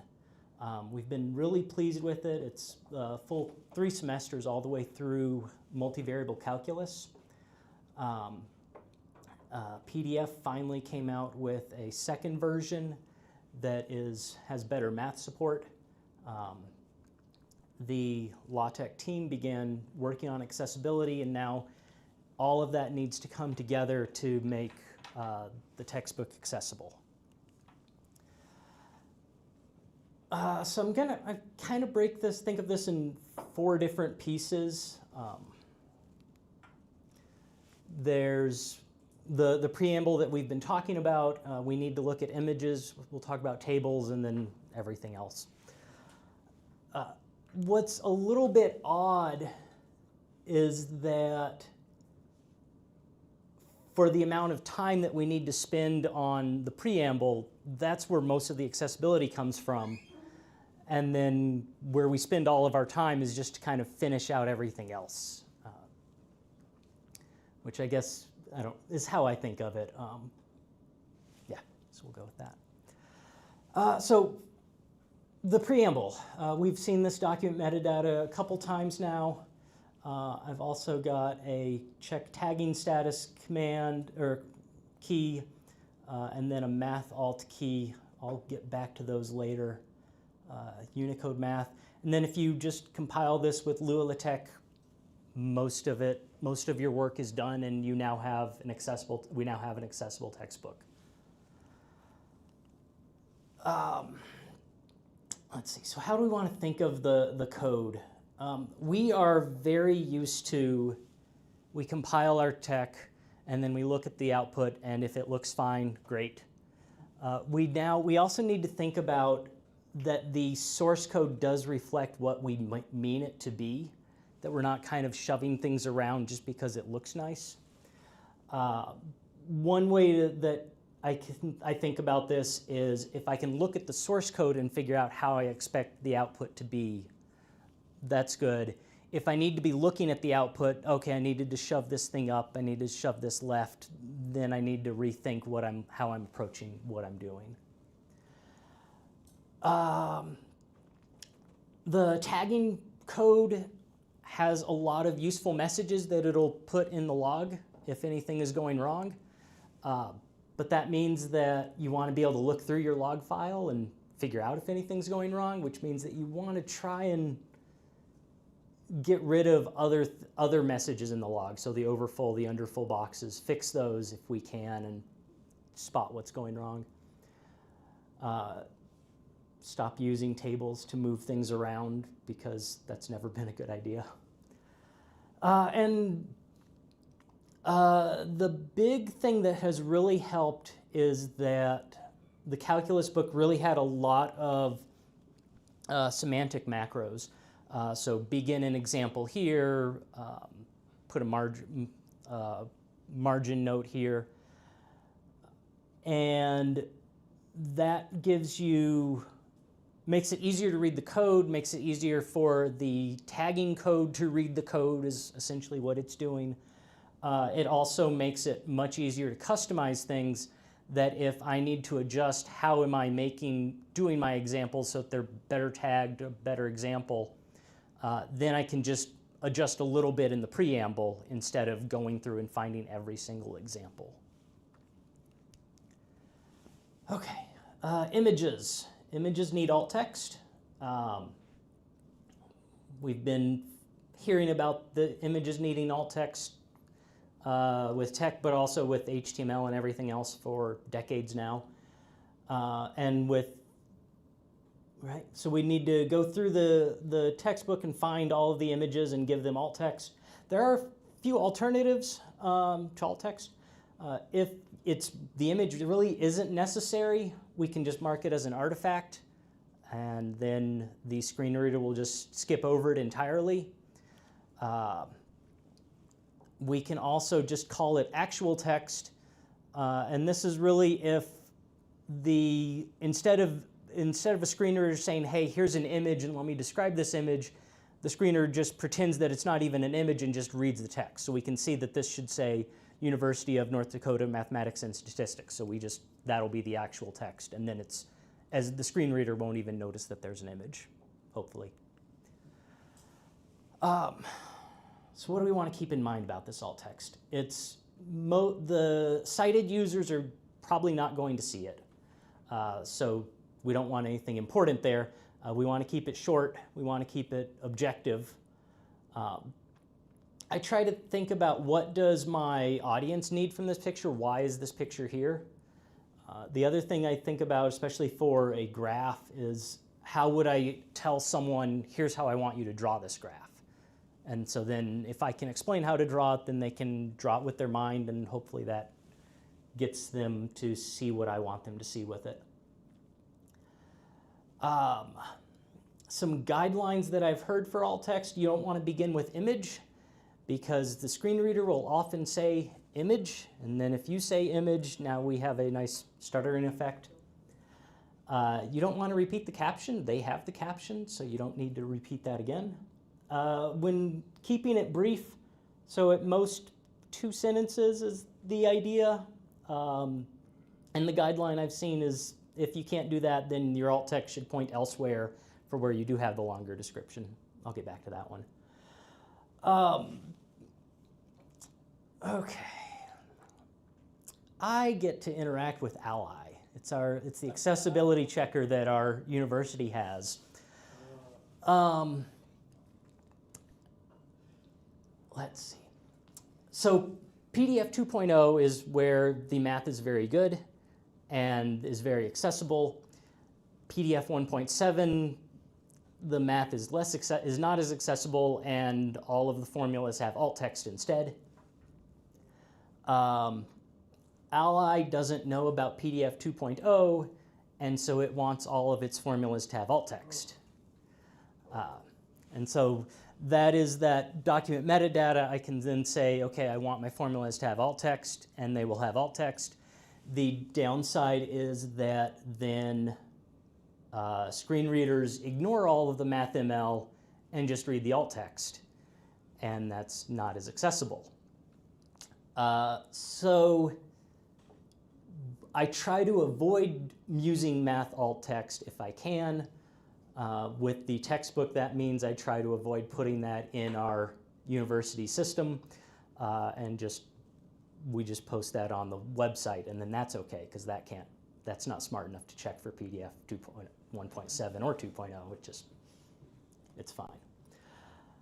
And then a lot of what we've been talking about today, yesterday, tomorrow, this weekend, does take a lot of experience with TeX and LaTeX to get working. I feel like alt text is maybe writing alt text is a little bit on the easier end. And so actually what we did with our textbook was we found a work-study student that had more time than I did, and they wrote a majority of the alt text. And that worked out mostly. I needed to spot check a few things of let's not use 2-6 to write a domain because that means something else. But it worked out well. When I was talking about alt text, I did have a colleague ask, what alt text would you give for the snake lemma? Now, if you don't remember your homological algebra, this is the snake lemma. It is a 14-cell commutative diagram. We have A going to B or A prime, B going to C or B prime, C going to 0 or C prime, A prime going to B prime, all that. And then it's called the snake lemma because of the arrow D that starts at the top right and then snakes through the entire diagram to end up at the bottom left. So I guess my answer for this would be if I had to give alt text for this, I would ignore the 2-sentence limit and I would just talk however much I wanted. Luckily, the snake lemma doesn't show up in calculus. What we do have, when we get to calculus 3 and multivariable calculus, one of the things I really like about the textbook is that we have used asymptote and media 9 to make a three-dimensional images that actually, if you're looking at this in Adobe, you can grab the image and you can spin it around and rotate it.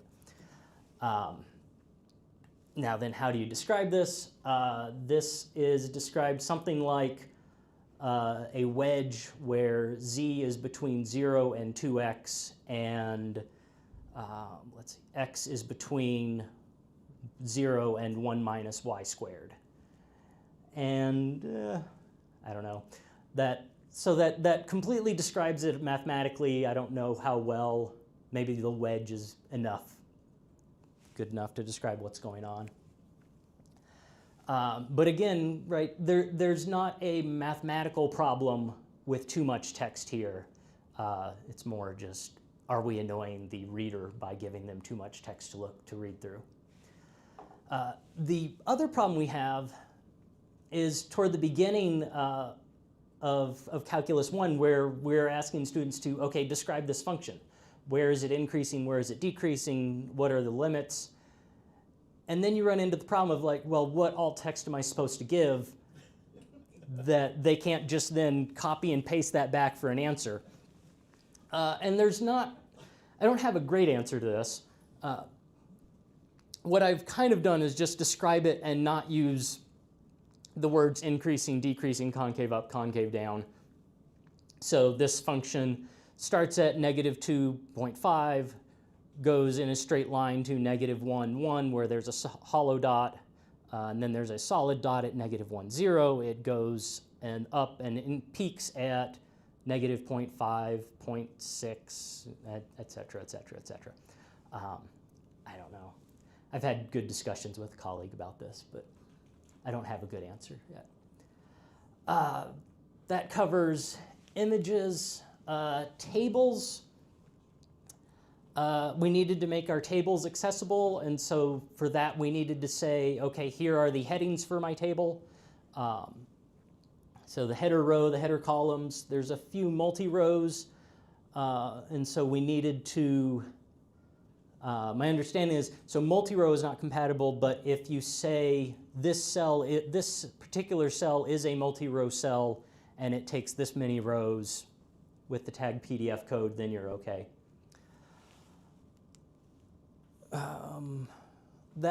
This is all probably going to change. Multi-row, once that is more tagging accessible.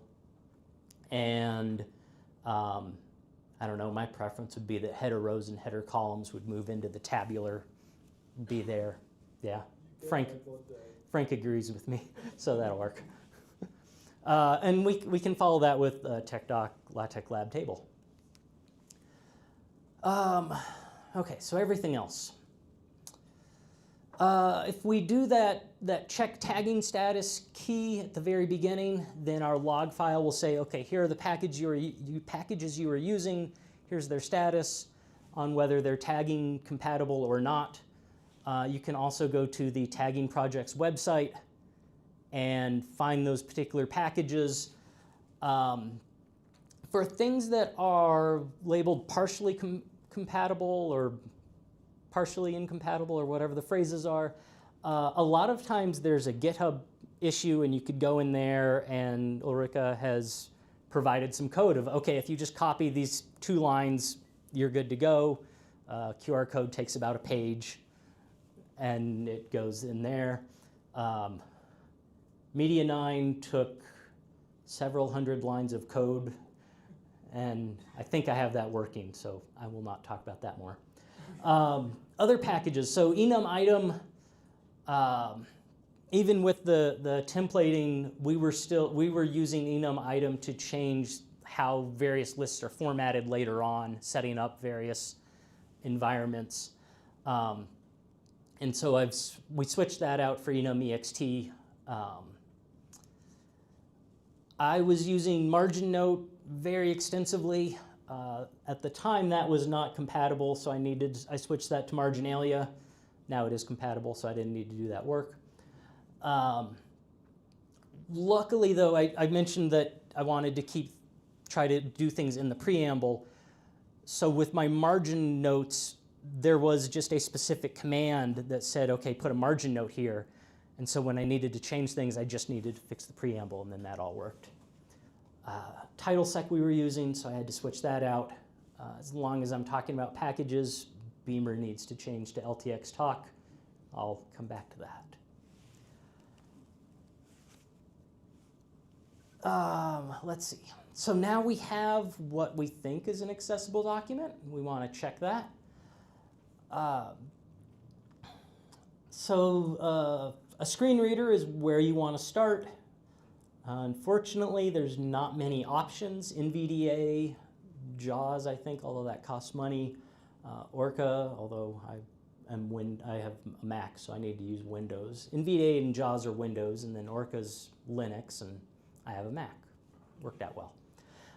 And not many PDF readers. So Adobe, Foxit, or Firefox, and that's about it. There's a little bit better on just automated verification. So VeriPDF is what the LaTeX team is using, and that goes through and just verifies everything that you have, and hopefully that passes. If it doesn't, the way I've set up the book is lots of sections. Each section gets input. Which meant that if I think there's a problem in a particular section, I can just have the same preamble, input that single section, and then go. And that compiles much more quickly. And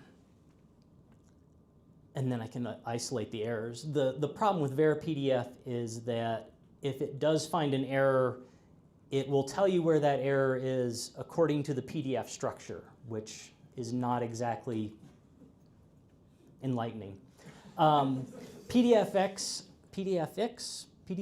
whatever, is another option. It has the same back end, but it has a graphical user interface, so you can actually figure out where your problems are. It doesn't have a command line at all. Okay. This is VeriPDF. This is when something went well, and hey, yes, this file is compliant. If it doesn't go well, then you get to find, okay, start at the root, then you document the structural root. KID number 0 is the document. Now find KID number 2130.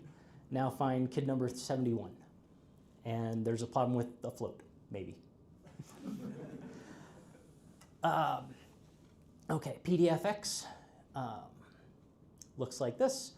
It does list the tagging structure, so you can actually, there's been a few times where I would have an error in, VeriPDF would find an error, but PDFFix would not. But I can use the tagging structure to figure out, okay, where, and I can drill down and follow that previous, I can follow this address to find what is the problem. With that previous problem, this is actually that same problem. And PDFFix tells me it's right here. It's on, if you zoom in enough, you can see what page it's on. And this was because I put 2 captions into a mini page and and there's only 1 caption allowed. So I needed to go and fix that, but I knew where it was. Okay, so some misconceptions. I got this email from our IT. To keep the textbook in as a PDF would require a major cleanup to the tagging structure in Adobe. You could do it, but 1,000 pages is a lot. And Adobe, there's a lot of extra elements that are in there. I don't know where they came from. They may have come from your conversion from LaTeX to PDF.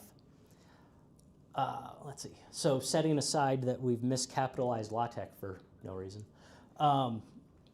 There is a valid point here that what IT is used to for remediating a PDF is that you take a PDF that has come from on high, has been delivered to you, and now you go into Adobe and you go in page by page by page and fix every problem that Adobe finds.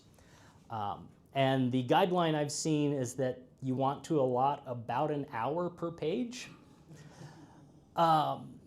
which means that then you do not want to recompile your document, because as soon as you recompile, you have a new PDF and all your work is lost. So there is a valid point that compiling from TeX to a PDF and then using Adobe to remediate is not going to work. What I've been trying to explain to IT, and I don't know how well they have followed, is that the idea is that we are skipping the Adobe step of this, and we are just compiling and getting a good and accessible document in one step, not in Adobe. The other thing that Adobe that I'm having trouble explaining is that Adobe is checking 1.7, and that's why it's complaining about various extra elements. So mostly I'm doing what I'm doing and hope that they just let me do what I do.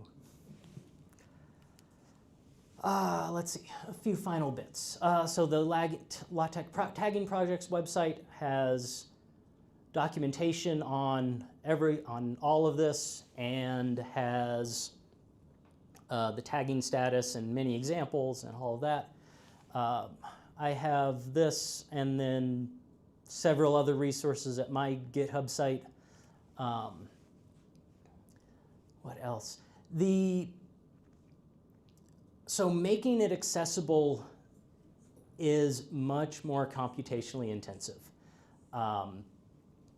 So the calculus book, one run of LaTeX in the calculus book, I think is a few minutes, LaTeX.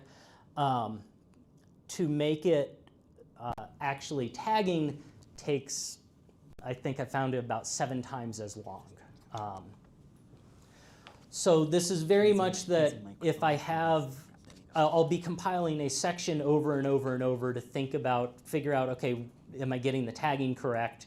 And then once I think I have the tagging correct, okay, include everything, turn on tagging, start compiling, turn it over to LaTeX MK, and go to bed. Takes more RAM. The PDF itself is a little bit bigger.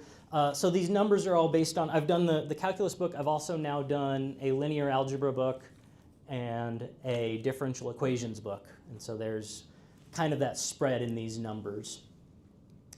The last two, the strings and the hash, are related to when you start your compilation. LaTeX says, okay, I want to set aside this much memory for the commands that I'm going to define, the control sequences that I'm going to define. tagging takes a lot more of them.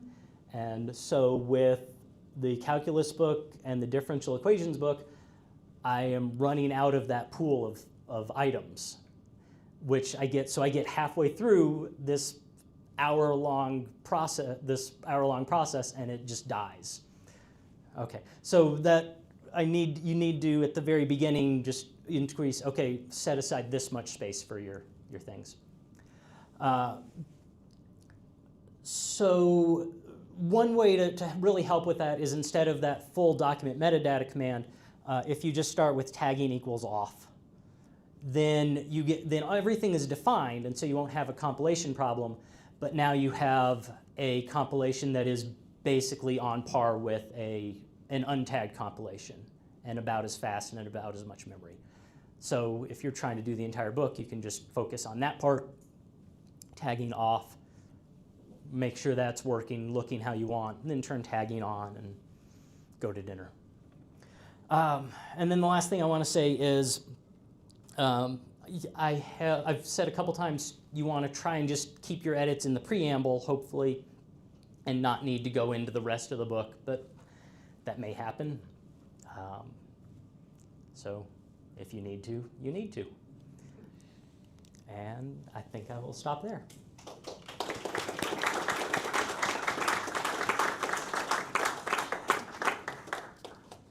Yes? So would you like to make changes to the package like Media 9? Are those going to be sent upstream to the developers? That is my goal, is to get that into Media 9.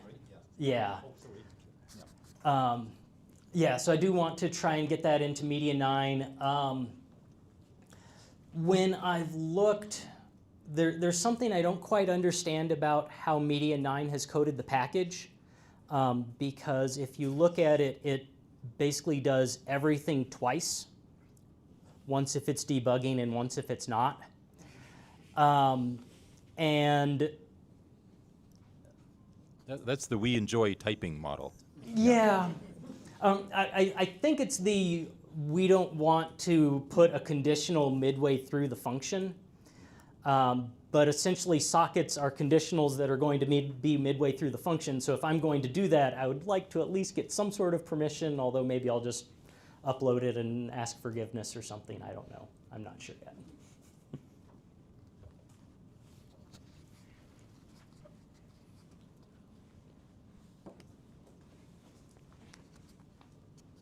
Thanks. Can you get back to the previous slide? Yeah, so I'm curious about the contents of the remaining 25 slides that we didn't get to see. Next talk. Next talk.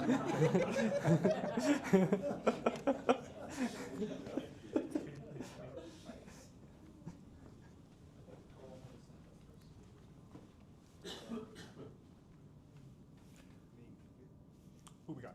There we go. I just wondered about captions versus alt text. And sometimes I feel like when I'm editing tugboat articles, the caption already said everything there is to say. And is there a way to pacify LaTeX and the screen, well, to make it still compliant but not specify it twice? LaTeX itself, if you don't give alt text, LaTeX will just say, it'll put in the image, the file name. VeraPDF is fine with that. PAC actually says, this is suspicious. And we can kind of agree that that's should not be counted accessible. I don't quite know. I don't know what the accessible answer would be. I mean, from a usability standpoint, I think it would be great that yes, the caption explains everything, and so then maybe alt text just says image, look at the caption. I don't know.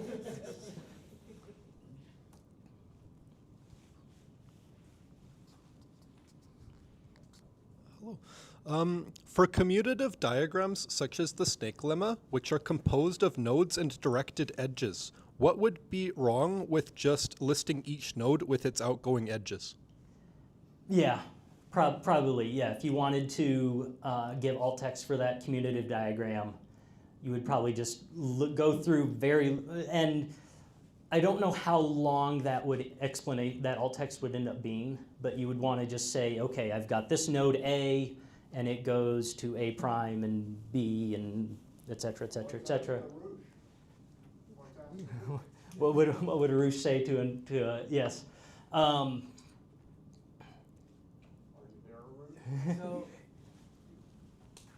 Here's a microphone. Yeah. I'm thinking. So, what diagram is this? Sorry. I don't know if I've heard of this. Yeah, it's a grid of, let's say, 3x4 letters with arrows going left and down. And then there is one arrow that starts at the top right and winds its way down to the bottom left. Which mostly, except that you can't wave your hand as you say winding. So I would do two things. Number one, the geometry kit. Number two, I would image map the hell out of this. Okay. Thank you. I have a question actually, unless someone else wants to go first. Yeah, go. So you said you link to, if you have longer alt text, then you link to elsewhere. Like, did you? I don't know if you ever got into. How do you do that? Because you say you might explain more detail. I have not done that. I went with the idea of ignoring the guideline on how long my alt text could be. Okay, great. A lot of that is based on what our IT people say is best practices for alt text, which then, if you look at it, is really not necessarily related to math. It's just kind of more alt text in general. And okay, if you have what is going to be very long alt text in general, okay, sure, maybe you can put it elsewhere. In math, I don't know. Maybe. I think the idea would be that you would put it maybe in an appendix of, okay, here's the description of figure 1.2.3, and then you just, however long you want, and then when you actually do in the alt text, then you would say, this is figure 1.2.3, the alt text is, the longer description is located in the appendix, and maybe you can put a link, although I don't know if you can link in alt text very well. No, you can't. Yeah, so it's interesting, right? Because I don't know if you could do this in a PDF, but in HTML, at least, one thing that I've done before with alt text is that you can, because you mentioned like you can get more details if you want. You can add like a collapsible div. I don't know, it's a bit too technical maybe, but like something that expands when you click on it, so then it's not always there. But I don't know if you can do that in a PDF or not. So. Yeah, PDFs are static. I mean, there is a way to put JavaScript into the PDF. I don't think we'll call that that necessarily accessible. Nor acceptable. Yeah, nor No. acceptable. So you're kind of stuck with a static document. Okay, yeah. Could you put a hyperlink into alt text, and then if someone immediately wants to have more information, they can activate the link and drop it? Ulrike is saying no, you cannot have a hyperlink in alt text. Oh, sorry. I got it. What you can theoretically do is put an extended description as an associated file onto the structure. But you need a tool who then tells you there is an associated file and allows you to retrieve it. That's a problem. The standard would allow it, but I don't think that we have the tools yet. But we could start to put the description in it and then start to complain why they aren't found. That's Aarush project could make a PDF viewer that actually does it. I was just saying that Aarush project could make the first implementation of that, and then maybe Adobe and whoever else is so embarrassed. I mean, that's the way it worked with the math stuff. I mean, this is what I meant by finessing people. Okay. Anybody else? We good? Thank you.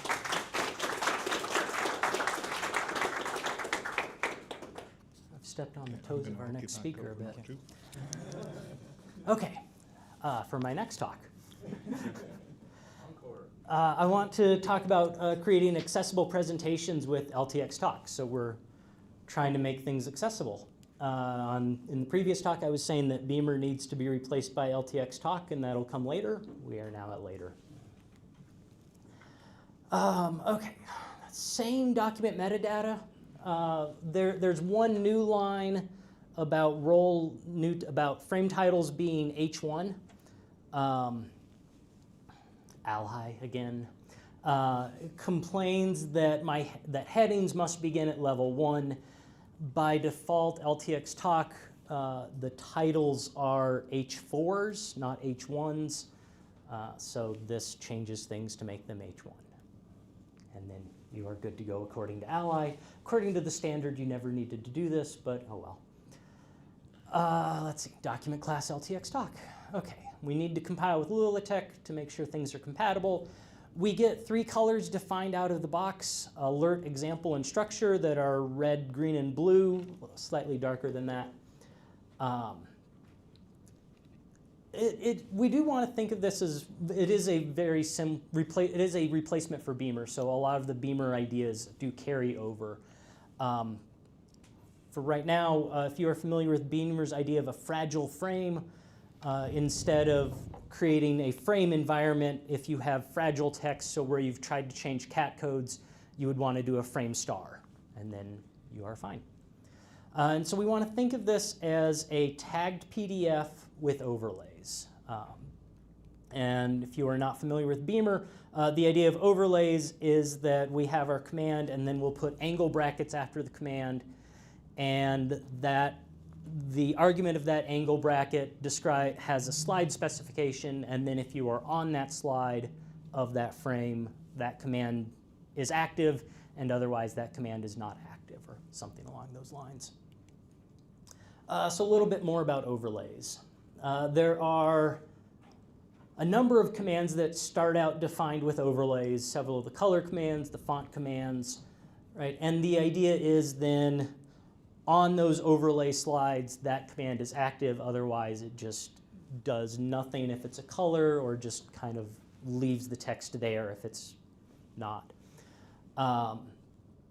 There's a few, a different overlay command is the alt command, and then alt says, okay, if we are on this slide 2, we will do this action, otherwise we will do this.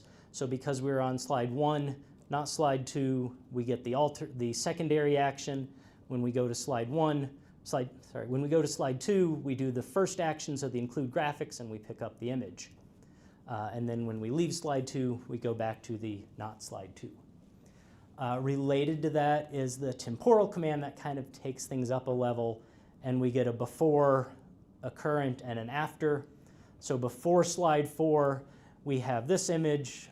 This is H.G. Wells' Time Machine. When we go to slide 4, we get a current time machine, and then afterward, we get a futuristic time machine. Let's see. A few more overlay commands, so only, uncover, visible, and invisible, relate to whether you can see whatever that argument is at all. And then item and action, and then action environment can take what's called an action specification, and that combines these 4 and then also the alert command, and you can combine them into one specification somehow and get multiple things happening at once if you want to get fancy and confuse yourself. Okay. If you want to define your own overlay command, we're using the XParse syntax, the LT command syntax. So if you want to have a star, we throw in the S. And then what makes this an overlay command is that you can have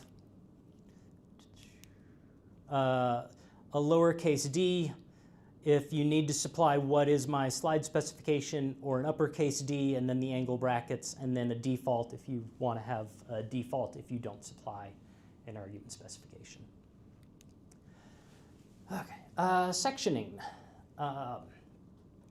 So of the usual sectioning commands, we get section, subsection, and sub-subsection. The others, part, chapter, paragraph, and subparagraph, aren't defined because really they don't quite belong in a talk. I mean, you could say that 2 talks separated by a minute should be different parts, maybe, but they don't actually, we don't see any output of the commands. They need to be outside of the frames, and so they don't show up within the frames. There's a command I'm forgetting at the moment that does, you can get a sectioning title here. But at the moment, just the section command itself doesn't give us any visible output.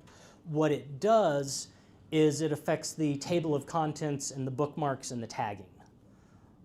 So for example, if I take the sectioning that I've used throughout this document, throw in a table of contents, now I get, here's what my table of contents would look like. The default is just going through subsection, so I've actually increased this to sub-subsection. If I use my table of contents within a section, that section remains and everything else is grayed out. It is very faintly there. I'm not sure if you can see that. Okay, I mentioned before we want to think of this as a tagged PDF with overlays. So because it is a tagged PDF, we do have all of our list environments, itemize, enumerates, description, as in LaTeX.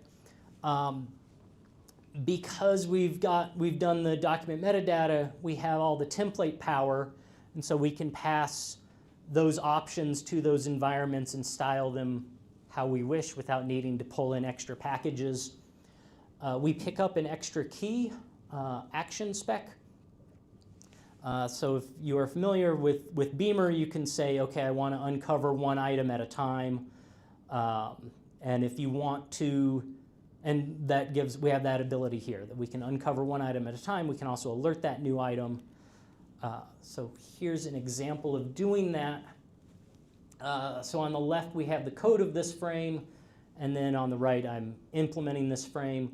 So here I've said action spec is going to be plus minus to uncover one item at a time. I'm actually not a fan of doing that, so I'm going to jump to the end. Okay. Let's see, but what else? So the description, I've set up the labeling. I've set the width as, well, I look at, okay, the longest label is tagged PDFs, so I'm going to make that my width. And then I set up my labels to use that width, and I left align everything, which means that this description environment, I could take out of this document and just put into a regular article, and it would be perfectly fine. It would work exactly the same. I throw it into ltx-talk, give it an action spec, and we are good to go. Another example, which slides do I want to use? If I were using a screen reader, I would think it somewhat annoying to have 4 slides, one after another, where only one extra item is added. So because of that, by default, the screen reader actually ignores the first 3 slides and just jumps to the last one and reads everything there. So if you have several slides, it's going to just assume that that last one has everything uncovered, and that's the one that should actually be presented to the screen reader. Similarly, if you do a handout mode so that you want to print this for a handout, then that will also just use the final slide of your frame. It will also ignore all of any overlay commands and just assume that, okay, that was only a temporary thing, so we'll just jump to the end. Okay. Another example, I used this in my linear algebra class. I wanted to step through matrix multiplication. So I want to multiply the matrix 1, 2, 4, 5 times -2, 4, 2, -5.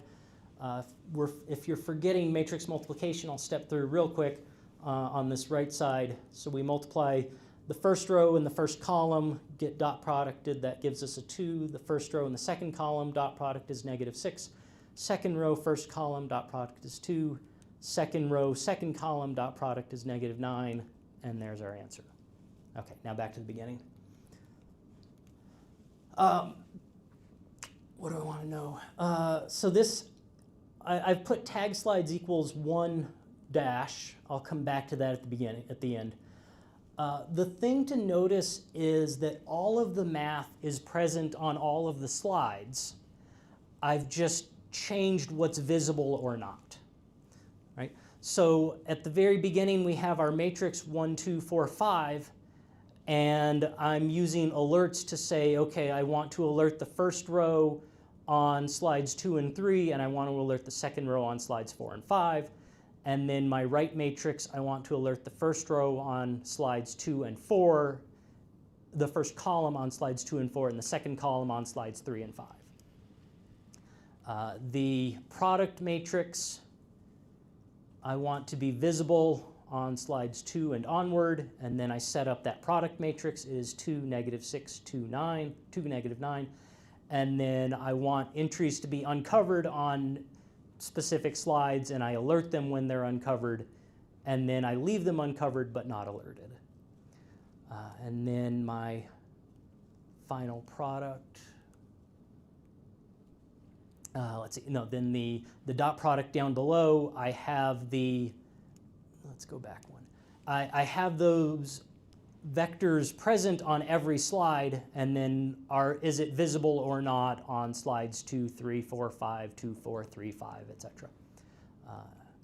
So everything is present everywhere, which cuts down on how much I need to type over and over and over.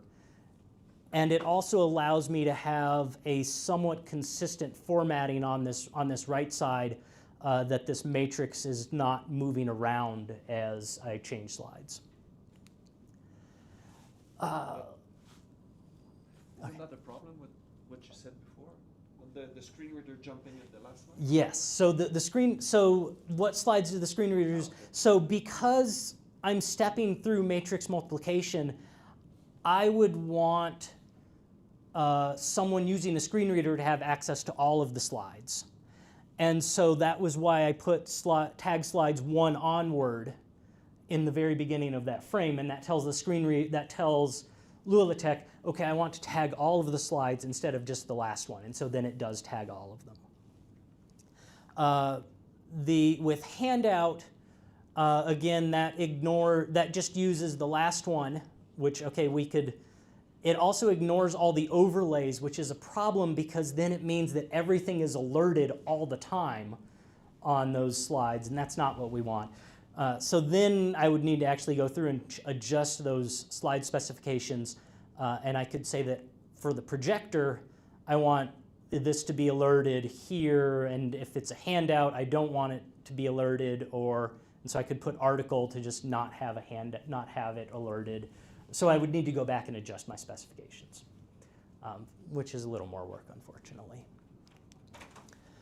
Okay, okay, adjusting the header. So we have 2 template instances that we want to focus on for the header.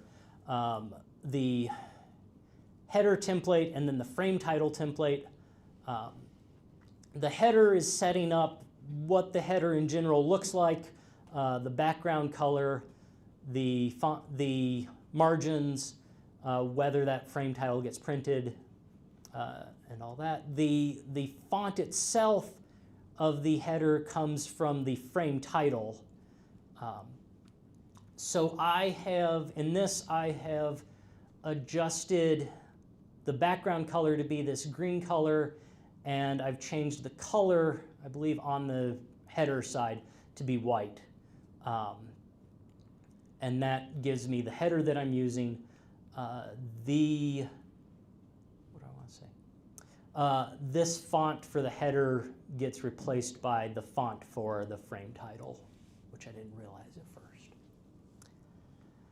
Okay, if I want to put a logo in the header, so I've got a logo up here that I've been using.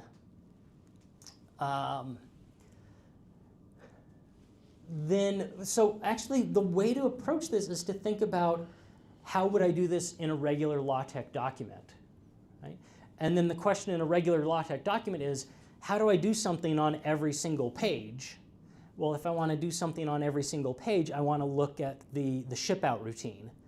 And so I say, okay, when I ship out in the foreground, I want to put the logo box. And so I create this logo box that has my image, that has my logo, and then I put that on every page. From a tagging point of view, using a save box and a use box only works for this image because it is an artifact. If I were trying to tag that thing, I would need to not use a box. I would just need to actually code, okay, every time I ship out, I need to introduce some code. If you try and Ulrike was telling us yesterday, if you try and use a box that has tagging multiple times, you will have problems. Okay, the footer. So it's another template instance that we're using. The footer itself starts out empty with no elements to show. So we need to put something in it. The things that we can put in there are author, date, institute, title, subtitle, frame number, and total frames.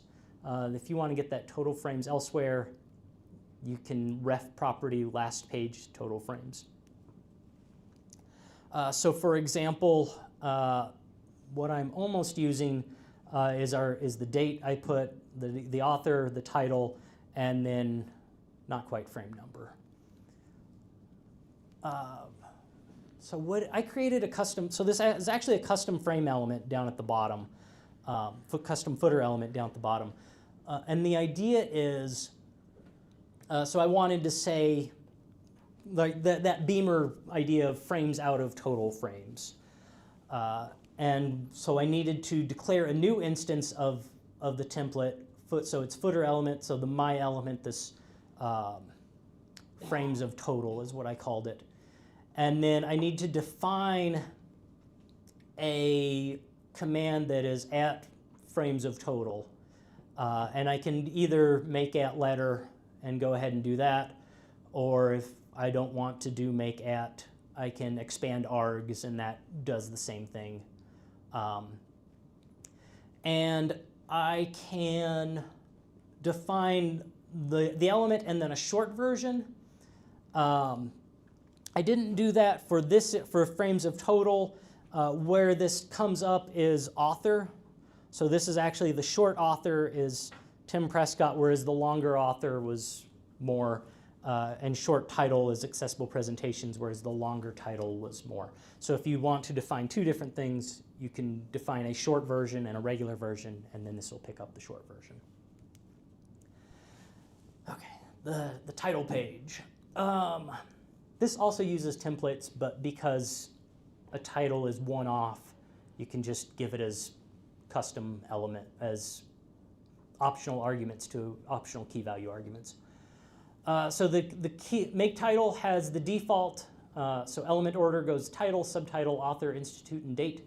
And so we can see here's the actual full title, again, and the short title, accessible presentations.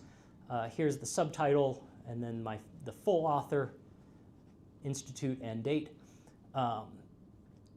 Frame style is page style. And then horizontal alignment, whether you want it left, right, or center, and vertical alignment, left, right, or center. This is actually not what I used. So what I used for the title page was title, author, title graphic, and then a date, and then a frame style of plain. So that page style, frame style. So the default is talk, which has the default header and footer that we've been seeing.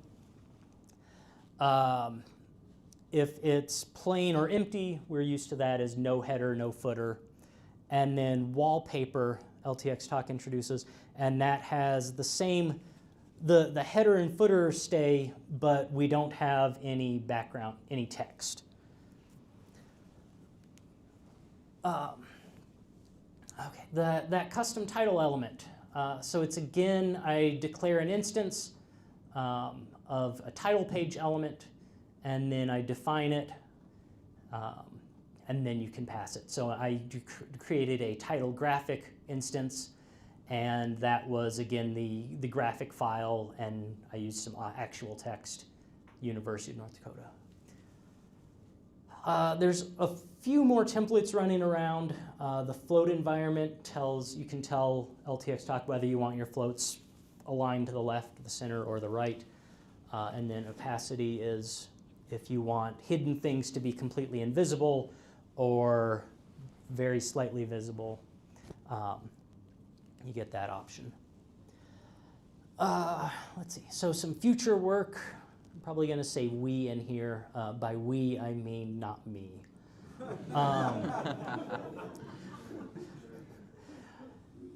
Let's see, so tagging. The entire point of this is to be a tagged file. So if there is, tagging we want to make sure is absolutely correct. We want the headings to be tagged correctly. We want the structure to be tagged correctly.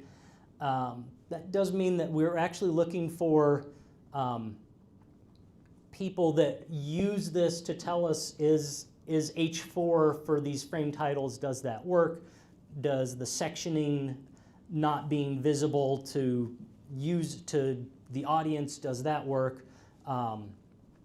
We're aware of what Vera PDF and Ally are telling us. We're more interested in what people feel.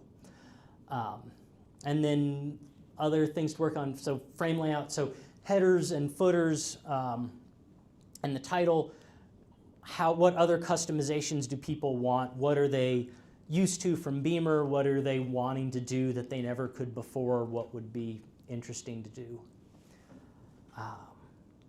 And that is all.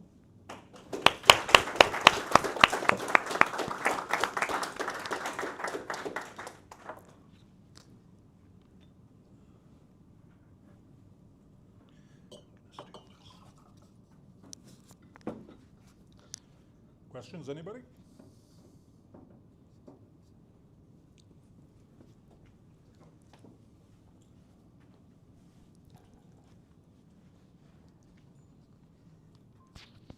Very simple one.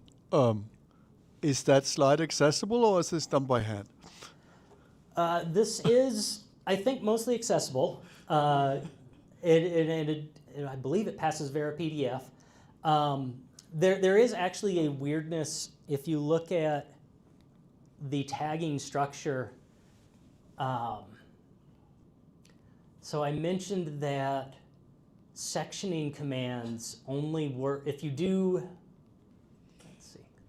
I meant the last slide Oh, with the last slide. ED. I mean, LTX Talk does nicely, except for the questions where nobody knows how to do it correctly. And we need input from Aarush and people that actually want to use it directly in this form. That is a raise box, so I'm not sure how that gets tagged. That's what I thought. It's probably not very accessible. Okay, yeah. No, the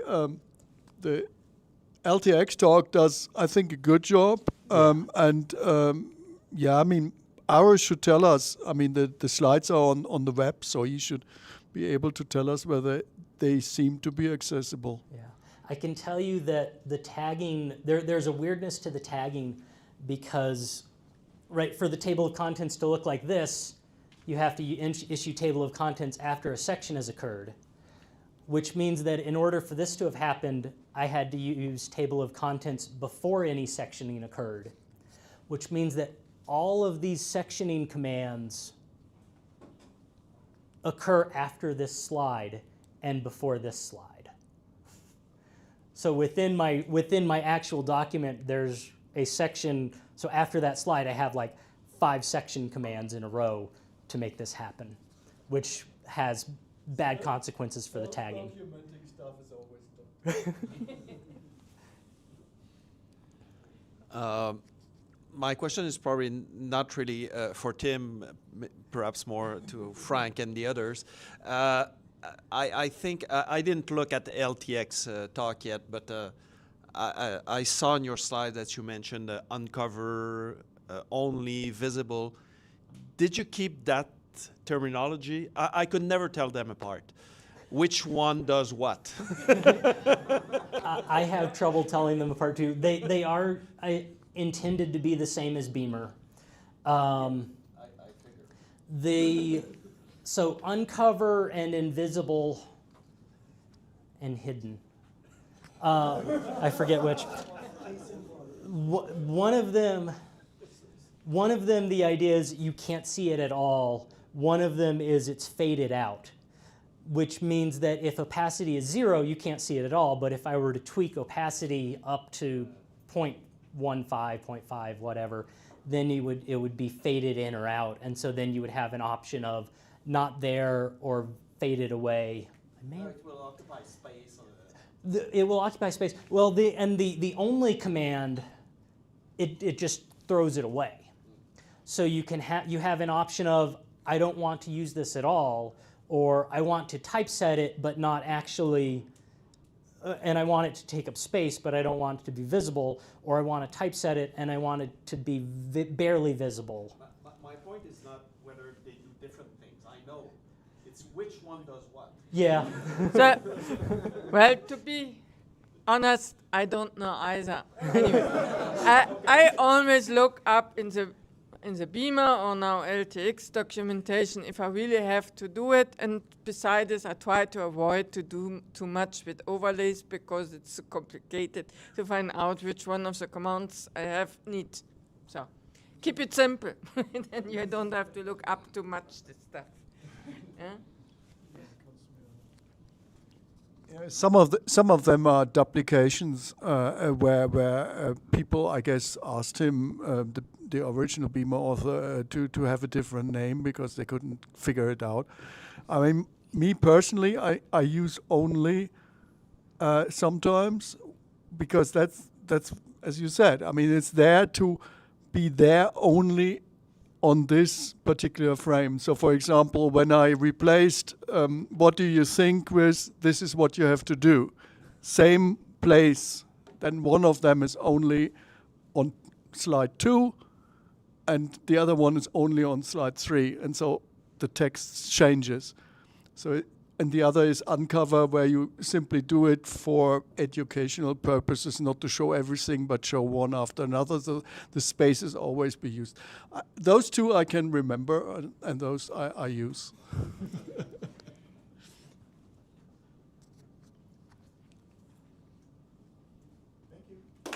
Thank you.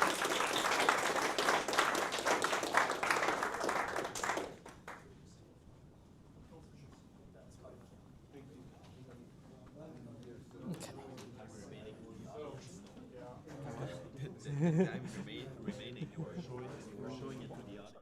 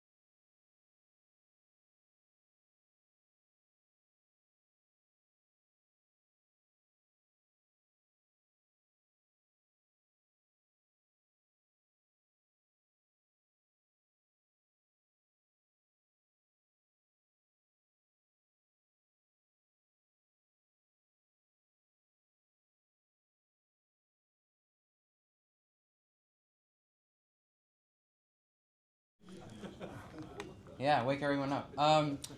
Hope everybody got snacks. If not, that sucks for you. I did. The cookies were good. So up next, we have someone that's been working with TX Live for about 25 years, from what I know, and also taught at a university in Japan as a professor, and for the past couple of years has been working with Archive, and is going to talk about accessible articles and research papers in HTML. So take it away, Norbert. Round of applause, please. Oh. What should I do with both? Yeah. Oh, okay. Is this supposed to keep some? Yeah, Oh. that's good. Yeah, there you go. Does it work? Yeah, and you've got your remote for the slides. Yeah. 1, 2, 3. Okay.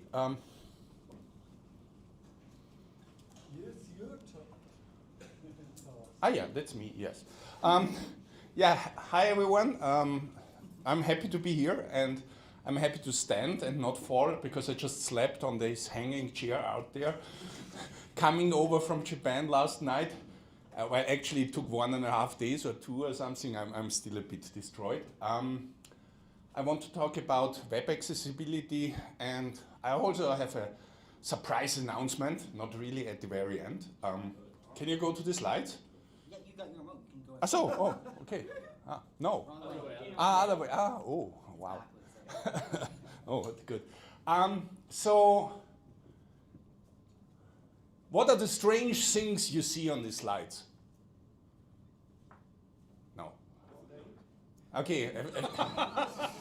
Oh, yeah. Come on. Who knows Archive?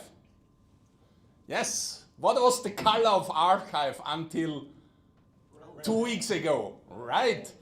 And here is also something. So I hope everyone should be aware we are now an NPO, non-for-profit organization, since 1st of July. So many things changed. One is that the cornel red had to be expunged, so we don't have it anymore. They actually have, I think they have some whatever, registered whatever on this color, so we are not supposed to use it anymore. Yeah. So today what I want to talk about has been mentioned many times today. This is somehow the core of what makes accessible documents accessible when they contain math. We all know there is PDF accessibility 1.7, which is very nice but completely useless. I show you this in a minute.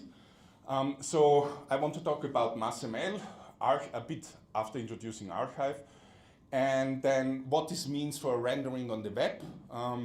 So it's mostly not about PDF, but we will see a bit. And a very quick start, because it's very hard to get started with this. So what is Archive? Most people raise their arms. So sorry, that was a screenshot I took before.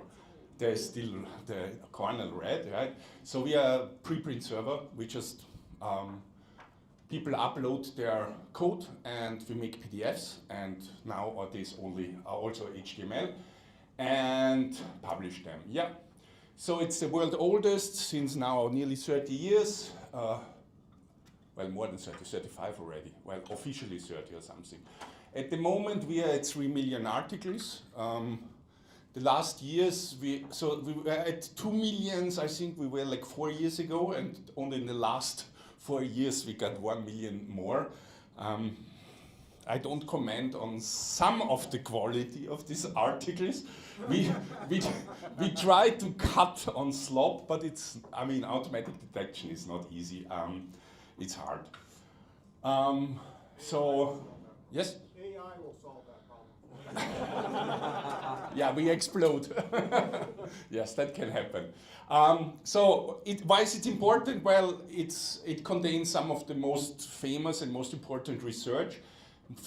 First and foremost, many results are first published on Archive. Some examples, LLM research, so everything that makes our life hard now was actually first published on Archive. But not only this, also in physics, like the gravity wave research, which won the Nobel Prize, or Grisha Perelman only published on his famous theorem on Archive. So while many papers actually get published onto a traditional journal, it's often used to ensure prior authorship.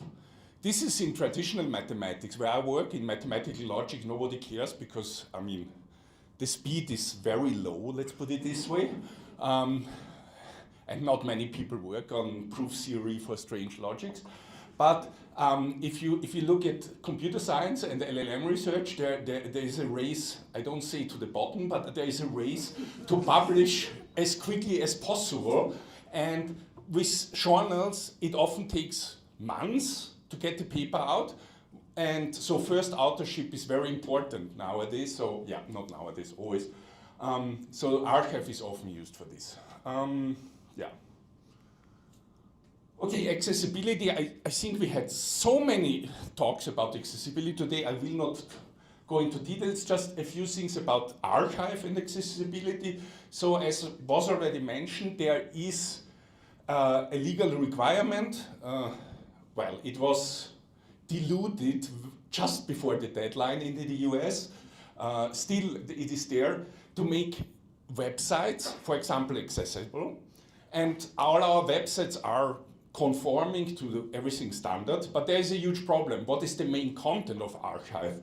It's not the HTML pages showing you the stuff, it's more or less the PDF pages, the PDF papers. And we know PDFs are, sorry to say, by a huge margin not accessible by now. So what we worked on, this is a project that is running already since many years under the R5F. So if you have ever heard this name, this is now incorporated into archive, runs is, and we added HTML versions for the papers.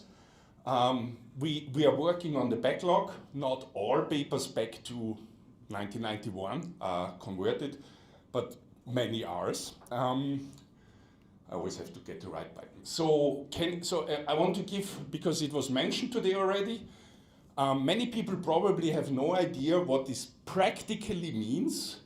PDF 1.7 against PDF 2.0 or against HTML version. So here is a screen, here's NVDA reading first the PDF and then an HTML. Please, can you show the video? You can just hit next slide and we'll go. Oh, okay, the next slide. A mathematical formula from the HTML version of an archive paper as read by the NVDA screen reader. The absolute value of phi sub 1 is identical to the fraction with numerator 1 and denominator n sub p. The sum from s equals 1 to n sub p of the absolute value of phi open paren x raised to the open paren s close paren power close paren. The same formula, this time from the PDF. Right? Everyone who is reasonably fluent with mathematics can close their eyes because, well, we see the formula, it makes it easy. But if you close, you can at least imagine what's going on. Now let's look at what happened with PDF 1.7. Version of the paper, as read by the NVDA screen reader. NP P X 1 space bar identical to space N P space left paren X left paren S right paren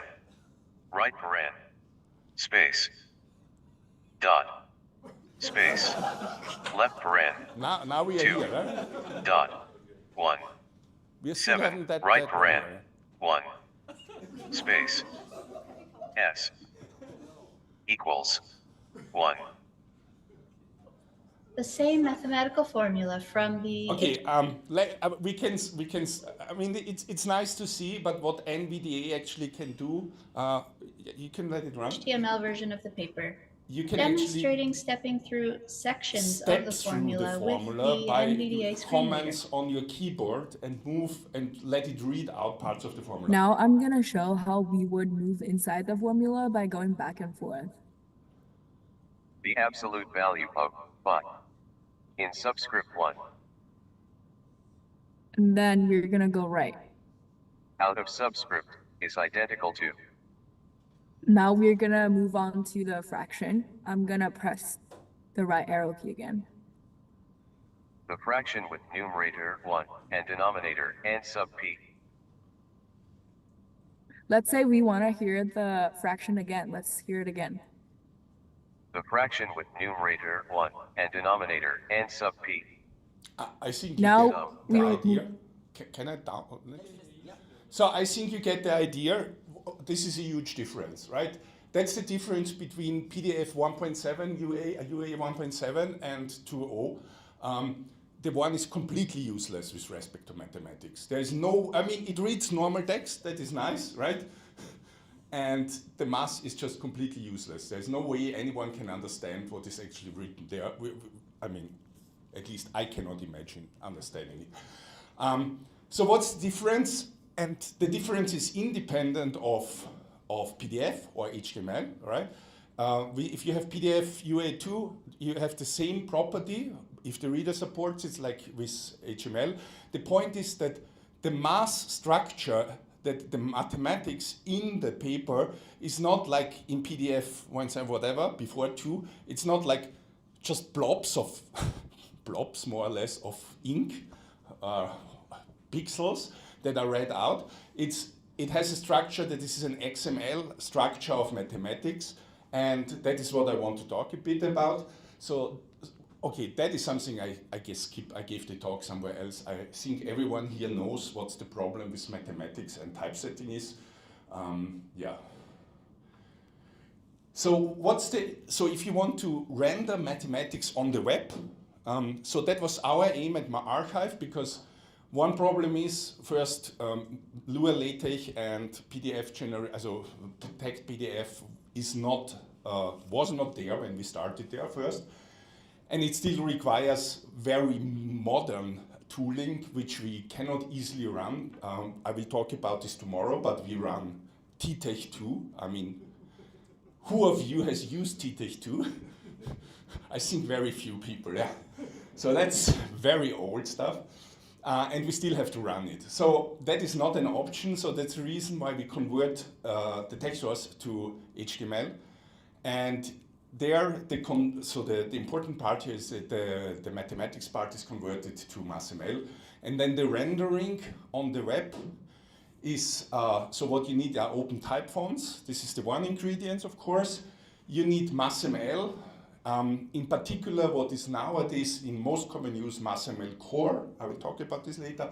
And then there are lots of other things like browser implementations. We see huge difference between various browser implementations. Screen reader support, which fortunately is already quite good. I mean, of course, Unicode is also something that needs. Okay, open type math fonts. Probably most of you already know this. So it was introduced by Microsoft back in 2007. Copying what TeX did. No, it's not copying, but it's very similar model of describing things if you look at how stuff here is laid out. Yeah. MathML, what is MathML? So it's a W3C standard since ages. There was a MathML 1, 2, and 3 versions. There was one problem with those, they got never implemented. The reason is they were huge, I mean really huge, and no browser no browser implementation wanted to actually implement the whole stuff. Also, the browser implementation were not included in the specification, which made it very hard to actually render the stuff. So this is what now, this is the, I would say, emerging standard is MathML Core. It's a subset that is sufficient and closely developed in close cooperation with the browser teams. So I personally had good contact with several people from the Chrome team. There's the Firefox team. So that is something where, okay, well, we put off a specification, but we discuss with those who actually have to render it then afterwards, because without this, it's not very useful. It also is not only a language. So MathML Core, MathML is not only a language because it is the language and the layout specification. So it gives clear indication that is partly in the open type fonts. They have a lot of details, partly in the rest, how to lay out formulas, right? So yes, and it's XML based. A very simple example is here. It's noisy. It's a fraction of 1/3, not very complicated, but yeah, for computers and screen readers, this is much more accessible, also much more usable, much more accessible also in some sense, than something else. So that is the state of MathML. A very quick start. So if you think about you want to write a serious formula in MathML, you don't write it by hand, I guess, right? That's not fun. If you want to do this, there are some tools. There are several tools. One is this website. It's very convenient. You just type in your math, or you copy in your math, and it spits you out your MathML Core. That is nice. Then you can copy it into your HTML page and be done. This is in case you want to set up whatever, math teaching website or whatever that contains math. It's an easy way to go forward. Other way is using LaTeX ML, so the one with the LaTeX ML, I don't know how to pronounce it correctly. You can just feed in whatever mathematical expression it is, and it will give you, with some additional options, you get a bit more details, whatever. Here, a block structure for a formula like x is y to the square, y squared, that comes here. So this is very convenient. As far as I remember, the LaTeX team used LaTeX ML in the initial stages to generate MathML. I'm not sure, I guess this is now history. Font setup, so if you want to actually do this, you also need really the fonts running.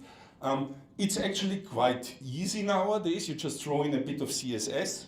Oops, that was the wrong one button. So the minimal CSS you have to put in is here for the HTML math paragraph and the MM text, and then a font, a math font that works. For example, Noto Sans Math. If you do this, then, for example, this is a screenshot of a rendering in a browser. And then I just copied it into the PDF. So that's very easy.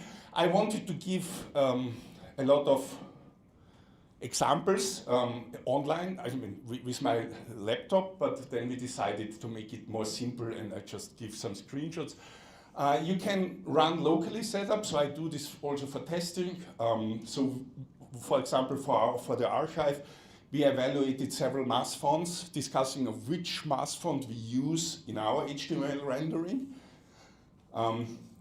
I'll come to this a bit later. So this, for example, allows for a local copy or for a local copy of Noto Sans if you have the file locally installed. A few examples. These examples come from a very nice website. So this is Fred Wank, who was working on the Chrome implementation and on many other things. He is also doing a lot of testing on OpenType and math fonts. In recent times I have also contributed. He has a page to test various math expressions, and you can choose fonts. Like, for example, here I choose New Computer Modern, which nowadays is also available in OpenType font. A few others is Lucira Bright. You see here, this is also only for local only, because this is, I have it locally on my computer installed, so it can render. TechJaya Pagella, what else do we have? Latin Modern. So there are a lot of different pages. You can also look at how Tech renders against in the browser.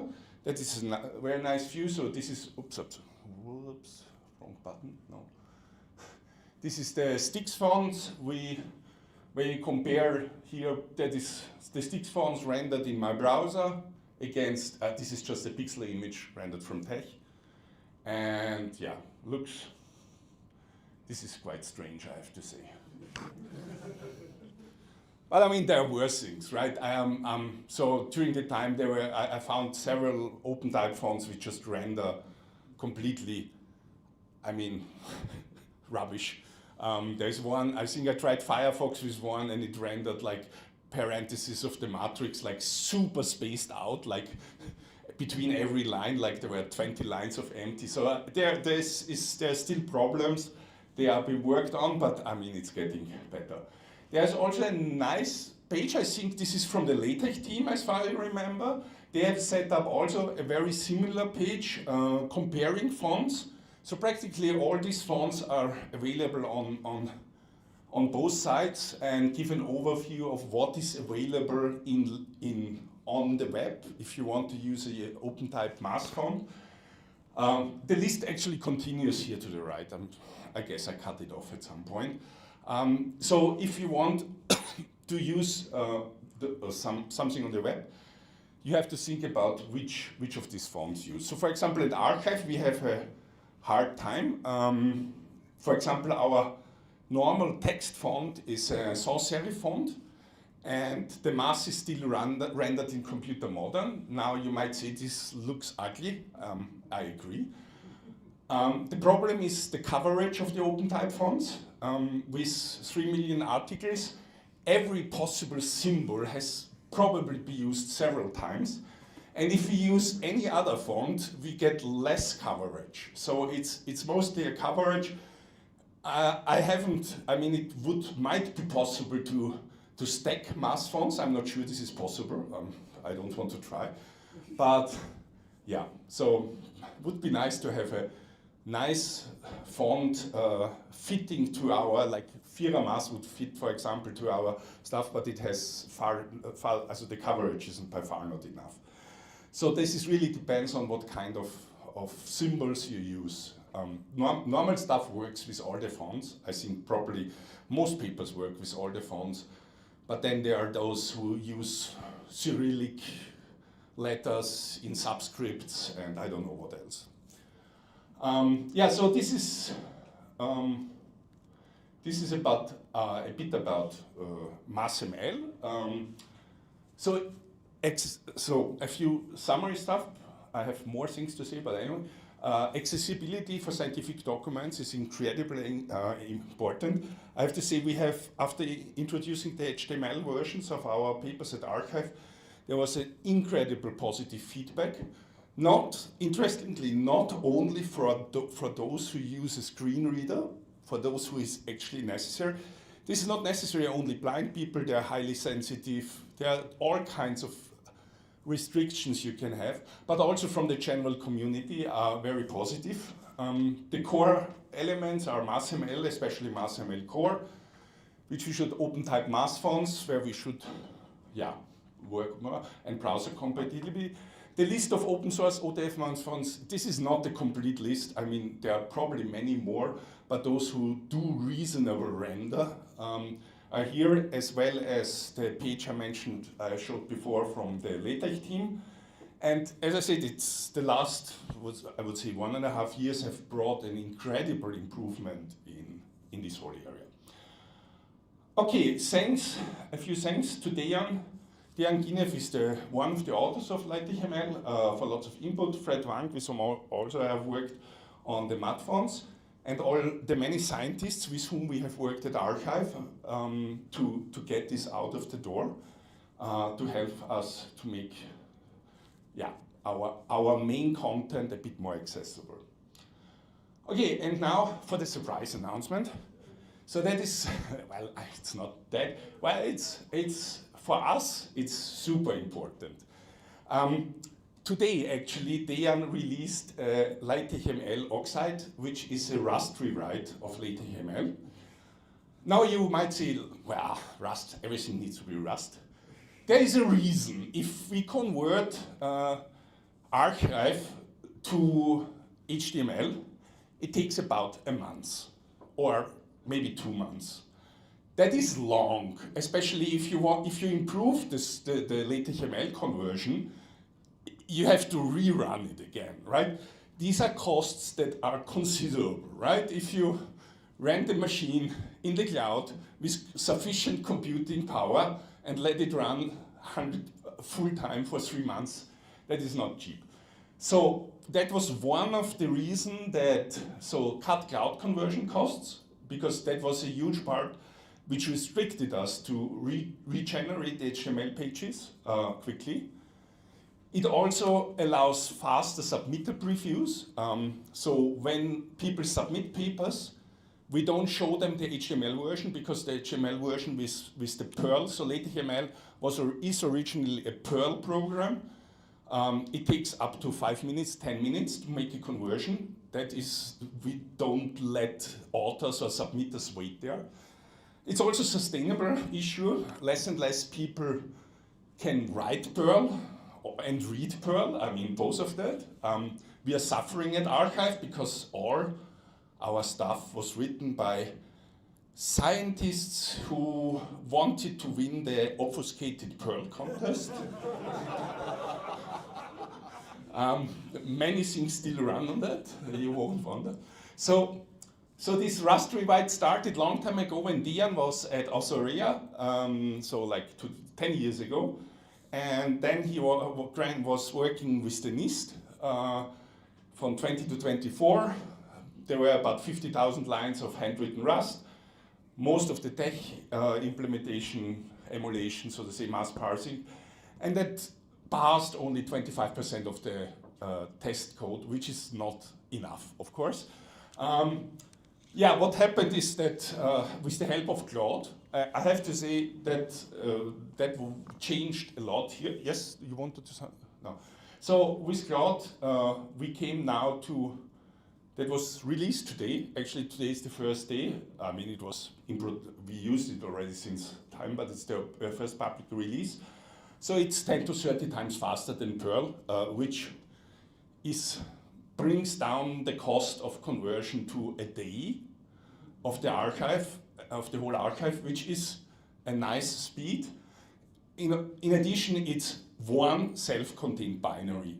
No super complex setup. It has already the LaTeX dump, everything in the binary itself, including CSS, JS, everything that is supported, necessary. It's supported on all kind of typical, the usual machines. We even managed to get a Windows version somehow out of the door. Yeah, so it is completely test-driven. So the LaTeX-ML, the Perl version, has a huge set of tests with I don't know how many. If you have ever tried to install, for example, LaTeX-ML on Arch, then it runs automatically the test suite, and this means you can go away for 2 hours or 3 hours because it tests a lot of things. All of these tests succeed now with the Rust rewrite, and in addition, plus a lot of more tests. Public domain and runs. The QR code gives you the link to the GitHub repository that is now public. As a showcase, we also have a editor. So this is not a replacement for Overleaf or whatever. But you can try it out. Type in some arbitrary LaTeX document, and it converts to HTML. There's also a VS Code plugin, all kind of stuff. I think I have here one example from the TeX rotated triangle. 500 milliseconds for the text to XML conversion for this here. So this is not a PNG import. This is a TeX rendering that is converted by XML to HTML. So that's quite fast.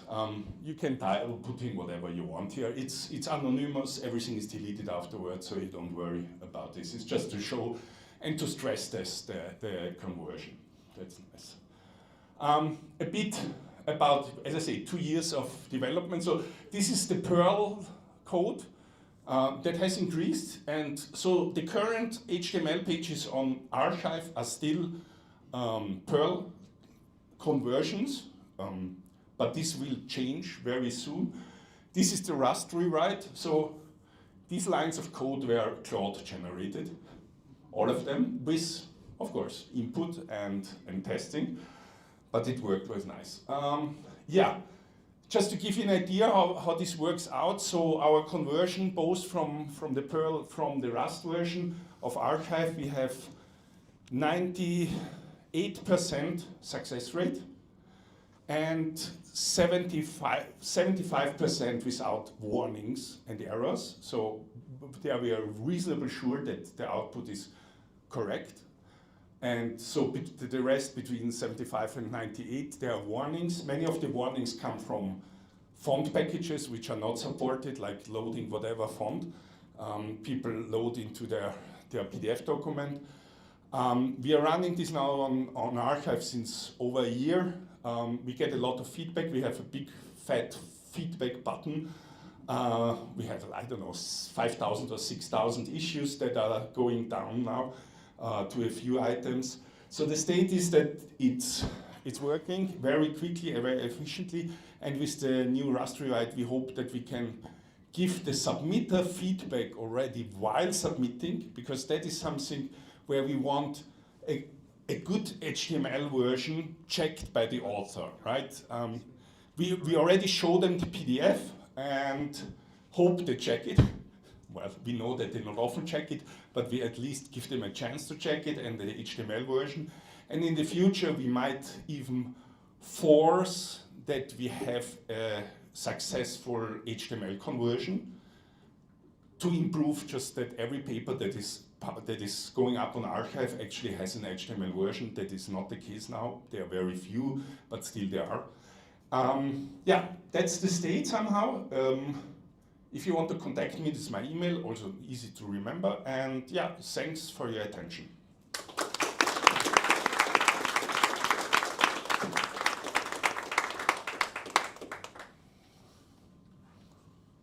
Anybody with questions?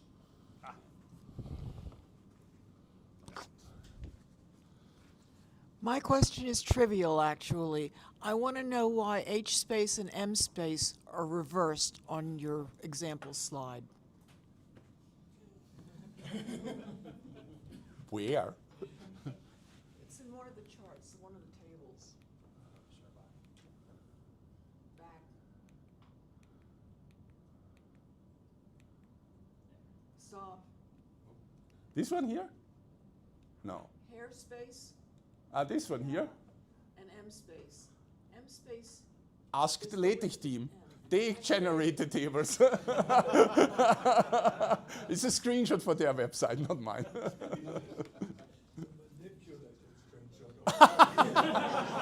Sure. David would never. I cannot answer, sorry. I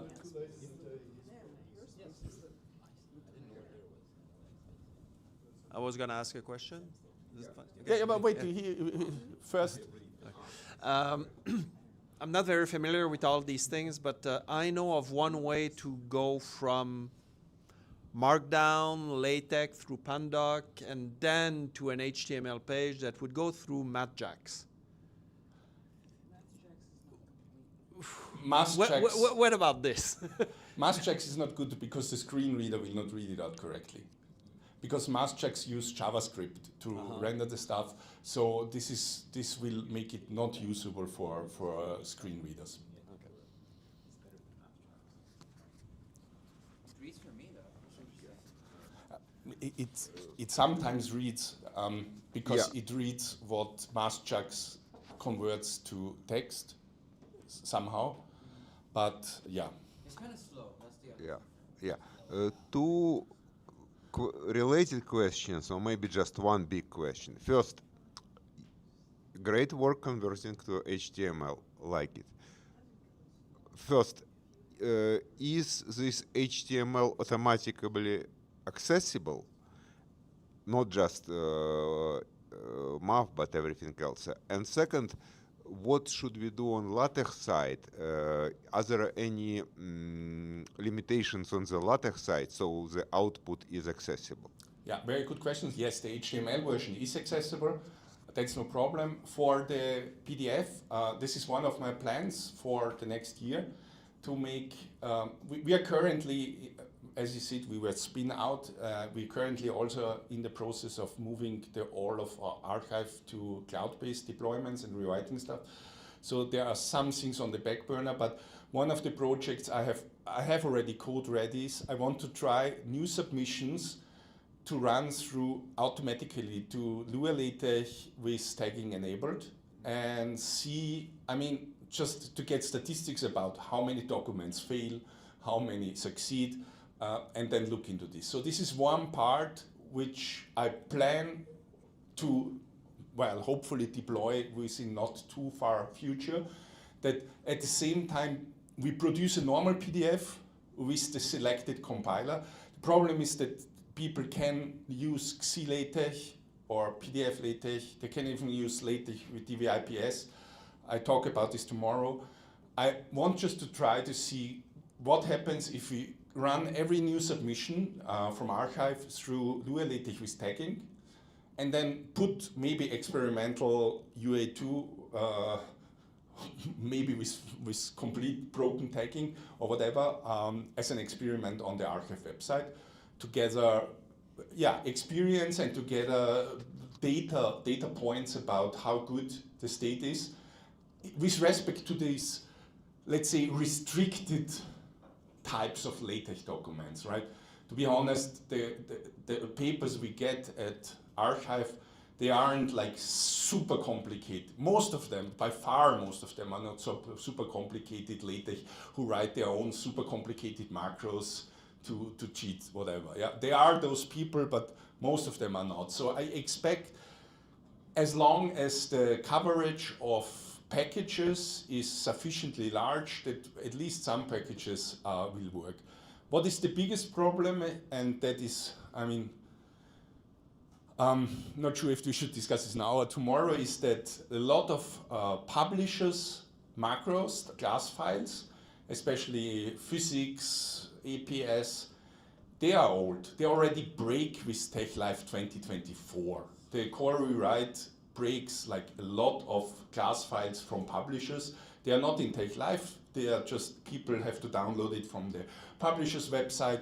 And so we see this problem a lot when people compile them at home with 23 and then they just select 25, or the default on archive, and then it breaks. So that is one of, and there are many, like physics is a huge category and many people use certain classes from publishers. There I see the biggest problem.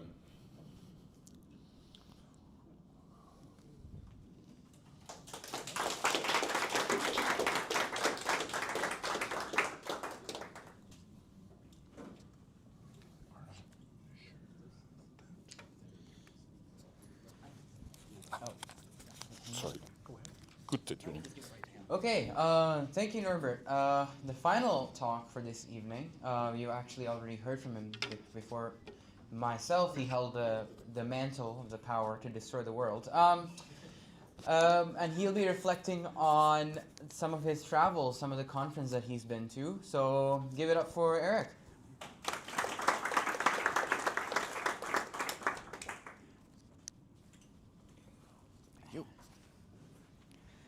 Okay. Yes, I will talk about actually all my travels to conferences. To begin with, my very first one, this photo, it's also my avatar on GitHub and every account I have, basically. Was in Czech Republic. That was the first one, and yeah. I will go through all of them.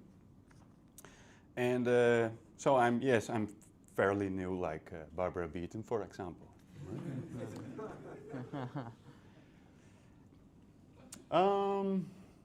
Yeah, so we know each other from mailing lists, issue trackers like GitHub, Tech Exchange, or some other fora. However, past 2 years, I got to know a lot of the prominent people at physical meetings. Yeah, and in Europe, India, and now also Canada. And now let's go to the fun fact. So before Czech Republic, I never had flown. Like, yeah, it was my first time. I didn't even know if I was afraid of flying or, well, I just did it, and yeah, it escalated ever since. So here's an overview. So yeah, it all started at Prague. I thought it would be trivial to also join the Dutch group as well afterwards. So afterwards I also went to the NTG AGM it says ALV, but that's the Dutch, the Dutch term abbreviation. And also to other local user groups like Italy, Germany, and Poland.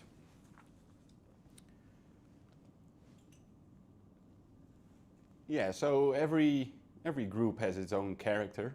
The NTG is a small, intimate group. Like, we have very in-depth technical talks and discussions. I truly like. And Dante, for example, very large, organized, similar to TUG, I would say, or maybe even bigger, and very active also. Gust, the Polish group, very warm and in the midst of nature. Also a lot of talks. Really enjoyed it, but we'll cover more. And the Italian group, they were specifically aimed for students, and I really had a hard time understanding Italian. I don't speak much Italian, to be honest. And in India I also went in 2025. Also very organized, great food. This is sometimes a bit too hot for me. It just kills my appetite. It's not that I get sweaty or something. And also really fun. I met also some Dutchies in India, like Rob Schrouwen from Elsevier. And it says TUG, but the other one was Czech Republic, for my reference. Also getting to know Dutchies, like Johannes Brahms. So let's begin with the home crowd. Does anyone, recognize the person here? Yes? So can you call out his name? Hans, yes, and what is he famous for? Context, yeah. Can everyone put up his finger if he knows context? Oh, that's quite a lot. Okay, yeah. No, it exists. Okay. Oh. Yeah, okay. So finger up if you can write a context article without AI. Oh, okay, those are less. Okay. And another prominent figure here. Does anyone know him? Finger? Yeah, Taco. Yeah, he's, I guess, famous for his work on the LUGs engine. And both I truly admire their work, and for me it's a big honor to be a member of the NTG group. And also I will point out one, Ton Otten. He's a colleague of Hans, and he wrote the first context manual, and I sponsored also a bit of the context manuals, like 50 copies, and I'm looking very forward to receiving them. Or at least one, I guess.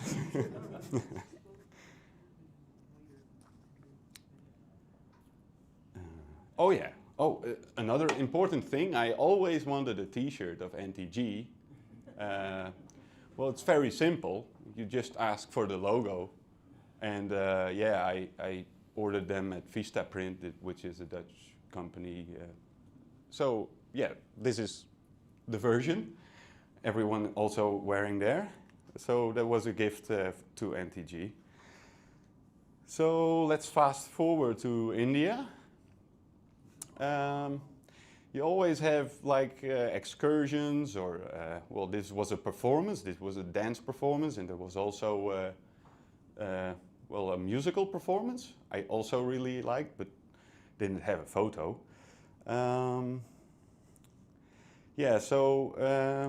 are also, you'll always learn new things, like I didn't even know what the word calligrapher is, but yeah, I had a sample of it. Yeah, I was really glad to, well, get to learn new things. Oh yeah, and there's also a very weird coincidence I'd like to point out. So the cook at STM Docs gave me some cookies, but not knowing I'm from Frisia, which is a province in the Netherlands, and they have their own flag and their own language, I will do some Frisian stuff later on. And we call it pompenbladen. Oh, that was a Frisian word, by the way. Which is, what is the, oh yeah, a water lily? Lily, yeah. Okay. Oh yeah, it was very delicious. It reminded me of cookies in Frisia or Netherlands in general. So fast forward to Italy. This one was also in a Tugboat article. Yeah, so we had dinner. I went with Doris to Pisa, and we had dinner with the board of GUIT. It was really nice being there. A bit of, oh yeah, yet another flight. Yeah. Oh, and yeah, and we also co-wrote an article, yeah, which I already told. So there's another one. Yeah, this is the Frisian stuff. Okay, so this is a perfectly straight tower and a skene Erik, which is crooked Erik. Yeah. There's also the phonetic pronunciation. So yeah, there's also differences. We also have dialects in Frisia. So I'd say Grauw, which is where I was born. And after Pisa, I also went to a friend, and he showed me around Padova. And I came across some street art, which I wanted to share, nothing related to TUG specifically. Oh yeah, the slide 13. Oh yeah, so I told Hans when I was talking about AI, or specifically RAG, Retrieval Augmented Generation, and I told him, like, yeah, the problem with context is the word is a bit ambiguous. We don't have that with LaTeX, right? Like the, yeah.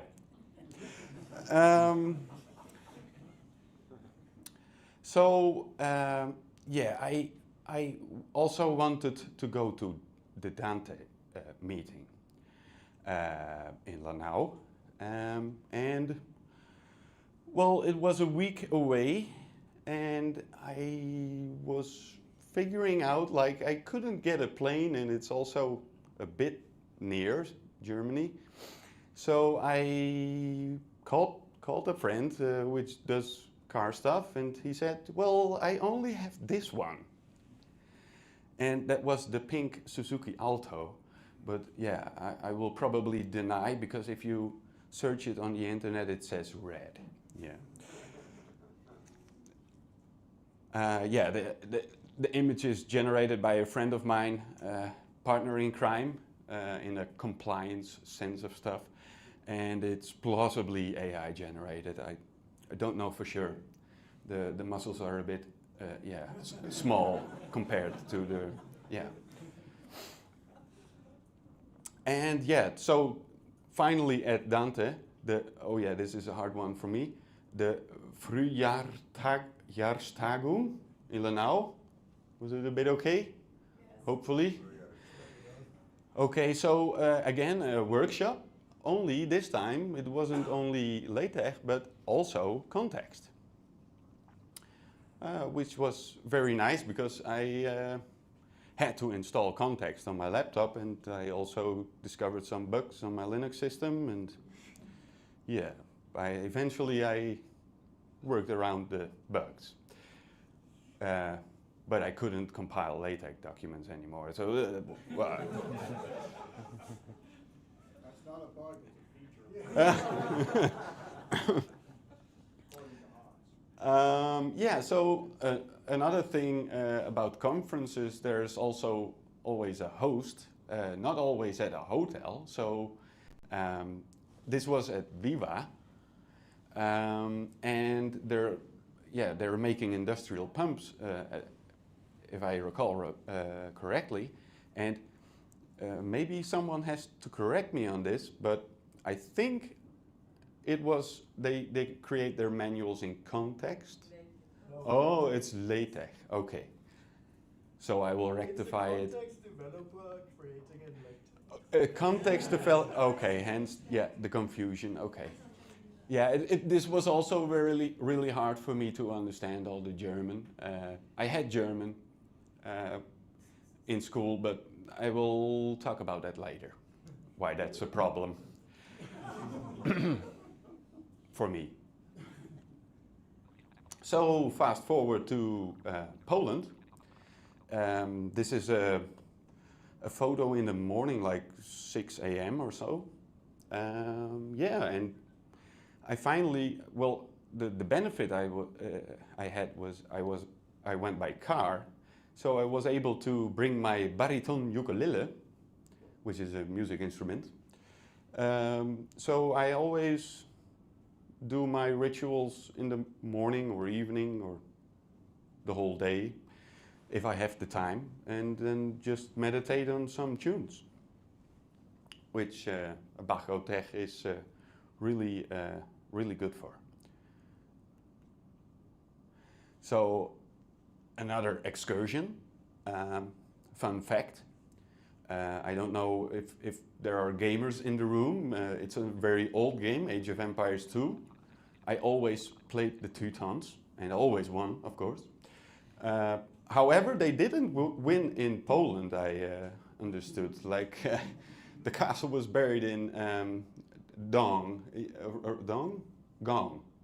Yeah, Gong is the word. Was a very nice excursion.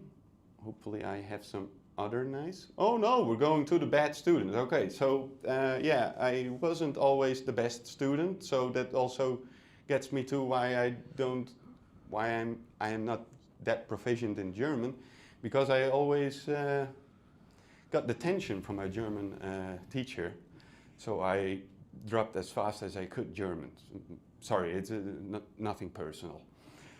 And also here, yeah, I was attending Willy Egger, his workshop, like binding books, and was really cool. However, I glued my rug and then hammered way too hard, and yeah, I had to glue it again, and so I had to wait for another 50 minutes. And at the same time, Arthur's last presentation was going on, so I skipped class. And yeah, so fortunately, Willy Egger was was helpful to help me out at the at the terrace. The canteen was already closing, so eventually I got to finish my book. So there's also always the participants group photo. We'll also have that one tomorrow. This one is in Poland. Yeah. So yeah, it was. Yeah. This is a. I've learned so much from Prague to Trivandrum, and it's always very nice to get to know a lot of people in the world of tech. Yeah, and also the community feels far larger in a room than in the inbox, or, well, I have I'm a member of a lot of mailing lists, so maybe that also feels a bit large for me, but yeah. Yeah, and also, which I recognized is, you see the same problems pop up everywhere, like accessibility is a real thing, but also XMP data, especially in in Italy. I still have to share my latest information on that because I'm also doing that for my own documents. Yeah. So yeah, me personally, I like the conferences most, I guess. I'm just a person, I guess, not a bookworm. I don't like to read personally. That's something I learned from the tech documentation, I guess, because I was forced to read it, because there's, in the Netherlands, most teachers don't teach tech, unfortunately. Yeah, and you also get a picture of who's behind which package. Yeah, and I would like to say tech is a community first and the software second. I think that's a human approach. So come to the next one, yeah, and I'll try to go as well, of course. Yeah, and let's celebrate the people behind it. And I also have a, yeah, this is the thank you slide. And I also have another AI generated image by Frans Gordijn. And so this is how I'd like to see NTG the next time, like next year. So I'll switch back to this one. So this was the talk about my travels. Yeah, feel free to ask if you want to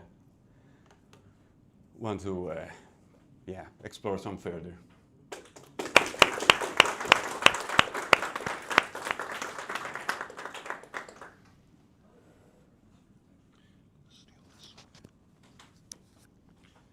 Anybody with questions? Oh, that was quick. Do we know where will be the next one? Where the next one is, yeah, I could announce it in advance, I guess. Didier is going to host it in Paris. Yes, the motion got accepted.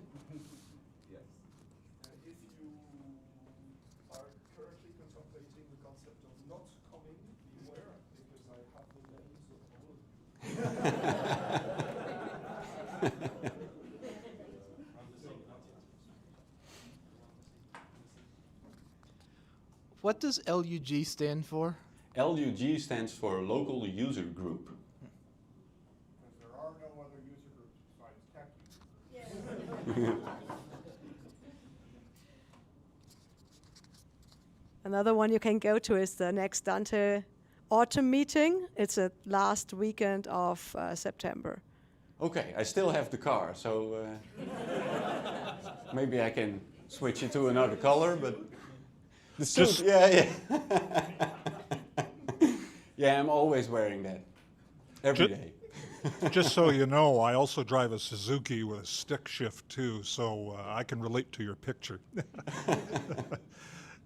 Are you really driving a car if it has an automatic transmission? Mine is manual. Well, that's the way it should be. Yeah, I really like manual cars. So I guess more of a comment than a question, but the schedule and all the slides today were combined with context, so if anyone thinks they haven't seen it used before, you've been seeing it used all day. I hope you would say that, yeah. Thank you. Anybody else? Anybody? Well, thank you very much.